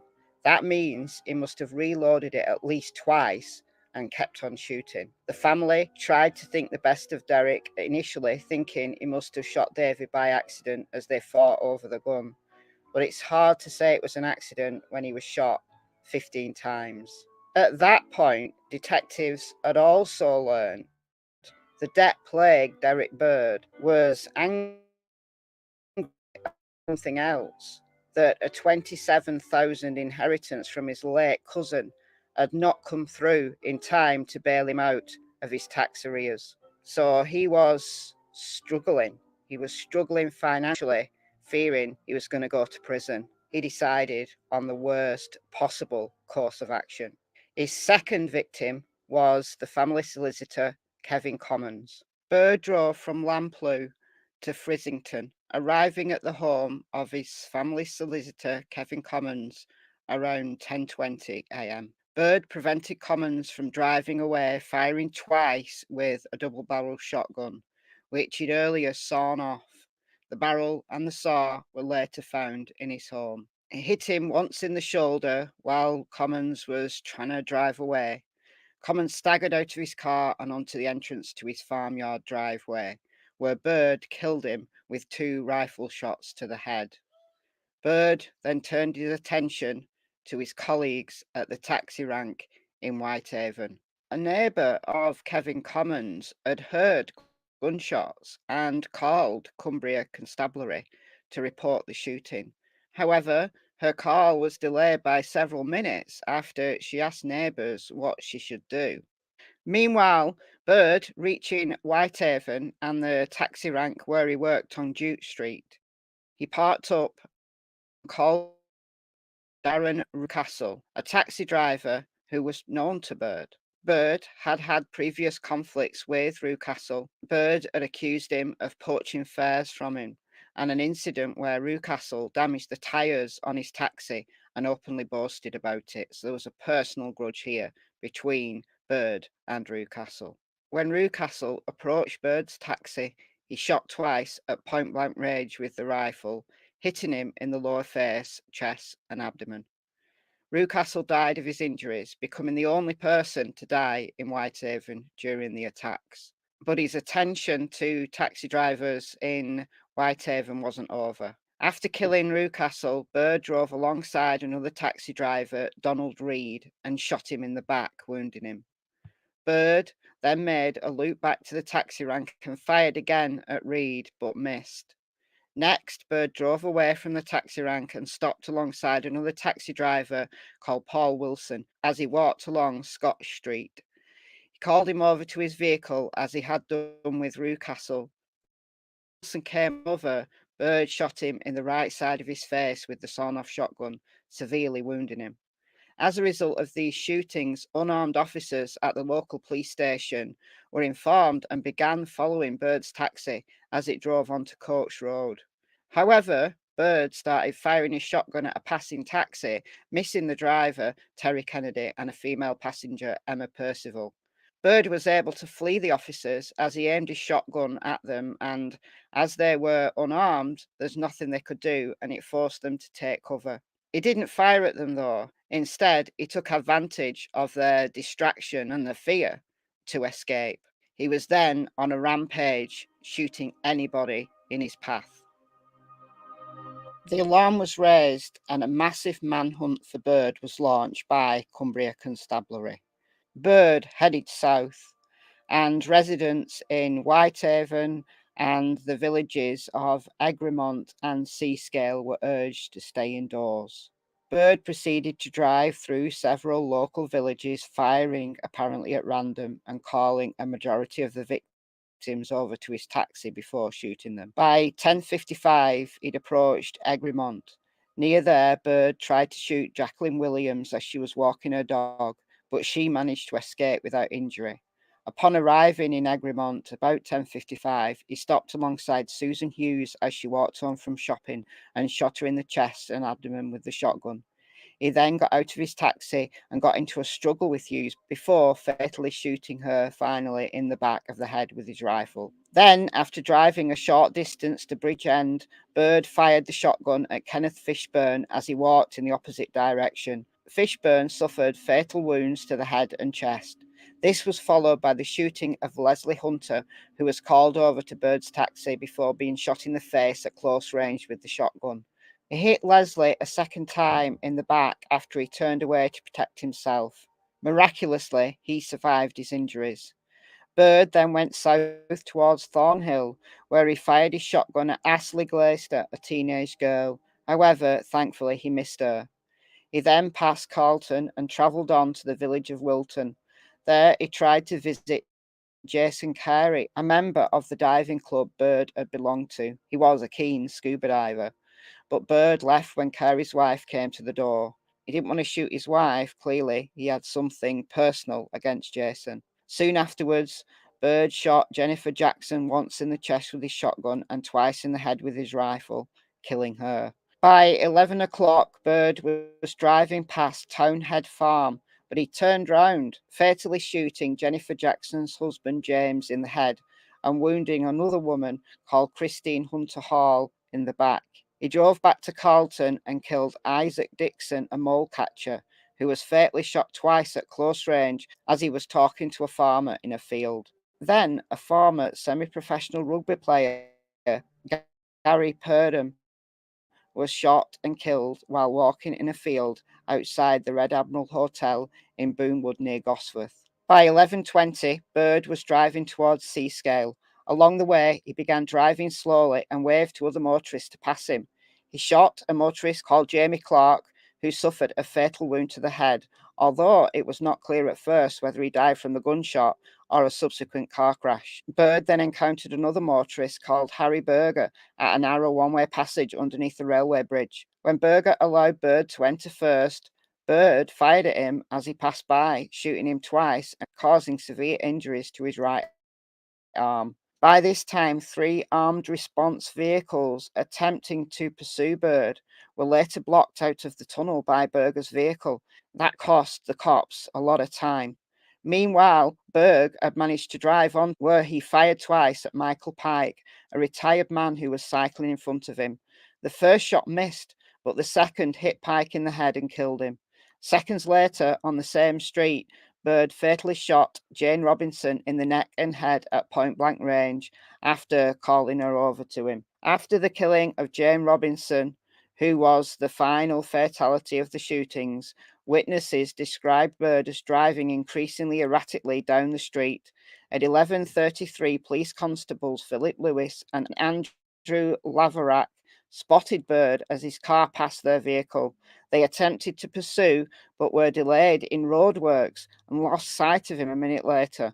Soon after that, Bird drove into Eskdale Valley, where he wounded Jackie Lewis in the neck. with his rifle. At this point, his route had become clearer to police during the search for him, so could they make any headway to catch him? But next, Bird stopped alongside Fiona Moretta, who leaned into his passenger window, believing that he was going for directions. He didn't ask her for directions. Instead, he shot her in the chest with the rifle and continued onwards towards the village of Boot. Arriving in Boot, Bird briefly stopped at a business premises called Sims Travel and fired his rifle at nearby people, but thankfully missed them all. He was becoming increasingly erratic and less focused in his shooting. But continuing further into the village, he continued firing at random people, but missing everyone. Bird eventually fired his rifle at 2 men, hitting and severely wounding Nathan Jones in the face. This was shortly followed by a couple who had stopped the car to take a photo. Samantha Christie suffered severe wounds in the face from a rifle bullet. Christie's partner, Craig Ross, fled upon Bird's instruction and was fired at as he ran away, but he did escape uninjured. Shortly after randomly firing at 2 cyclists, Bird crashed his taxi into several vehicles and a stone wall, damaging the vehicle. Briefly continuing onward, but not able to drive anymore, he abandoned his car at a beauty spot near Boot named Dr. Bridge. A nearby family of 4 who were unaware of the shootings offered assistance to Bird, but were quickly turned down and he advised them to leave. Was this a final act of mercy by Derek Bird? Bird removed the rifle from his taxi and walked over the bridge. He was last seen alive at 12:30. Armed police officers and dog handlers arrived at the scene of Bird's abandoned taxi and began a ground search in and around the wooded area. At around 2 p.m, Deputy Chief Constable Stuart Hyde announced that Bird's body had been found in a wooded area along with the rifle. Police confirmed that members of the public who had taken shelter during the incident could now resume their normal activities. The fear had been, given that Bird had been fired from Sellafield Nuclear Reprocessing Plant, that he would head there to create mayhem. And during the manhunt, the gates were closed as a precaution, and the afternoon shift were told not to come into work. That was the first ever lockdown in history of that power plant. Whenever senseless murders like this occur, we always put our head in our hands and say, why? And no one would have expected this of Derek Bird. He was quiet. He was all right. He liked to drink down the pub. He would chat to anyone.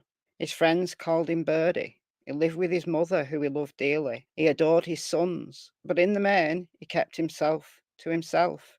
Yes, he'd been drinking more. He'd been drinking a lot in the days before the murders.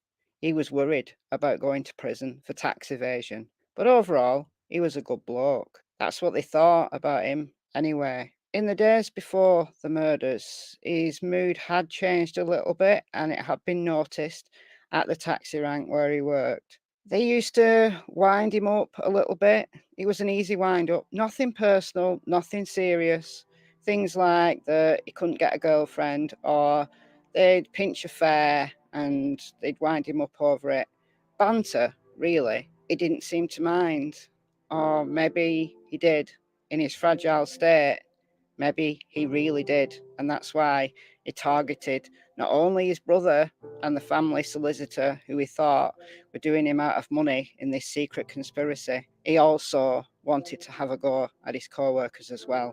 There'd been a little bit of a bust-up the day before, and he was upset because other cabbies were, in his words, nicking his fares and taking the piss. He let them have it on that Tuesday before that fateful morning of Wednesday, the 2nd of June, 2010.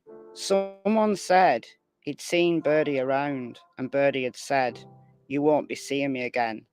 And as he walked away, he mumbled something about a rampage. It wasn't like Birdie, not at all. Did anybody really know Derek Bird? Does anybody really know anyone? When you close the front door, you don't know what anyone's really like or what they're thinking, do you? Some knew that he had guns and he liked to go shooting. A few knew about his money worries and some business to do with his twin brother David and their father's will and their mother's will once she died. But only Birdie knew what Birdie knew. Or was it all in his head? But on that fateful morning, Derek Bird was breaking news. News channels across the nation were saying things like reports are coming in, there's been a series of shooting in the Whitehaven area of Cumbria. And then we all knew about Birdie. And Jane, Darren, Ray, Jamie, Isaac, Kevin, David, Kenneth, Michael, James, and Jennifer. No one knew in their wildest dreams what Derek Bird was planning, but he did it anyway. Nobody really knows anyone, do they?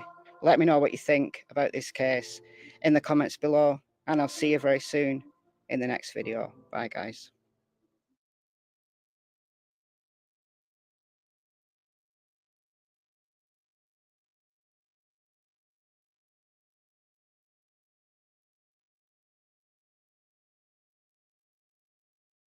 Hey guys.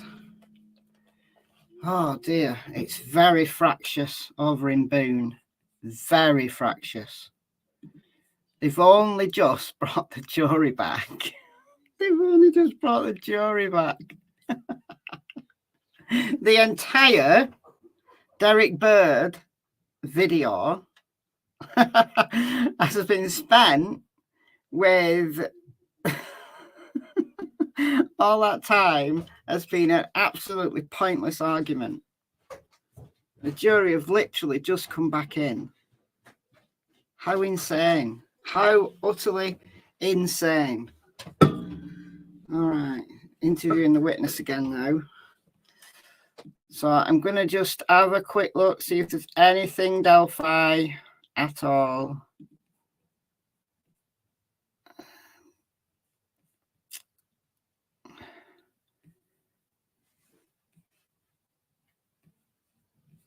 Anything at all.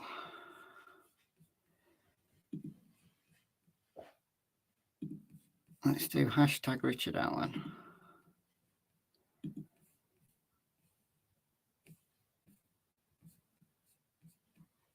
I honestly think what's this? Let's see, but Delphi police left the crime scene unsecure with sticks used to cover the girls that had blood on them. They didn't even secure the basics. Why weren't these items secured? What's this? Let's have a read of this. Rosie asked, so this must have been the cross-examination of Dan Doolin. Rosie asked if someone can register a fishing license for someone else. Doolin said yes. Rosie asked if there were several references on previous license to Alan being 5'6". Doolin said yes. Jesus Christ. So it wasn't unusual for Richard Allen to call himself 5'6". Rosie said during the deposition, Doolin didn't think Allen was trying to be deceptive with licensing information. Doolin said that was correct.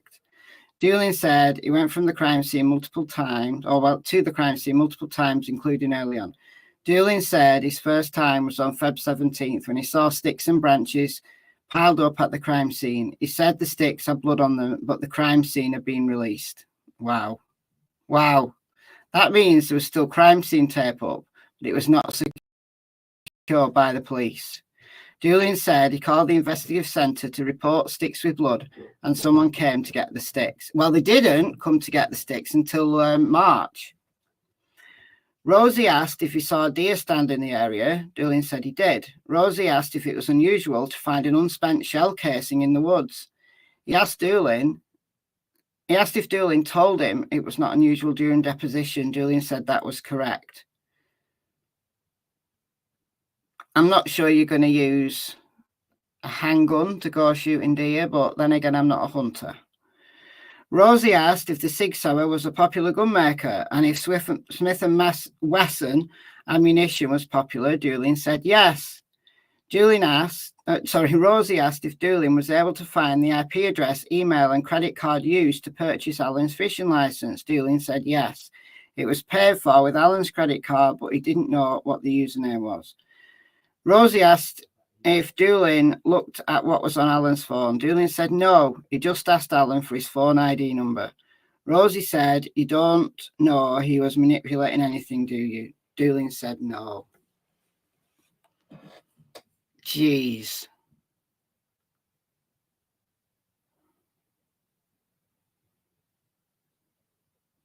Yeah. Or if he got rid of, right, let's say if he was guilty and he used the gun to threaten the girls and he'd extracted a round, wouldn't he have just got rid of that gun? Wouldn't he? Wouldn't you think? I don't know.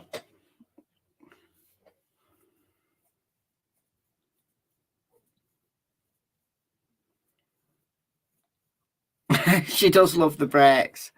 All right, so that was an interesting little I'm gonna retweet that. Just retweet that. All right, I am going to mute out here now because court's going to be back any minute. Any minute. All right, I'm going to take my banner off and wait for Judge Tammy. All right, muting out here. Going over to Sarah.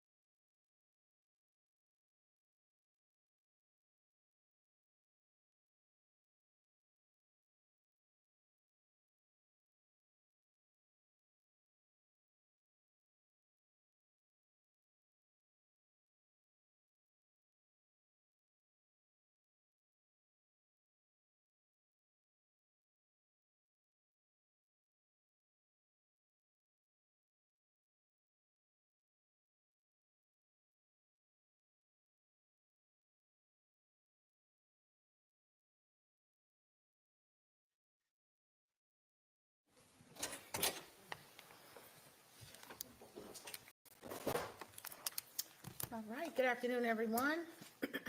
Please bring out Ms. Simon.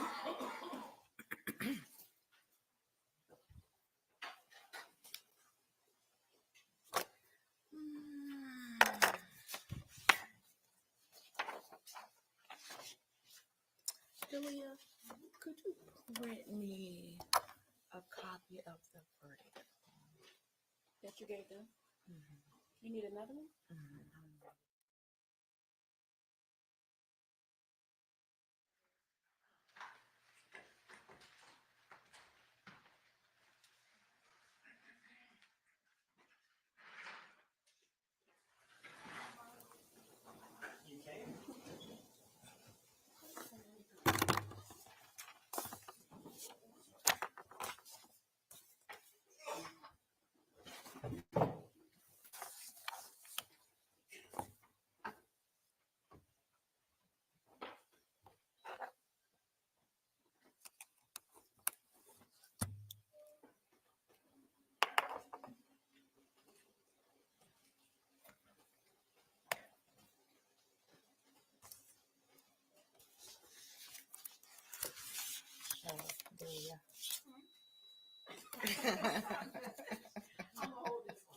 You hold that one. Oh, thank you.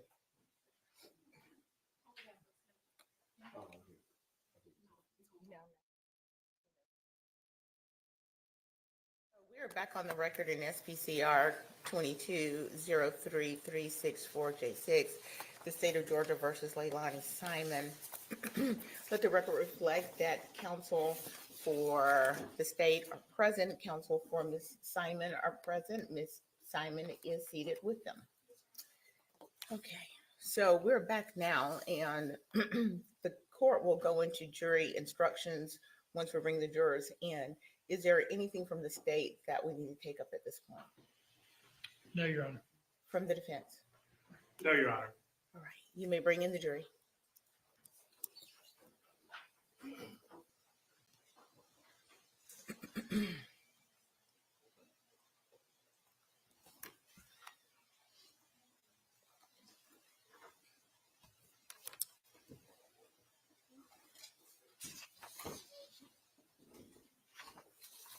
Jurors in the room?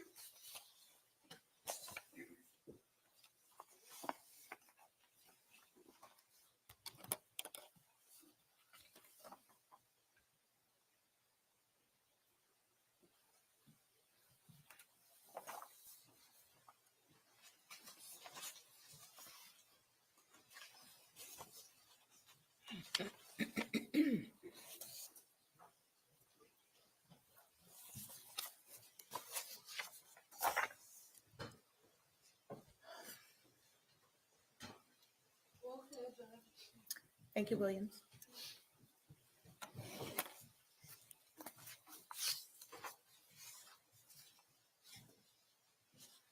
All right, ladies and gentlemen, if you'll please have a seat. Good afternoon and welcome back from your lunch break.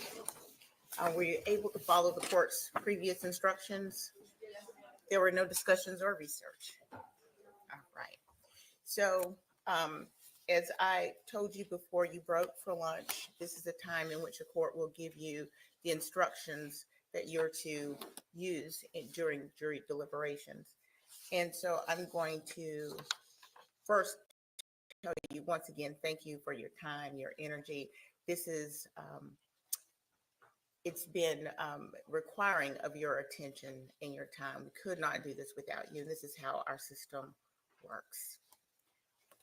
So,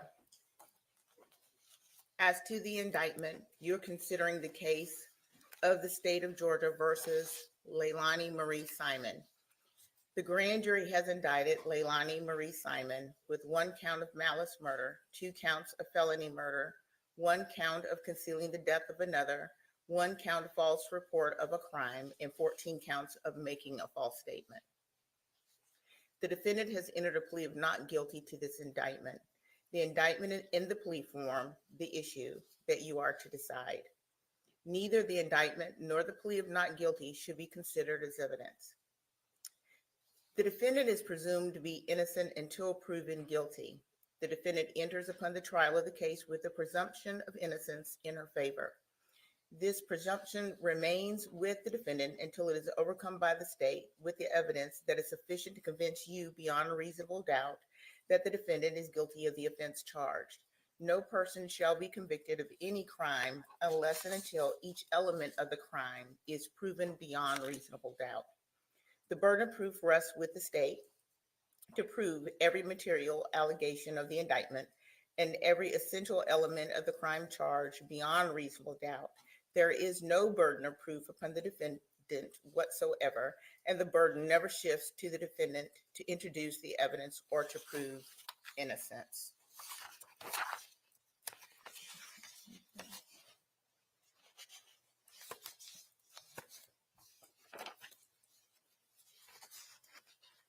Just want to make sure.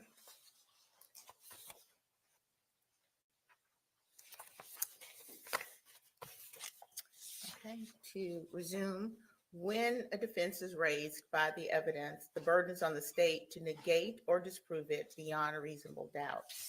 However, the state is not required to prove the guilt of the accused beyond all doubt or to a mathematical certainty. A reasonable doubt means just what it says. A reasonable doubt is a doubt of a fair-minded juror, fair-minded, impartial juror, honestly seeking the truth. A reasonable doubt is a doubt based upon common sense and reason. It does not mean a vague or arbitrary doubt, but is a doubt for which a reason can be given, arising from a consideration of the evidence, a lack of evidence, or a conflict in the evidence. After giving consideration to all of the facts and circumstances of this case, if your minds are wavering, unsettled, or unsatisfied, then that is a doubt of the law and you should acquit the defendant. But if that doubt does not exist in your minds as to the guilt of the accused, then you would be authorized to convict the defendant. If the state fails to prove the defendant's guilt beyond a reasonable doubt, it would be your duty to acquit the defendant. Facts and circumstances that merely place upon the defendant a grave suspicion of the crime charged or that merely raise a speculation or conjecture of the defendant's guilt are not sufficient to authorize conviction of the defendant. You, members of the jury, are the judges of the facts. Members of the jury, it is my duty and responsibility to determine the law that applies to this case and to instruct you on that law. You are bound by these instructions. It is your responsibility to determine the facts of the case from all of the evidence presented. Then you must apply the law I give you in the charge to the facts as you find them to be. Your oath requires that you will decide this case based on the evidence. Evidence is the means by which any fact that is put in issue is established or disproved. Evidence includes all of the testimony of the witnesses and any exhibits admitted during the trial. It also includes any stipulations, which are facts agreed to by the lawyers. Evidence does not include the indictment, the plea of not guilty, opening statements, or closing arguments by the lawyers, or the questions asked by the lawyers. When parties stipulate facts, this is the nature of the evidence. You must take that fact or those facts as a given without the necessity of further proof. You make all decisions based on the evidence in this case. As to direct and circumstantial evidence, evidence may be either direct or circumstantial or both. In considering the evidence, you may use reasoning and common sense to make deductions and reach conclusions. You should not be concerned, though, about whether the evidence is direct or circumstantial. Direct evidence is the testimony of a person who asserts that he or she has actual knowledge of a fact, such as an eyewitness, such as by personally observing or otherwise witnessing that fact. Circumstantial evidence is proof of a set of facts and circumstances that tend to prove or disprove another fact by inference. That is, by consistency with such fact or elimination of other facts. There is no legal difference in the way you may give to either direct or circumstantial evidence. You will be authorized to convict only if the evidence, whether direct, circumstantial, or both, excludes all reasonable theories of innocence and proves the guilt of the accused beyond a reasonable doubt. The jury must determine the credibility of the witnesses. In deciding this, you may consider all of the facts and circumstances of the case, including witnesses' manner of testifying, their means and opportunity of knowing the facts about which they testify, the nature of the facts about which they testify, the probability or improbability of their testimony, their interest or lack of interest in the outcome of the case, and their personal credibility as you observe it. Testimony has been given in this case in court by witnesses who are termed experts. Expert witnesses are those who, because of their training and experience, possess knowledge in a particular field that is not common knowledge or known to the average citizen. The law permits expert witnesses to give their opinions based upon that training and experience. You are not required to accept the testimony of any witness, expert or otherwise. Testimony of an expert, like all witnesses, is to be given only such weight and credit as you think is properly entitled to receive.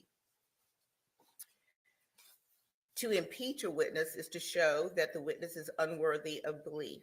A witness may be impeached by disproving the facts to which the witness testified. Prior statements.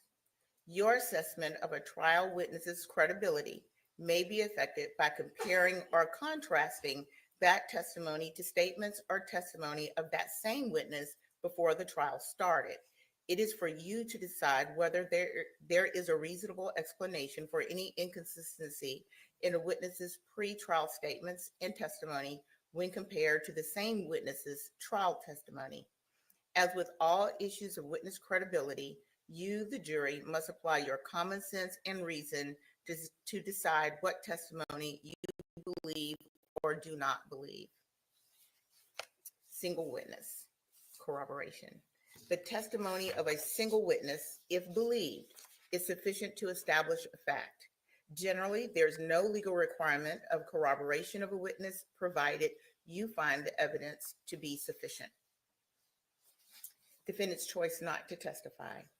The defendant in a criminal case may take the stand and testify and be examined and cross-examined by any other witness.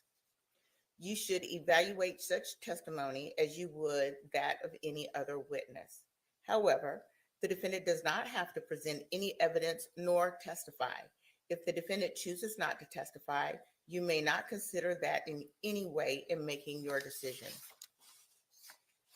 Statements that the defendant allegedly made to law enforcement have been offered for your consideration. Before you may consider this as evidence for any purpose, you must determine whether the defendant's statement was voluntary. Voluntariness defined.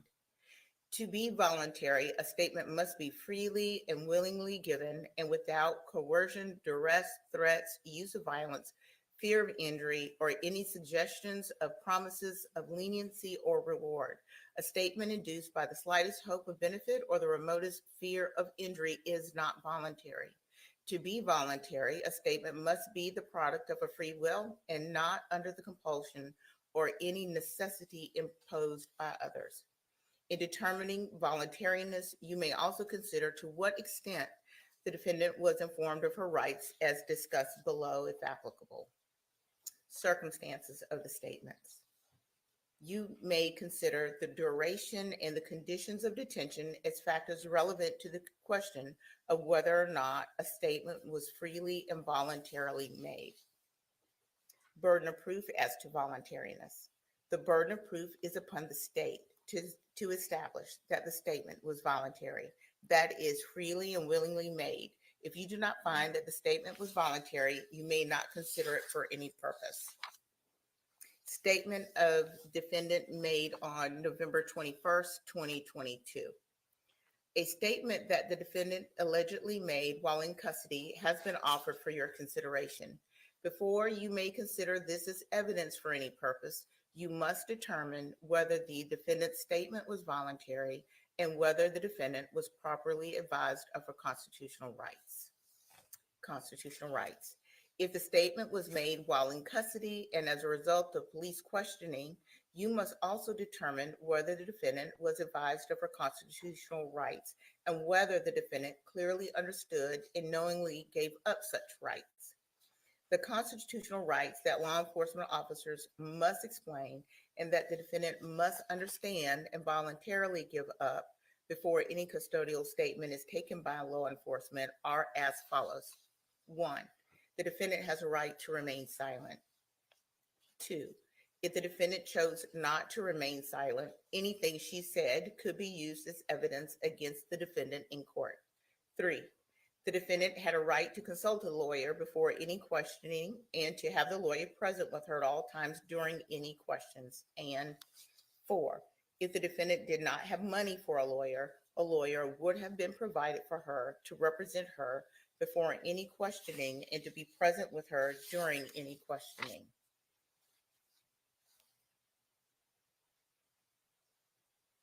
I'm going to ask counsel to approach.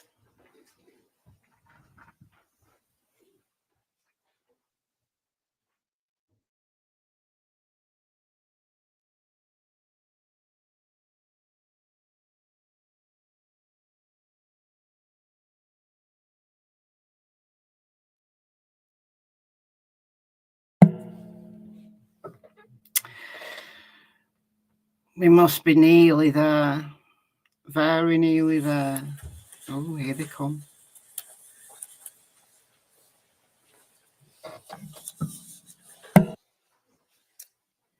In resuming, burden of proof as to rights.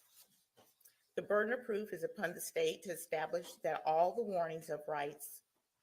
The burden of proof is upon the state to establish that the warnings of all rights mentioned were given, that they were understood and knowingly given up by the defendant. Conditions precedent to consideration of statement. If you find, as mentioned above, that the defendant's statements were voluntary and that all of the warnings as to the defendant's constitutional rights were given, if required, that the defendant did understand the meaning of what was said and knowingly gave up such rights, then you may consider it as evidence. If so, then you must apply the general rules for testing the believability of witnesses and decide what weight, if any, you will give to all or any part of such evidence. If you fail to find defendant was properly informed of these rights where required, and that she understood and gave up those rights, you must disregard the statement entirely and give it no consideration in reaching your verdict, except for purposes of attacking the credibility of the witness or impeachment. Prior difficulties between parties. Evidence of prior difficulties between the defendant and Quentin have been admitted for the sole purpose of illustrating, if it does, the state of feeling between the defendant and Quentin. Whether this evidence illustrates such matters is a matter solely for you, the jury, to determine, but you are not to consider such evidence for any other purpose. Identification and burden of proof. It is for you to say whether, under the evidence in this case, the testimony of the witnesses and the facts and circumstances of the case sufficiently identify this defendant beyond a reasonable doubt as the perpetrator of the alleged crime. It is not necessary that the defendant show that another person committed the alleged offense. If you do not believe that the defendant has sufficiently identified, if you do not believe that the defendant has been sufficiently identified as a person who committed the alleged crime, or if you have any reasonable doubt about such, then it will be your duty to acquit the defendant. The burden of proof rests upon the state to prove beyond a reasonable doubt the identity of this defendant as a person who committed the crime alleged in this bill of indictment. DNA. Evidence relating to DNA comparison has been admitted for your consideration. Identification by DNA comparison is considered opinion evidence and is governed by the law concerning opinion testimony as has been given to you. As opinion testimony, evidence relating to DNA comparison is dependent upon many factors.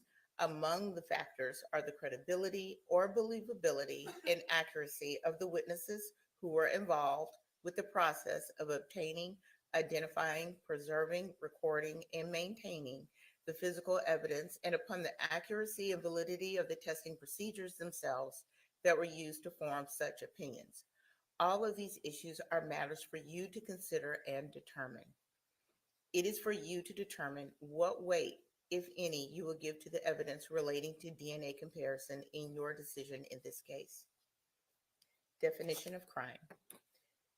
The defendant is charged with a crime against the laws of this state. A crime is a violation of a statute under this state in which there is a joint operation of an act and intention. Intent. Intent is an essential element of any crime and must be proved by the state beyond a reasonable doubt. Intent may be shown by many ways, provided you, the jury, believe that it existed from the proven facts before you. It may be inferred from the proven circumstances or by acts and conduct, or it may be, in your discretion, inferred when it is the natural and necessary consequence of the act. Whether or not you draw such an inference is a matter solely within your discretion. Criminal intent does not mean an intention to violate the law or to violate a penal statute, but means simply the intention to commit the act that is prohibited by a statute. No presumption of criminal intent. This defendant will not be presumed to have acted with criminal intent, but you must find such intention or the absence of it upon a consideration of words, conduct, demeanor, motive, and other circumstances connected with the act for which the accused is being prosecuted. Presumptions and inferences. Every person is presumed to be of sound mind and discretion, but this presumption may be rebutted. You may infer, if you wish to do so, that 1, the acts of a person of sound mind and discretion are the product of that person's will, and 2, a person of sound mind and discretion intends the natural and probable consequences of those acts. Whether or not you make such inference or inferences is a matter solely within the discretion of the jury. Guilt by mere presence.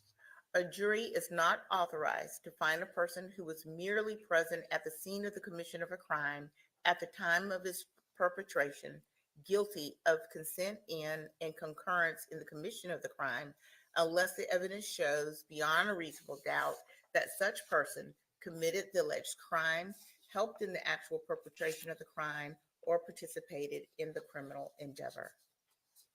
Guilt by mere association.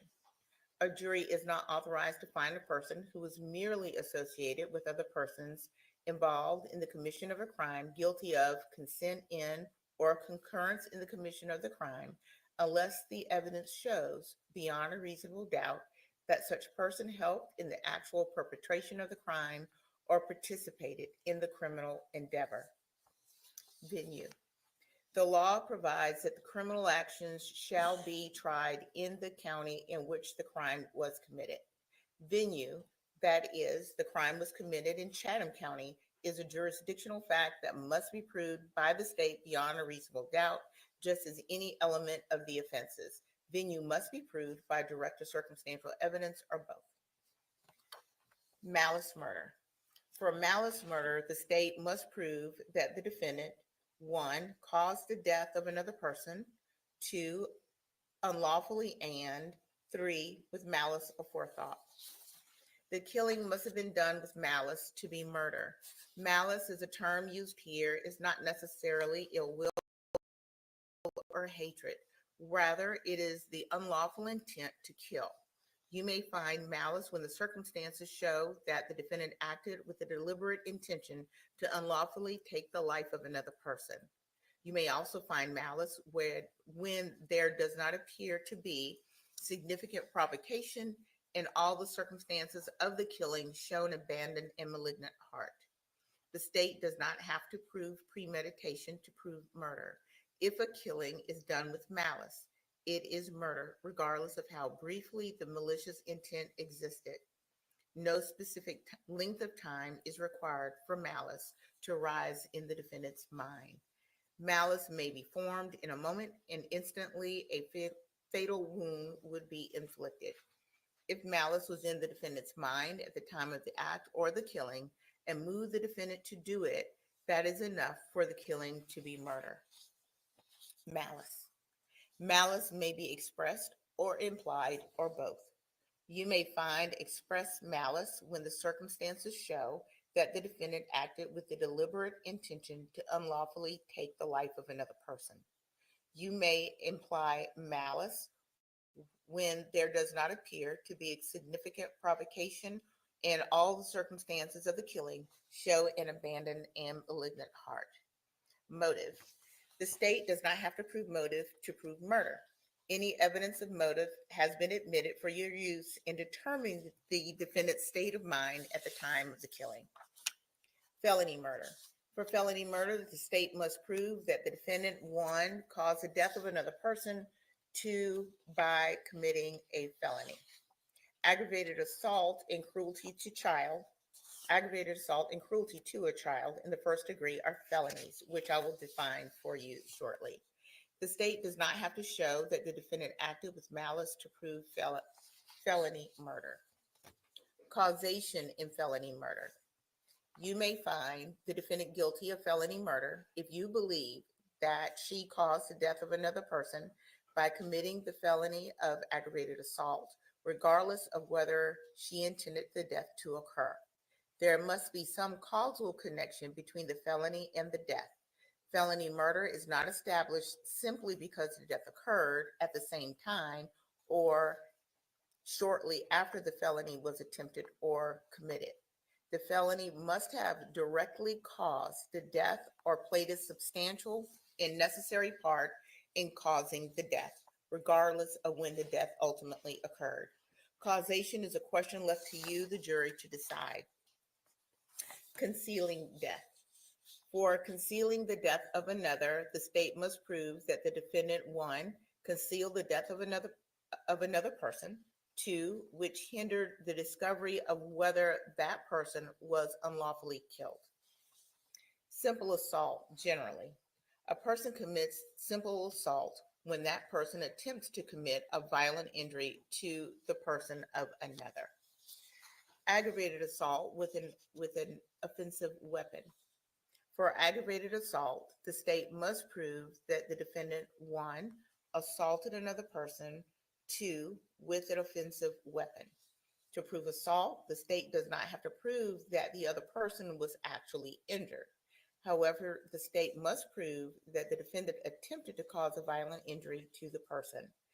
An offensive weapon is an object that causes death or serious bodily injury if used against someone. Determining if weapon is offensive. In deciding whether an object is an offensive weapon, you may consider all of the following factors: the nature and extent of any injury inflicted, the character or capabilities of the weapon, the manner in which it was used, any display of it to the jury, any other circumstances of the case. Cruelty to children in the first degree, malice.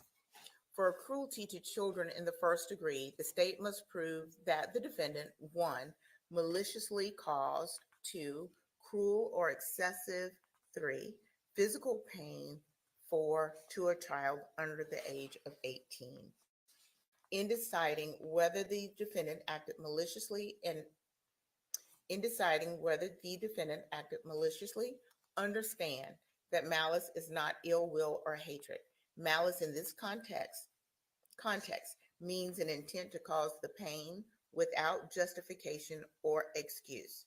Malice also means willfully doing an act while aware of a strong likelihood that the pain may result. Voluntary intoxication, not a defense. Voluntary intoxication is not a defense to a crime if the defendant, when sober, could reason and distinguish between right and wrong, and she voluntarily became intoxicated and then committed a crime while intoxicated, she is responsible for the crime just as if she had been sober at the time she committed the crime. False report of a crime. A person commits the offense of false report of a crime when she willfully and knowingly gives or causes a false report of a crime to be given to any law enforcement officer or agency of the state. Making a false statement. A person commits the offense of making a false statement when she knowingly and willfully falsifies, conceals, or covers up by any trick, scheme, or device a material fact, makes false, fictitious, or fraudulent statements or representation, or makes or uses any false writing or document, knowing the same to contain any false, fictitious, or fraudulent statement or entry in any matter within the jurisdiction of any department or agency of state government or of the government of any county, city, or other political subdivision of this state. Verdict generally. If you do not believe that the defendant is guilty of any of these offenses, or if you have any reasonable doubt as to the defendant's guilt, then it will be your duty to acquit the defendant, in which event the form of your verdict would be, we, the jury, find the defendant not guilty. If, however, after considering the testimony and evidence presented to you, together with the charge of the court, you should find and believe beyond a reasonable doubt that the defendant in Chatham County, Georgia, did on or about the dates alleged in the indictment commit the charged offenses in the matter as alleged in the indictment, you would be authorized to find the defendant guilty. In that event, the form of your verdict would be, we, the jury, find the defendant guilty. Unanimous verdict. Whatever your verdict is, it must be unanimous. That is agreed to by all. The verdict must be in writing and signed by one of your members as foreperson, dated and returned to be published in open court. I have prepared a verdict form for you to use during deliberations, and it will go out with you.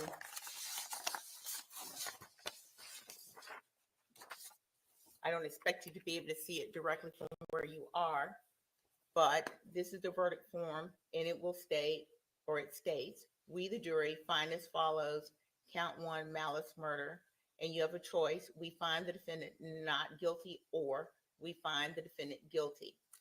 Count 2, felony murder, aggravated assault, we find the defendant not guilty, or we find the defendant guilty. Count 3, felony murder, cruelty to child in the first degree, we find the defendant not guilty, or we find the defendant guilty. Concealing the death of another, we find the defendant not guilty, or we find the defendant guilty. Count 5, false report of a crime, we find the defendant not guilty, or we find the defendant guilty. Count 6, making a false statement, we find the defendant not guilty, or we find the defendant guilty. And that would be the same with counts 5, 6, 7, 8, 9, 10, 11, 12, 13, 14, 15, 16, 17, 18, and 19. Each of those counts is making a false statement. And for each of those, you would find the defendant not guilty, or we find the defendant guilty. This will be signed by the foreperson and returned to the court. The court has no interest in the case. By no ruling or comment that the court has made during the progress of the trial, has the court intended to express any opinion upon the facts of this case, upon the credibility of the witnesses, upon the evidence, or upon the guilt or innocence of the defendant. Sympathy. Your verdict should be a true verdict based upon your opinion of the evidence according to the laws given you in this charge. You are not to show favor or sympathy to one party or the other. It is your duty to consider the facts objectively without favor, affection, or sympathy to either party. In deciding this case, you should not be influenced by sympathy or prejudice for or against either party. Responsibility for sentencing. You are only concerned with the guilt or innocence of the defendant. You are not to concern yourselves with punishment. Deliberations. One of your first duties in the jury room will be to select one of your number to act as foreperson.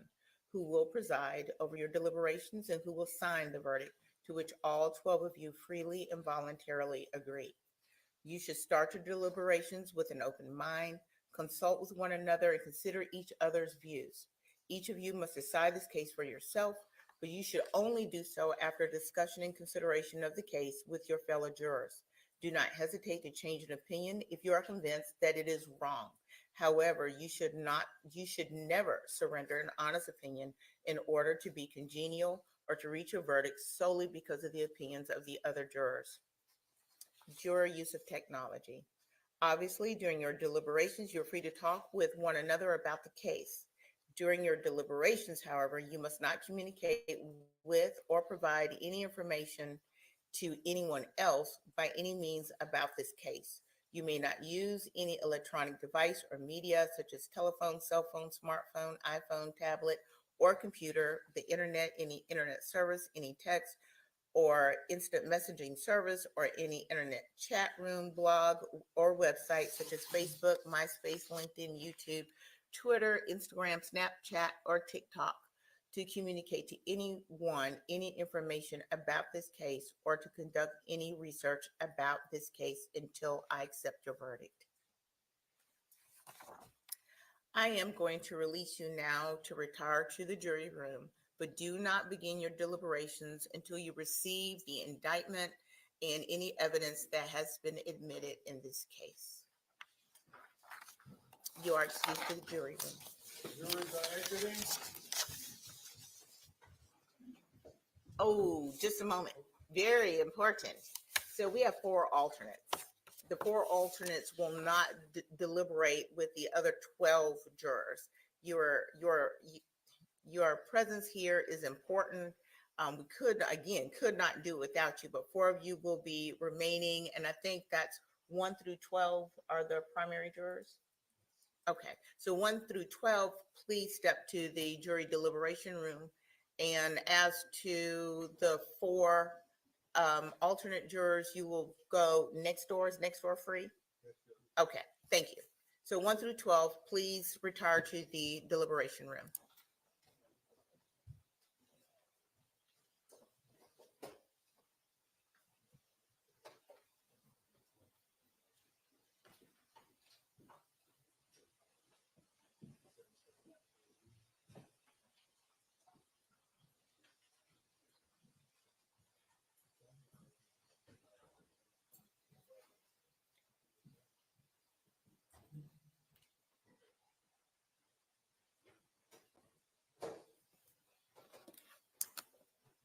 And ladies and gentlemen, before you leave, I just want to say thank you for your time and attention.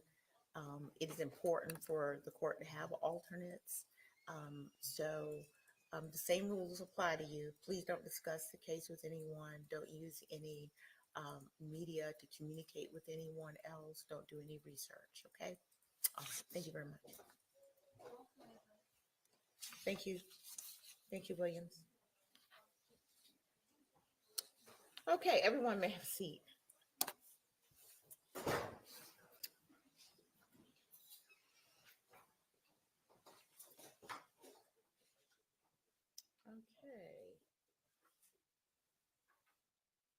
Anything from the state?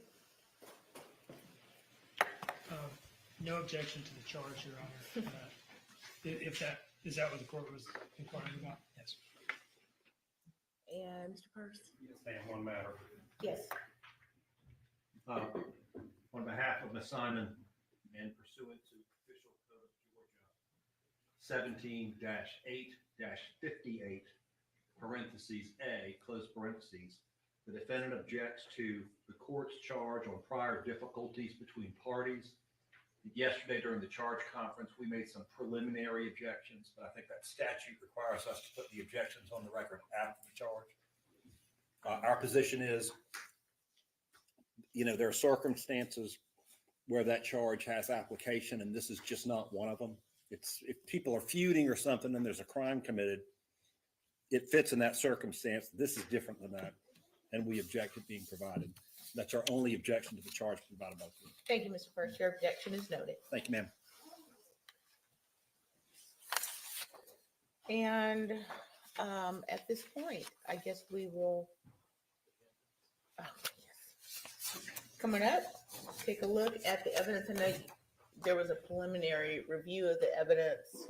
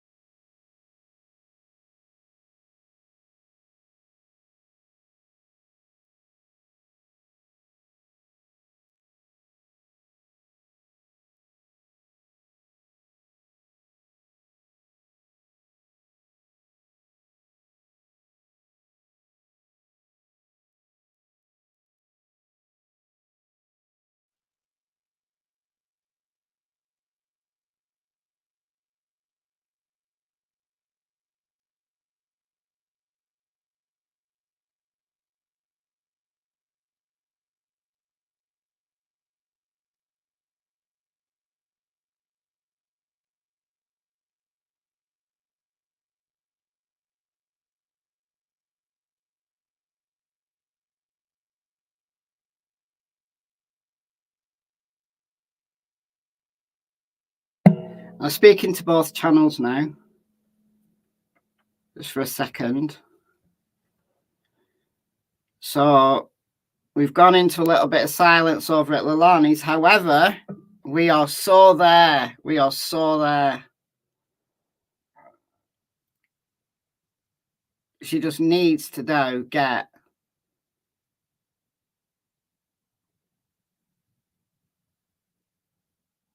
have the jury gone out? I know the alternates went out.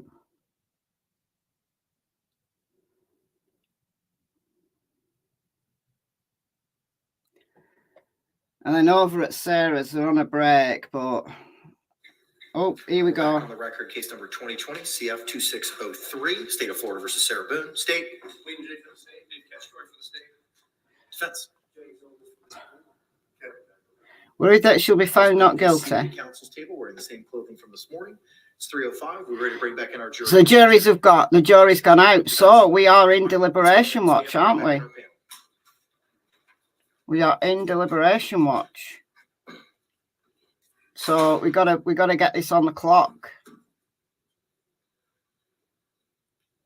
Jury's gone to discuss deliberations. I heard the alternates going out. I wasn't sure whether they'd all gone out. So I don't know what they're just, I don't know what they're doing here. But once they turn the cameras onto just whatever screen they use, I don't know what screen Law and Crime use, I'm going to put my verdict watch banner up. I think she'll be found guilty. I really think she will. Oh, thank you, Jackie. Yeah, it's the first trial that I've done. And haven't I gone in with all guns blazing because I'm streaming 2 trials at the same time and trying to keep up with Delphi the best I can. Lawyers are checking the evidence. Do you comply with the court's instructions during our break? Record reflect all hands have been raised. See you, Thank very Sherry. much. State, you may proceed with the balance of your evidence presentation.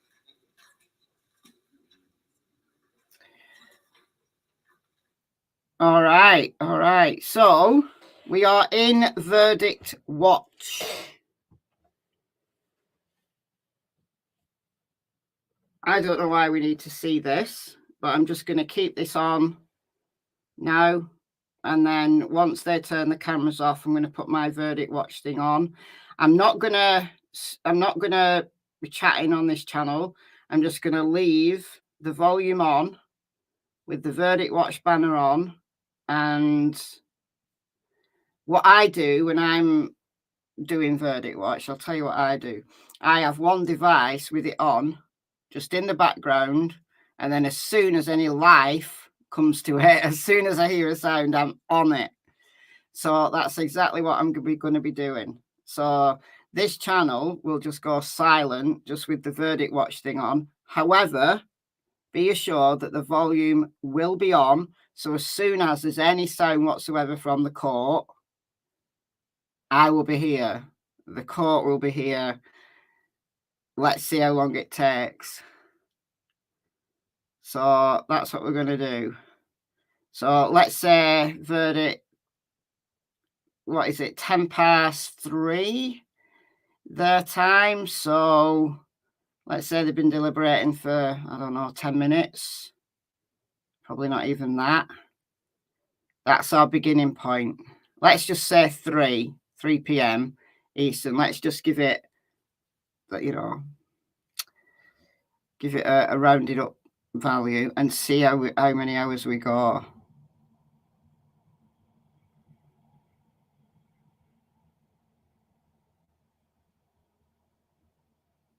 Last minute reminder to hit the like button. Absolutely. It helps with the algorithm.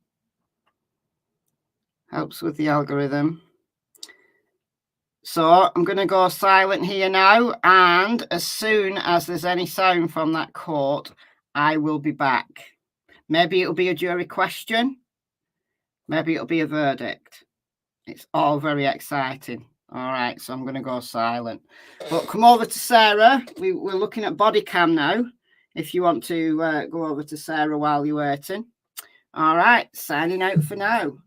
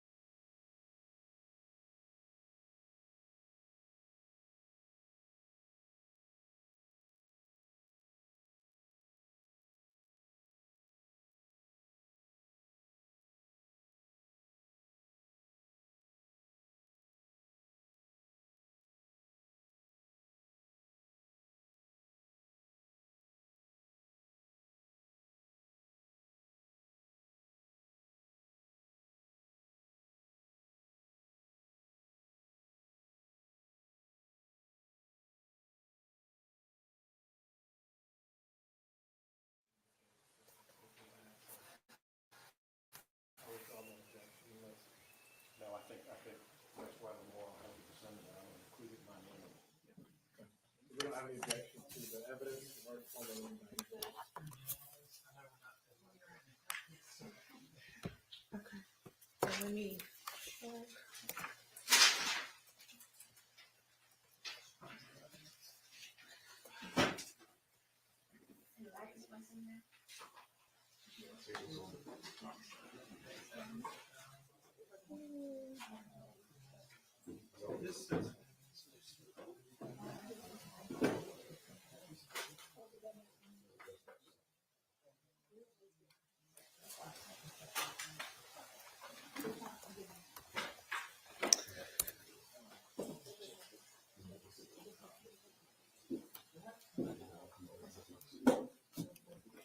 Okay, so the evidence that will go back to the jury has been inventoried. Both the state and defense agree on what needs to go back.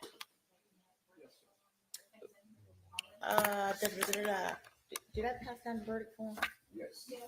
Okay, you got it. Didn't see in there was the jury charges, maybe. It's in there, I just. Okay, it looks like everything is ready to go. All right, thank you, Deputy Smith. Can I see your jury charges? That's your confidential date?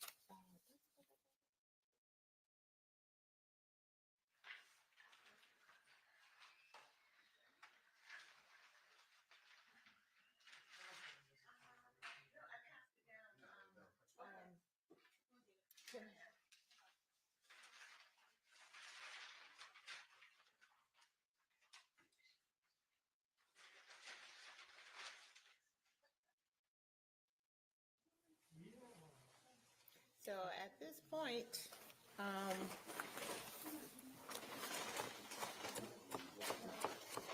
we'll send those back, and we have the verdict form and the indictment, Mr. Bryant. Yes. And there's nothing else that needs to be done at this point. So we will recess and await the verdict. We're in recess.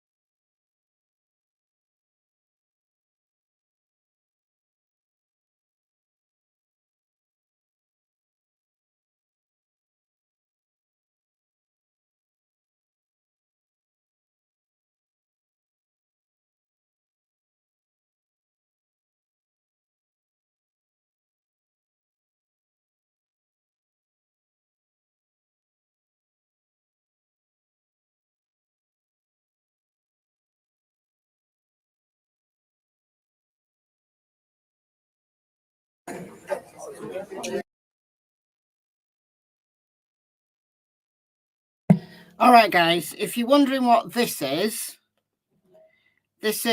a press conference regarding the Menendez brothers, who I talked about. I don't know whether it was this channel or the other channel. Like sometime last week, I played part of the presser. So this is the DA deciding on whether or not there's the decision as to whether they're going to be released or not. So don't worry if you're here for Verdict Watch. The Verdict Watch screen is in the background. The sound is on. So if there's any sound whatsoever from the courtroom, I will know about it and I'll switch it straight back over. All right, so don't worry. If you're here for the Leilani verdict, don't worry. Do not worry. I will know and I'll switch it straight back over. Rambling Rome. Yes, I am covering it. I actually forgot to announce it. Forgot to announce it earlier. But I've got the sound off at the moment, but as soon as they come to the podium, I will I'll unmute.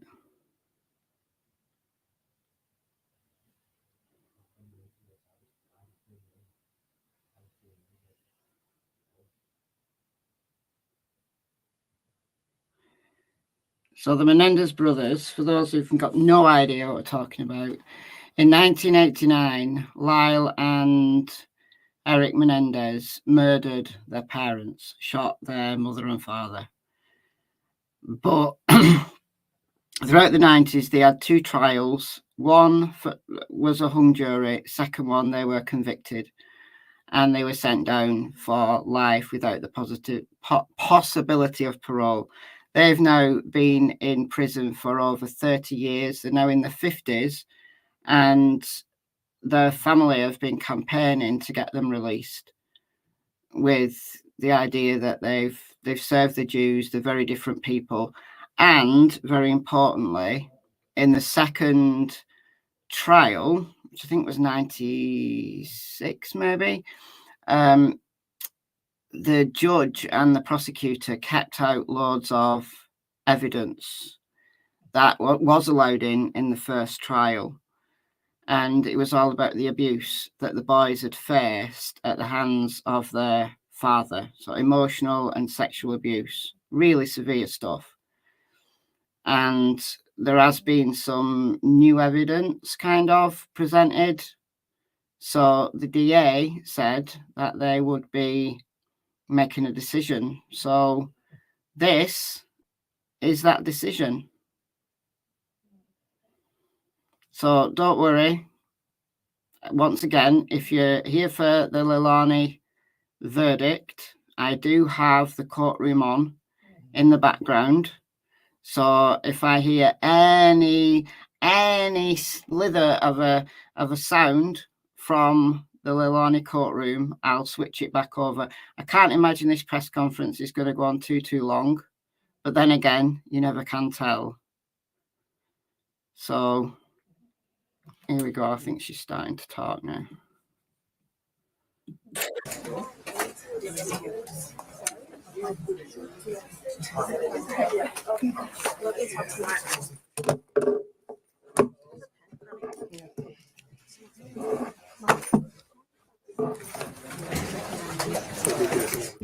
Test.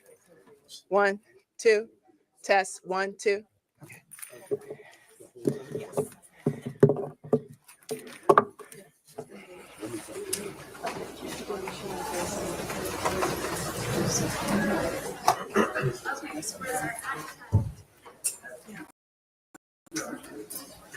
We can't have a media standing along this. They have to right standing. So make sure when it's time to, you can't have any. Can everyone please silence their phones? Give me just a second. Computers, volume off, please. Thank you.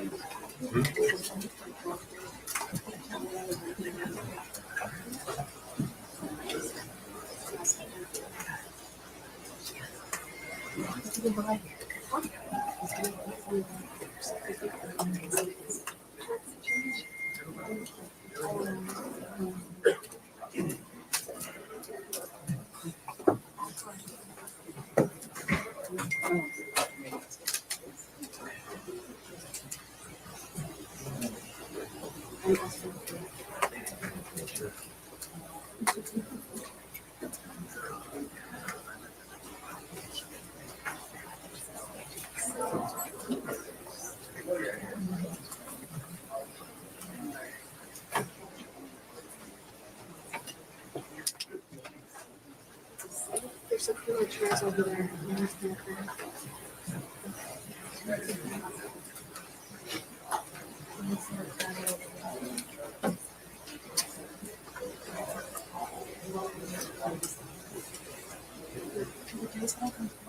Make sure there's a bathroom around the firehouse. I have always said.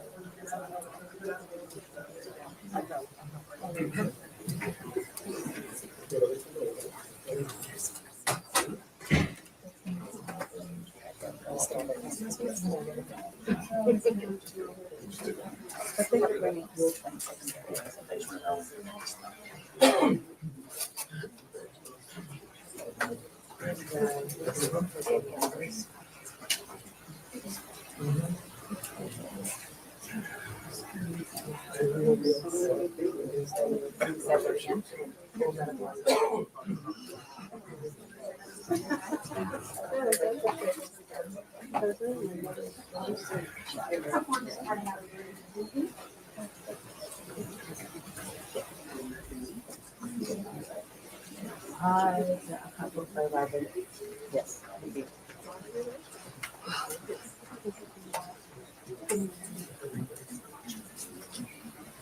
Not yet. It's just us.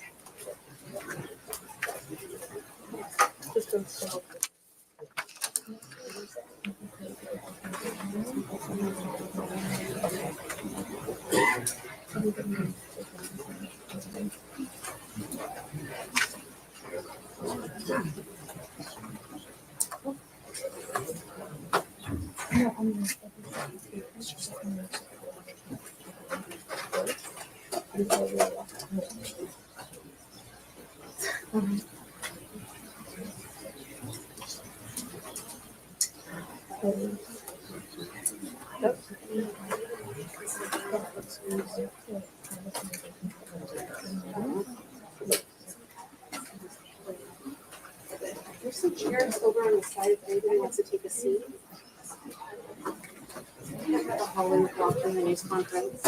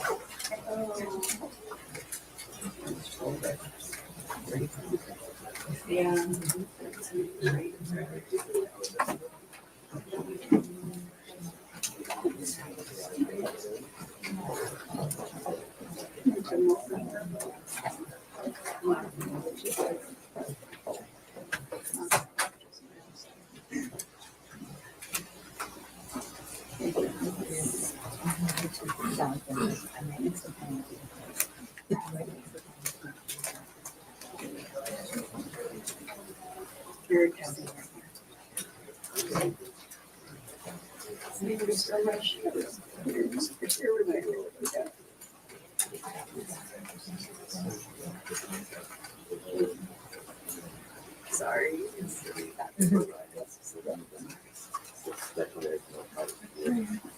Oh, and then.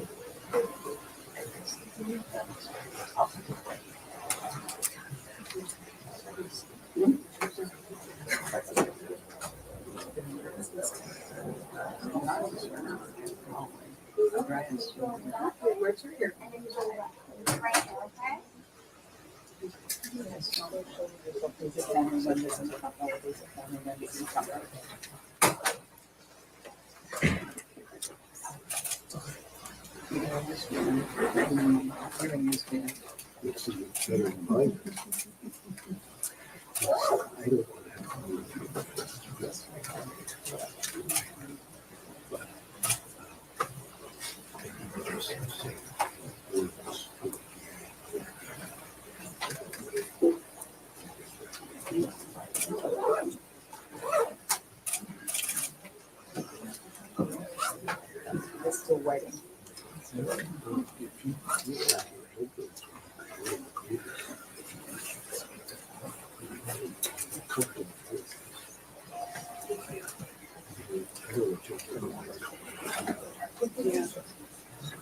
You actually there's some errors. I don't know.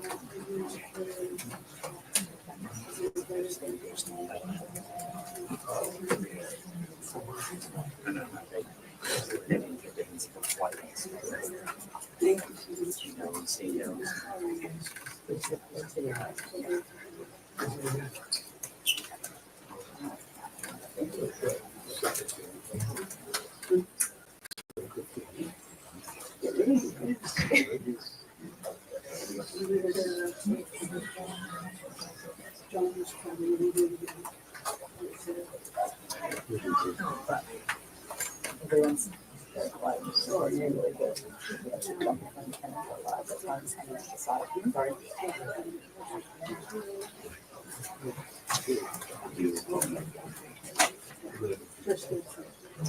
Exactly. I couldn't have said it better myself. First things first.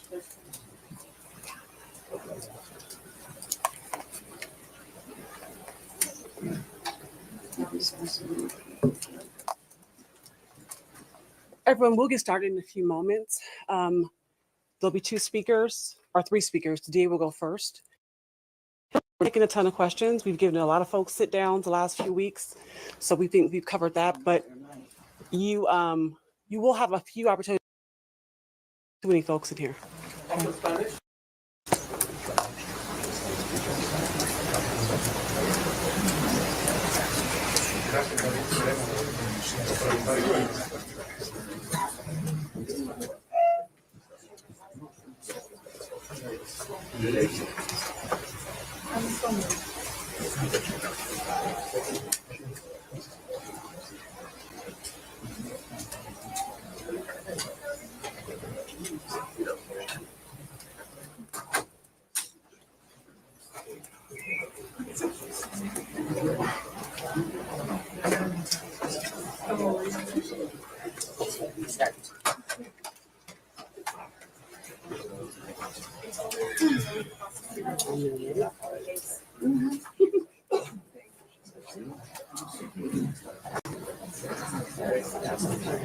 There, we're just have this hallway lined up.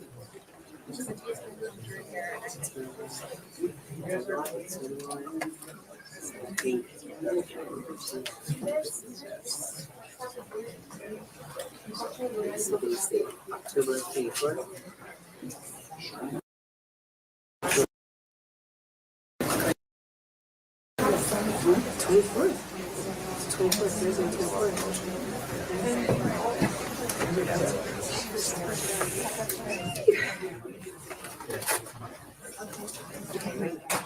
There's a couple chairs up there.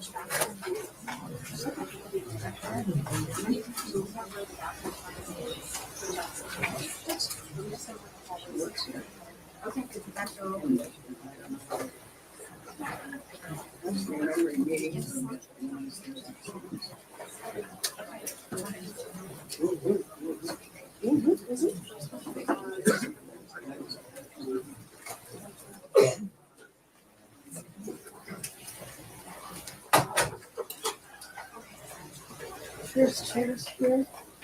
There's chairs here. There's people sitting here.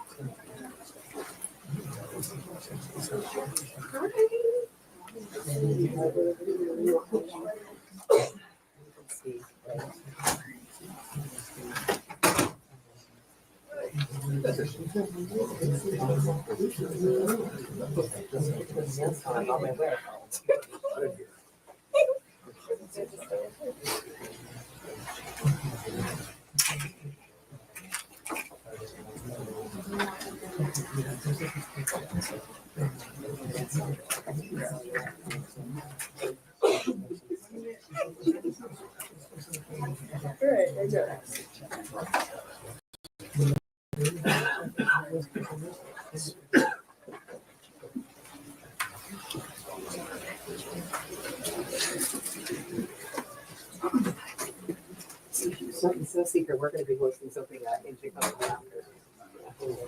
Yeah. So, pretty great. The engine company, Mark's office.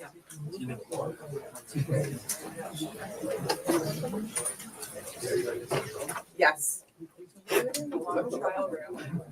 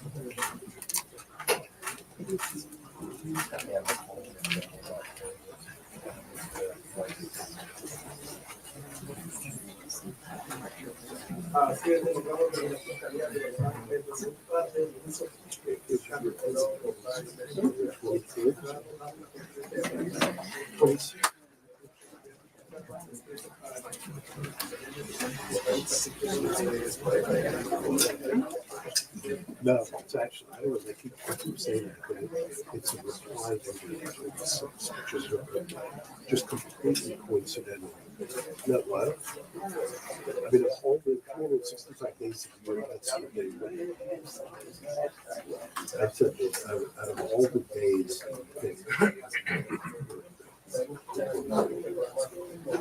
yes. 6. Somebody said before, yeah, really?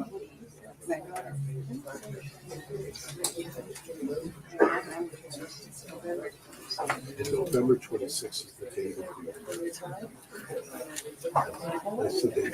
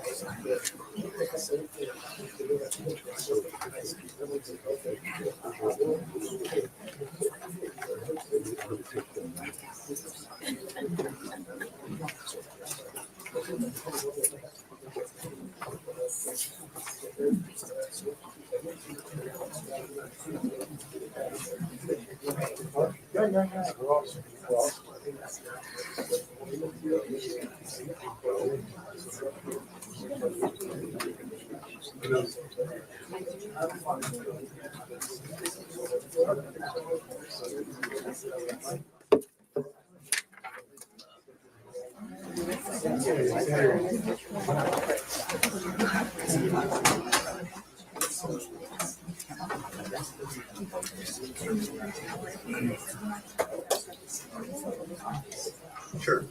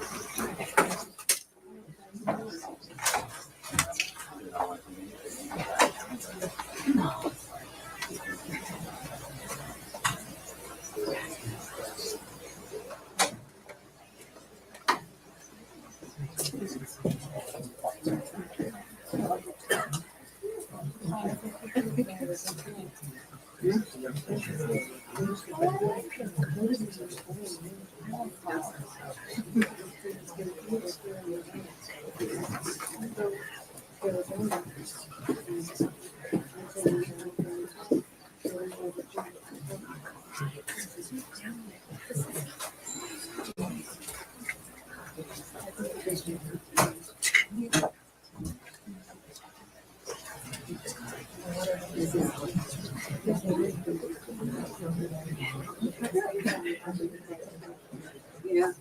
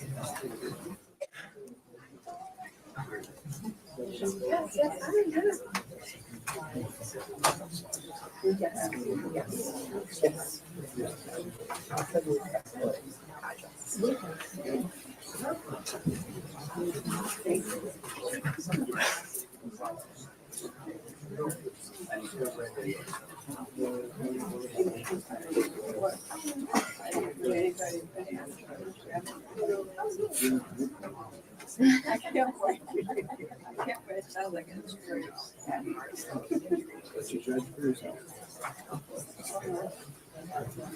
Somebody asked me before you walk out the door. No, you were scared her. She's older than me, you said? No, she's close.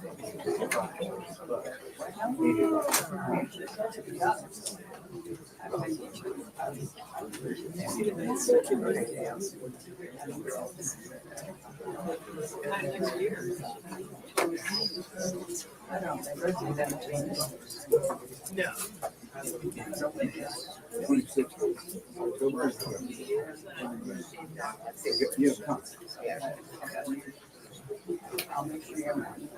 We're all coming.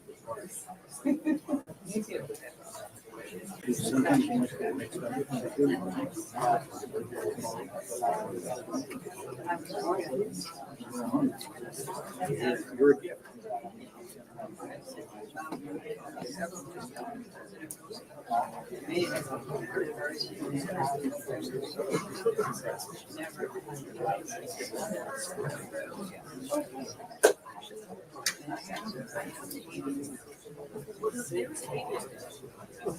She was upset about it when she went in after she made that whole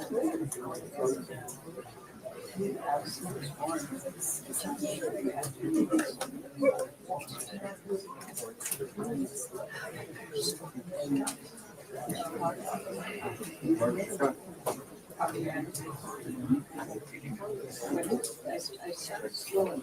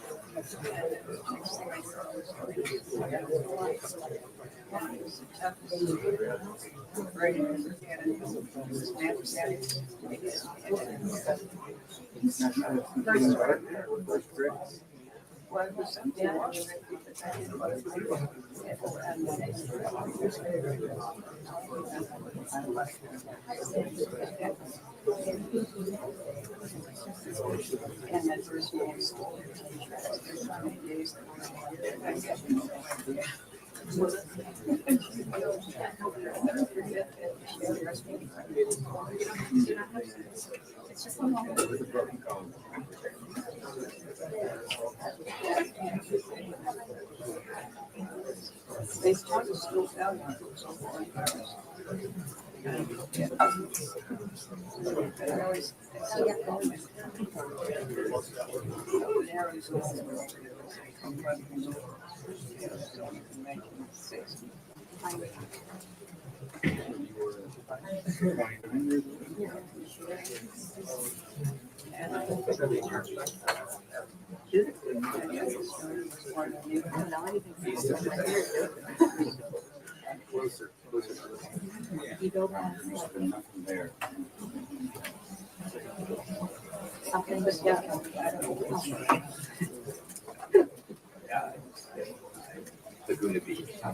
Yeah.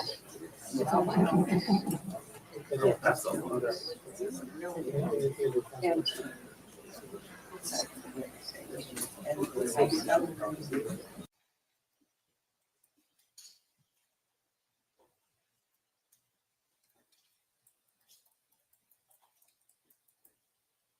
Sorry, guys, if you're in here for Menendez, but Judge Tammy has just come back into the courtroom.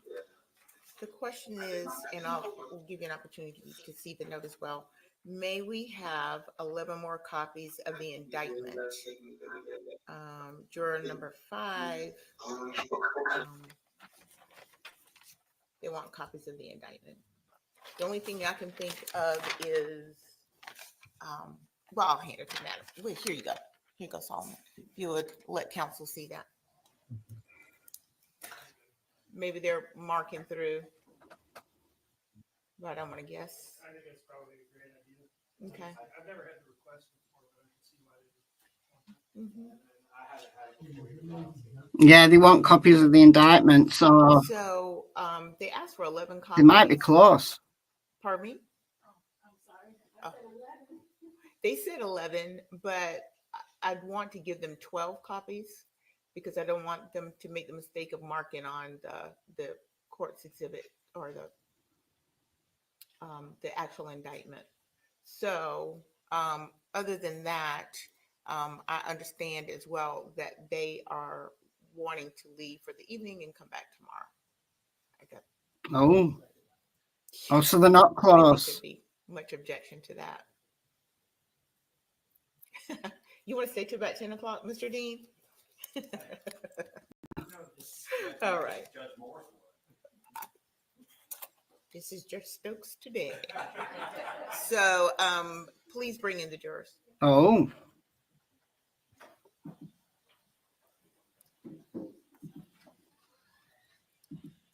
For those waiting for Menendez, it still hasn't started.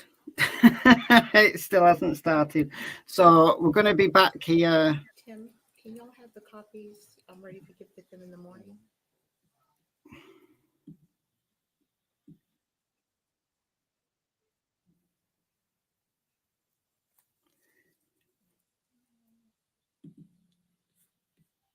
So we're going to be back here tomorrow.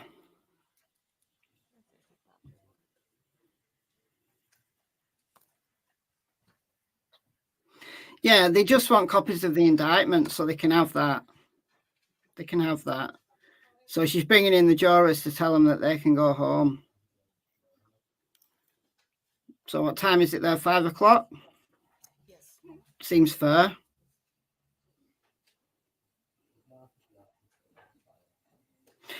You never know that some jurors might have childcare and stuff like that, and they have been finishing around 5. I think there's only been one day when they've been really late. So maybe if they were really close, they might stay. All right, thank you. And we're awaiting the alternates. But they do have a lot of they've got 19 charges to go through. So I suspect they're going through each one, but maybe each juror wants a copy. Why doesn't everybody just have a seat?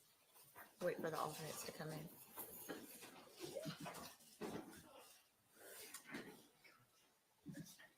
And the alternates are in a separate room. I think the Menendez brothers are being released because the 2 old ladies at the front, people are hugging them. So That looks positive.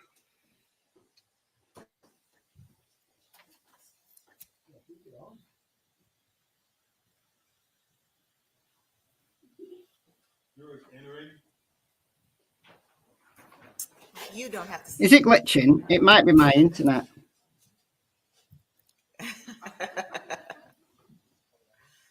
Hello, hello, hello, hello. Welcome back.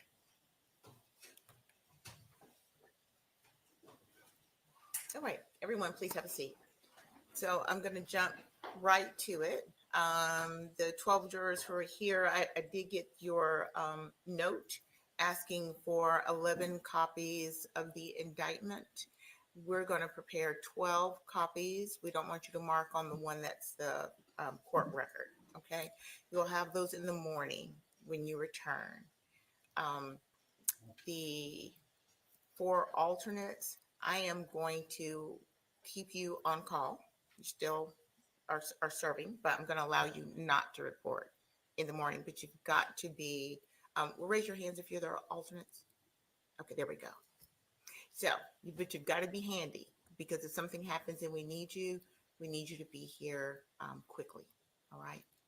So, but you're all under the same instructions not to discuss the case with anyone else. Don't allow anyone to discuss it with you. Stay away from any media. Don't do any research. Not yet, Gemma. All of the same restrictions apply to all of you. All right. And with that, we will see you in the morning. Why don't we have you report at 9 o'clock in the morning? We can get right to it. Okay. And with that, you are excused for the evening, and the 4 of you are excused from having to report tomorrow. Okay? All right. Jurors exiting.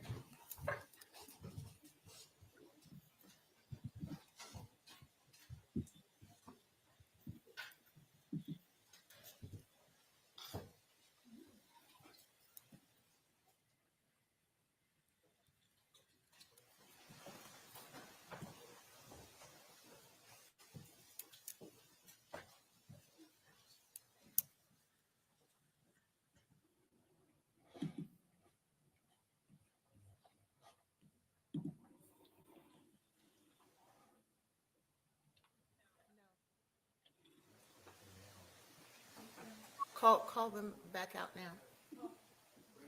Thank you, Ms. Blake.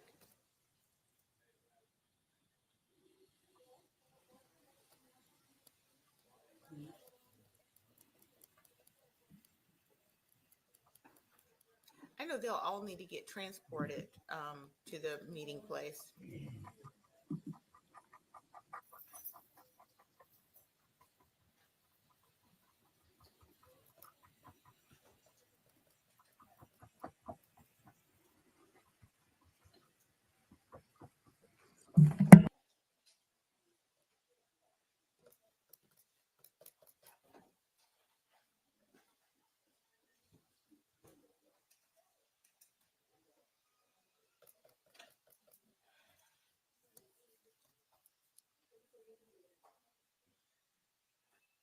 You'll exit back out the secure hallway. If you just have a seat in the court area where you just were, you'll be instructed on how to leave from here. Come on through. You can come on out.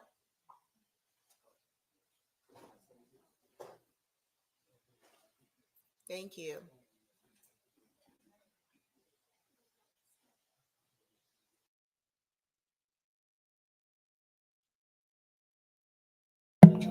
All right, I'm gonna let Judge Tammy just get on with her admin. The jurors have gone, so nothing else can possibly happen until 9 a.m. tomorrow morning. So we will be back 9 a.m. tomorrow morning for verdict watch. And they've currently been deliberating for 2 hours. So we just have to remember that for the, the rolling tally. All right. We're not quite at the beginning here. Oh. All right. It's beginning. Menendez, a case that has made national headlines for decades. That is George Gascon, the Los Angeles County DA. Let's listen to a decision that he could make about their future. Okay, good afternoon, everyone. And before I begin speaking, I want to also introduce some other people that are here with me, and hope I'm pronouncing the names right because I've seen handwritten part of it. But I have Ana Maria Barat, Jose Menendez, Jose Menendez and niece Karen Bender-Molen, and Katie's niece. They're all here with us. Also with us here is Brock Lunsford. He's the Assistant Head Deputy for the Post-Litigation Conviction Unit, and Nancy Cervier, who is the Deputy District Attorney in charge of the Resentencing Unit. Let me begin by telling you that this is a case where we've had many people in this office spend a great deal of time reviewing the case. I have to tell you unequivocally that we don't have a universal agreement. There are people in the office that strongly believe that the Menendez brothers should stay in prison the rest of their life. And they do not believe that they were molested. And there are people in the office that strongly believe that they should be released immediately and that they were in fact molested. I have to tell you that after a very careful review of all the arguments that were made for people on both sides of this equation, I came to a place where I believe that under the law, resentencing is appropriate, and I am going to recommend that to a court tomorrow. What that means in this particular case is that we're going to recommend to the court that the life without the possibility of parole be removed and that they would be sentenced for murder, which, because there are two murders involved, that would be 50 years to life. However, because of their age, under the law, since they were under 26 years of age at the time that these crimes occurred, they would be eligible for parole immediately. The teams that have worked on this, on the resentencing side of it, have spent literally probably hundreds of hours by now looking at this case. These cases were originally presented on the habeas side of it, which I'll explain in a moment what that is, last year. And then the request for a prosecutor-initiated resentencing occurred earlier this year. And there have been people in this office working in these cases from the very beginning, as well as many other cases that we have. The reason why I'm here today and why I came in front of all of you about 10 days ago is because there was a more recent documentary about the case that again brought a tremendous amount of public attention. And we know there have been other documentaries, so this is not the first, this is a more recent one. And frankly, our office got flooded with requests for information. And even though this case was already scheduled to be heard in late November, I decided to move this forward because, quite frankly, we did not have enough resources to handle all the requests. And one of the things that I thrive to do in this office is to be very transparent in everything that we do. In this case, we review the prison files. And you have to understand that the way the process works, when you're talking about a resentencing under the law, it really focuses not necessarily on what the original crimes were, but it focuses on, has the person been rehabilitated, number one, and number two, can they be released safely into their community? Under that rubric, since I've been in office, we have resentenced over 300 people, including 28 for murder. Only 4 have reoffended. If that was a regular recidivism rate in this country, we would be the safest nation in the world. But we know that it's not. In fact, somewhere between 40 and 50% of the people that go to prison reoffend and get rearrested. And that's why we have so many problems. However, when you look at the case of the Menendez brothers, you see two very young people. One was 19 and the other one was 21 when they committed this horrible acts. And I want to underline, they were horrible acts. There is no excuse for murder. And I will never imply that what we're doing here is to excuse that behavior. Because even if you get abused, the right path is to call the police, seek help. But I understand also how sometimes people get desperate.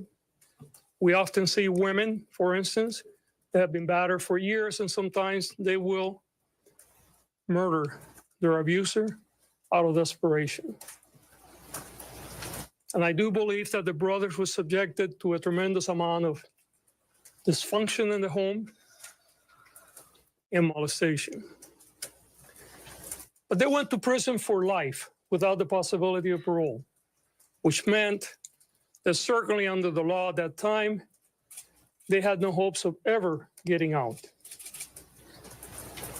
They could have done what many other people do, which is basically said, you know what, I'm here for the rest of my life, so I'm going to do whatever. I'm going to misbehave, I'm going to join gangs, I'm going to live the life of the prison. But they never did that. To the contrary, even though they didn't think that they would ever be let free, they engaged in a different journey. A journey of redemption and a journey of rehabilitation. And often the people that begin their journey of rehabilitation and redemption in prison is often very internal. And what they do, and one of our lawyers pointed out this today, is usually the path is people try to further their education, do things for self-improvement, which the brothers have done, by the way. But it's more unique or less usual, I guess, when people not only do that, but they also begin to engage in ways to make life for others better. And in this case, the brothers have been doing so for a very long time, creating groups to deal with how to address untreated trauma, creating groups to deal with other inmates that have physical disabilities and may be treated differently. Even in one case, Lyle negotiating for other inmates as to the conditions that they live under during prison. And all this was done by two young people. Now they're not as young. They had no hopes of ever getting out of prison. They have been in prison for nearly 35 years. I believe that they have paid their debt to society. And the system provides a vehicle for their case to be reviewed by a parole board. And if the parole concurs with my assessment, and it will be their decision, they will be released accordingly. I must underline, however, this case will be filed in court tomorrow. The final decision will be made by the judge. Court has to agree with my conclusion that they deserve to be resentenced. It is very possible that there may be members of this office that will be present in court opposing the resentencing. And they have a right to do so. And we encourage those that disagree with us that will be present in court opposing the resentencing. And they have a right to do so. And we encourage those that disagree with us to speak, and the court is the appropriate place to do it. We certainly feel we're very sure not only that the brothers have rehabilitated and that they will be safe to be reintegrated in our society, but that they have paid their dues, not only for the crimes that they committed, but because of all the other things they have done to improve the life of so many others. So again, we will be filing for resentencing tomorrow. We're seeking that they would be sentenced to life with the possibility of parole, as opposed to life without the possibility of parole, which is they currently have. That means that they would have 50 years to life because there were 2 murders. But because of the age upon which they were convicted, under 26, under current law, that means they're eligible for youthful parole. I think there is also important to have some introspection today, because I think that often, for cultural reasons, we don't believe victims of sexual assault, whether they're women, whether they're men. We saw in our first trial, which, by the way, they were tried twice. The first trial hung, meaning the jury could not come to a conclusion. And in fact, about half of the jury wanted to convict them of manslaughter, which, if that were have been the case, they would have been off prison a long time ago. And then there was a second trial, and then they were convicted of murder with special circumstances, which led to the life without the possibility of parole. But it's salient to understand that our own implicit and sometimes explicit bias around sexual abuse and sexual assaults often leads us to severe injustices in our community. And I want to speak to those that are victims of sexual assault now, whether you're a man or a woman. Know that we're here for you. If you're a victim of sexual assault in this community, and by that we're talking about LA County, not just LA City, you can come for help. Whether you're prepared to prosecute or not, we will be here for you. We have services for you. And if you're prepared to move forward with the prosecution, we will evaluate it as we do any other case. And if we believe that the evidence is there to present a credible case in front of a jury that can be proven beyond a reasonable doubt, we would proceed accordingly. You do not have to suffer alone. You don't have to keep it to yourself. And help is here unconditionally. I'm going to say a few words in Spanish because I know there's tremendous amount of interest from the Spanish media.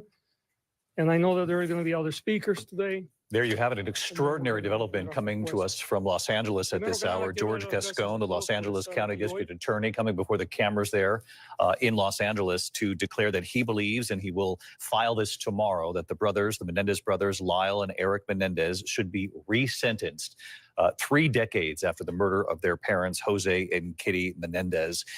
They received life without the possibility of parole. He believes, and it will be his suggestion, that they are resentenced to life with the possibility of parole, because there were 2 murders that would mean 50 years to life. And given their ages at the time, 19 and 21 years old, that means they could be released immediately, given the time served, given the fact that they have spent nearly 35 years in prison. He did, at the very beginning of his news conference moments ago, acknowledge that within the DA's office, there is not complete agreement on this. All right, so we have it. Now, I think there are going to be other speakers. So if you want this link beforehand, they did say there would be 2 speakers, maybe. So there you go. But I'm signing off here. I'm signing off here. I've been here in this chair for nearly 8 hours. So actually longer because I've been on the other channel longer. So my back is killing, and it is 22 minutes past 10 in the PM. So I'm signing off here, and I will be back 9 a.m. Eastern for day 2 of Verdict Watch. All right, guys. Thank you all. Thank you, mods. And I'll see you same place tomorrow for Verdict Watch in Leilani Simon. And great news about the Menendez brothers. Couldn't have asked for more than that, could we? All right. Bye for now. See you soon.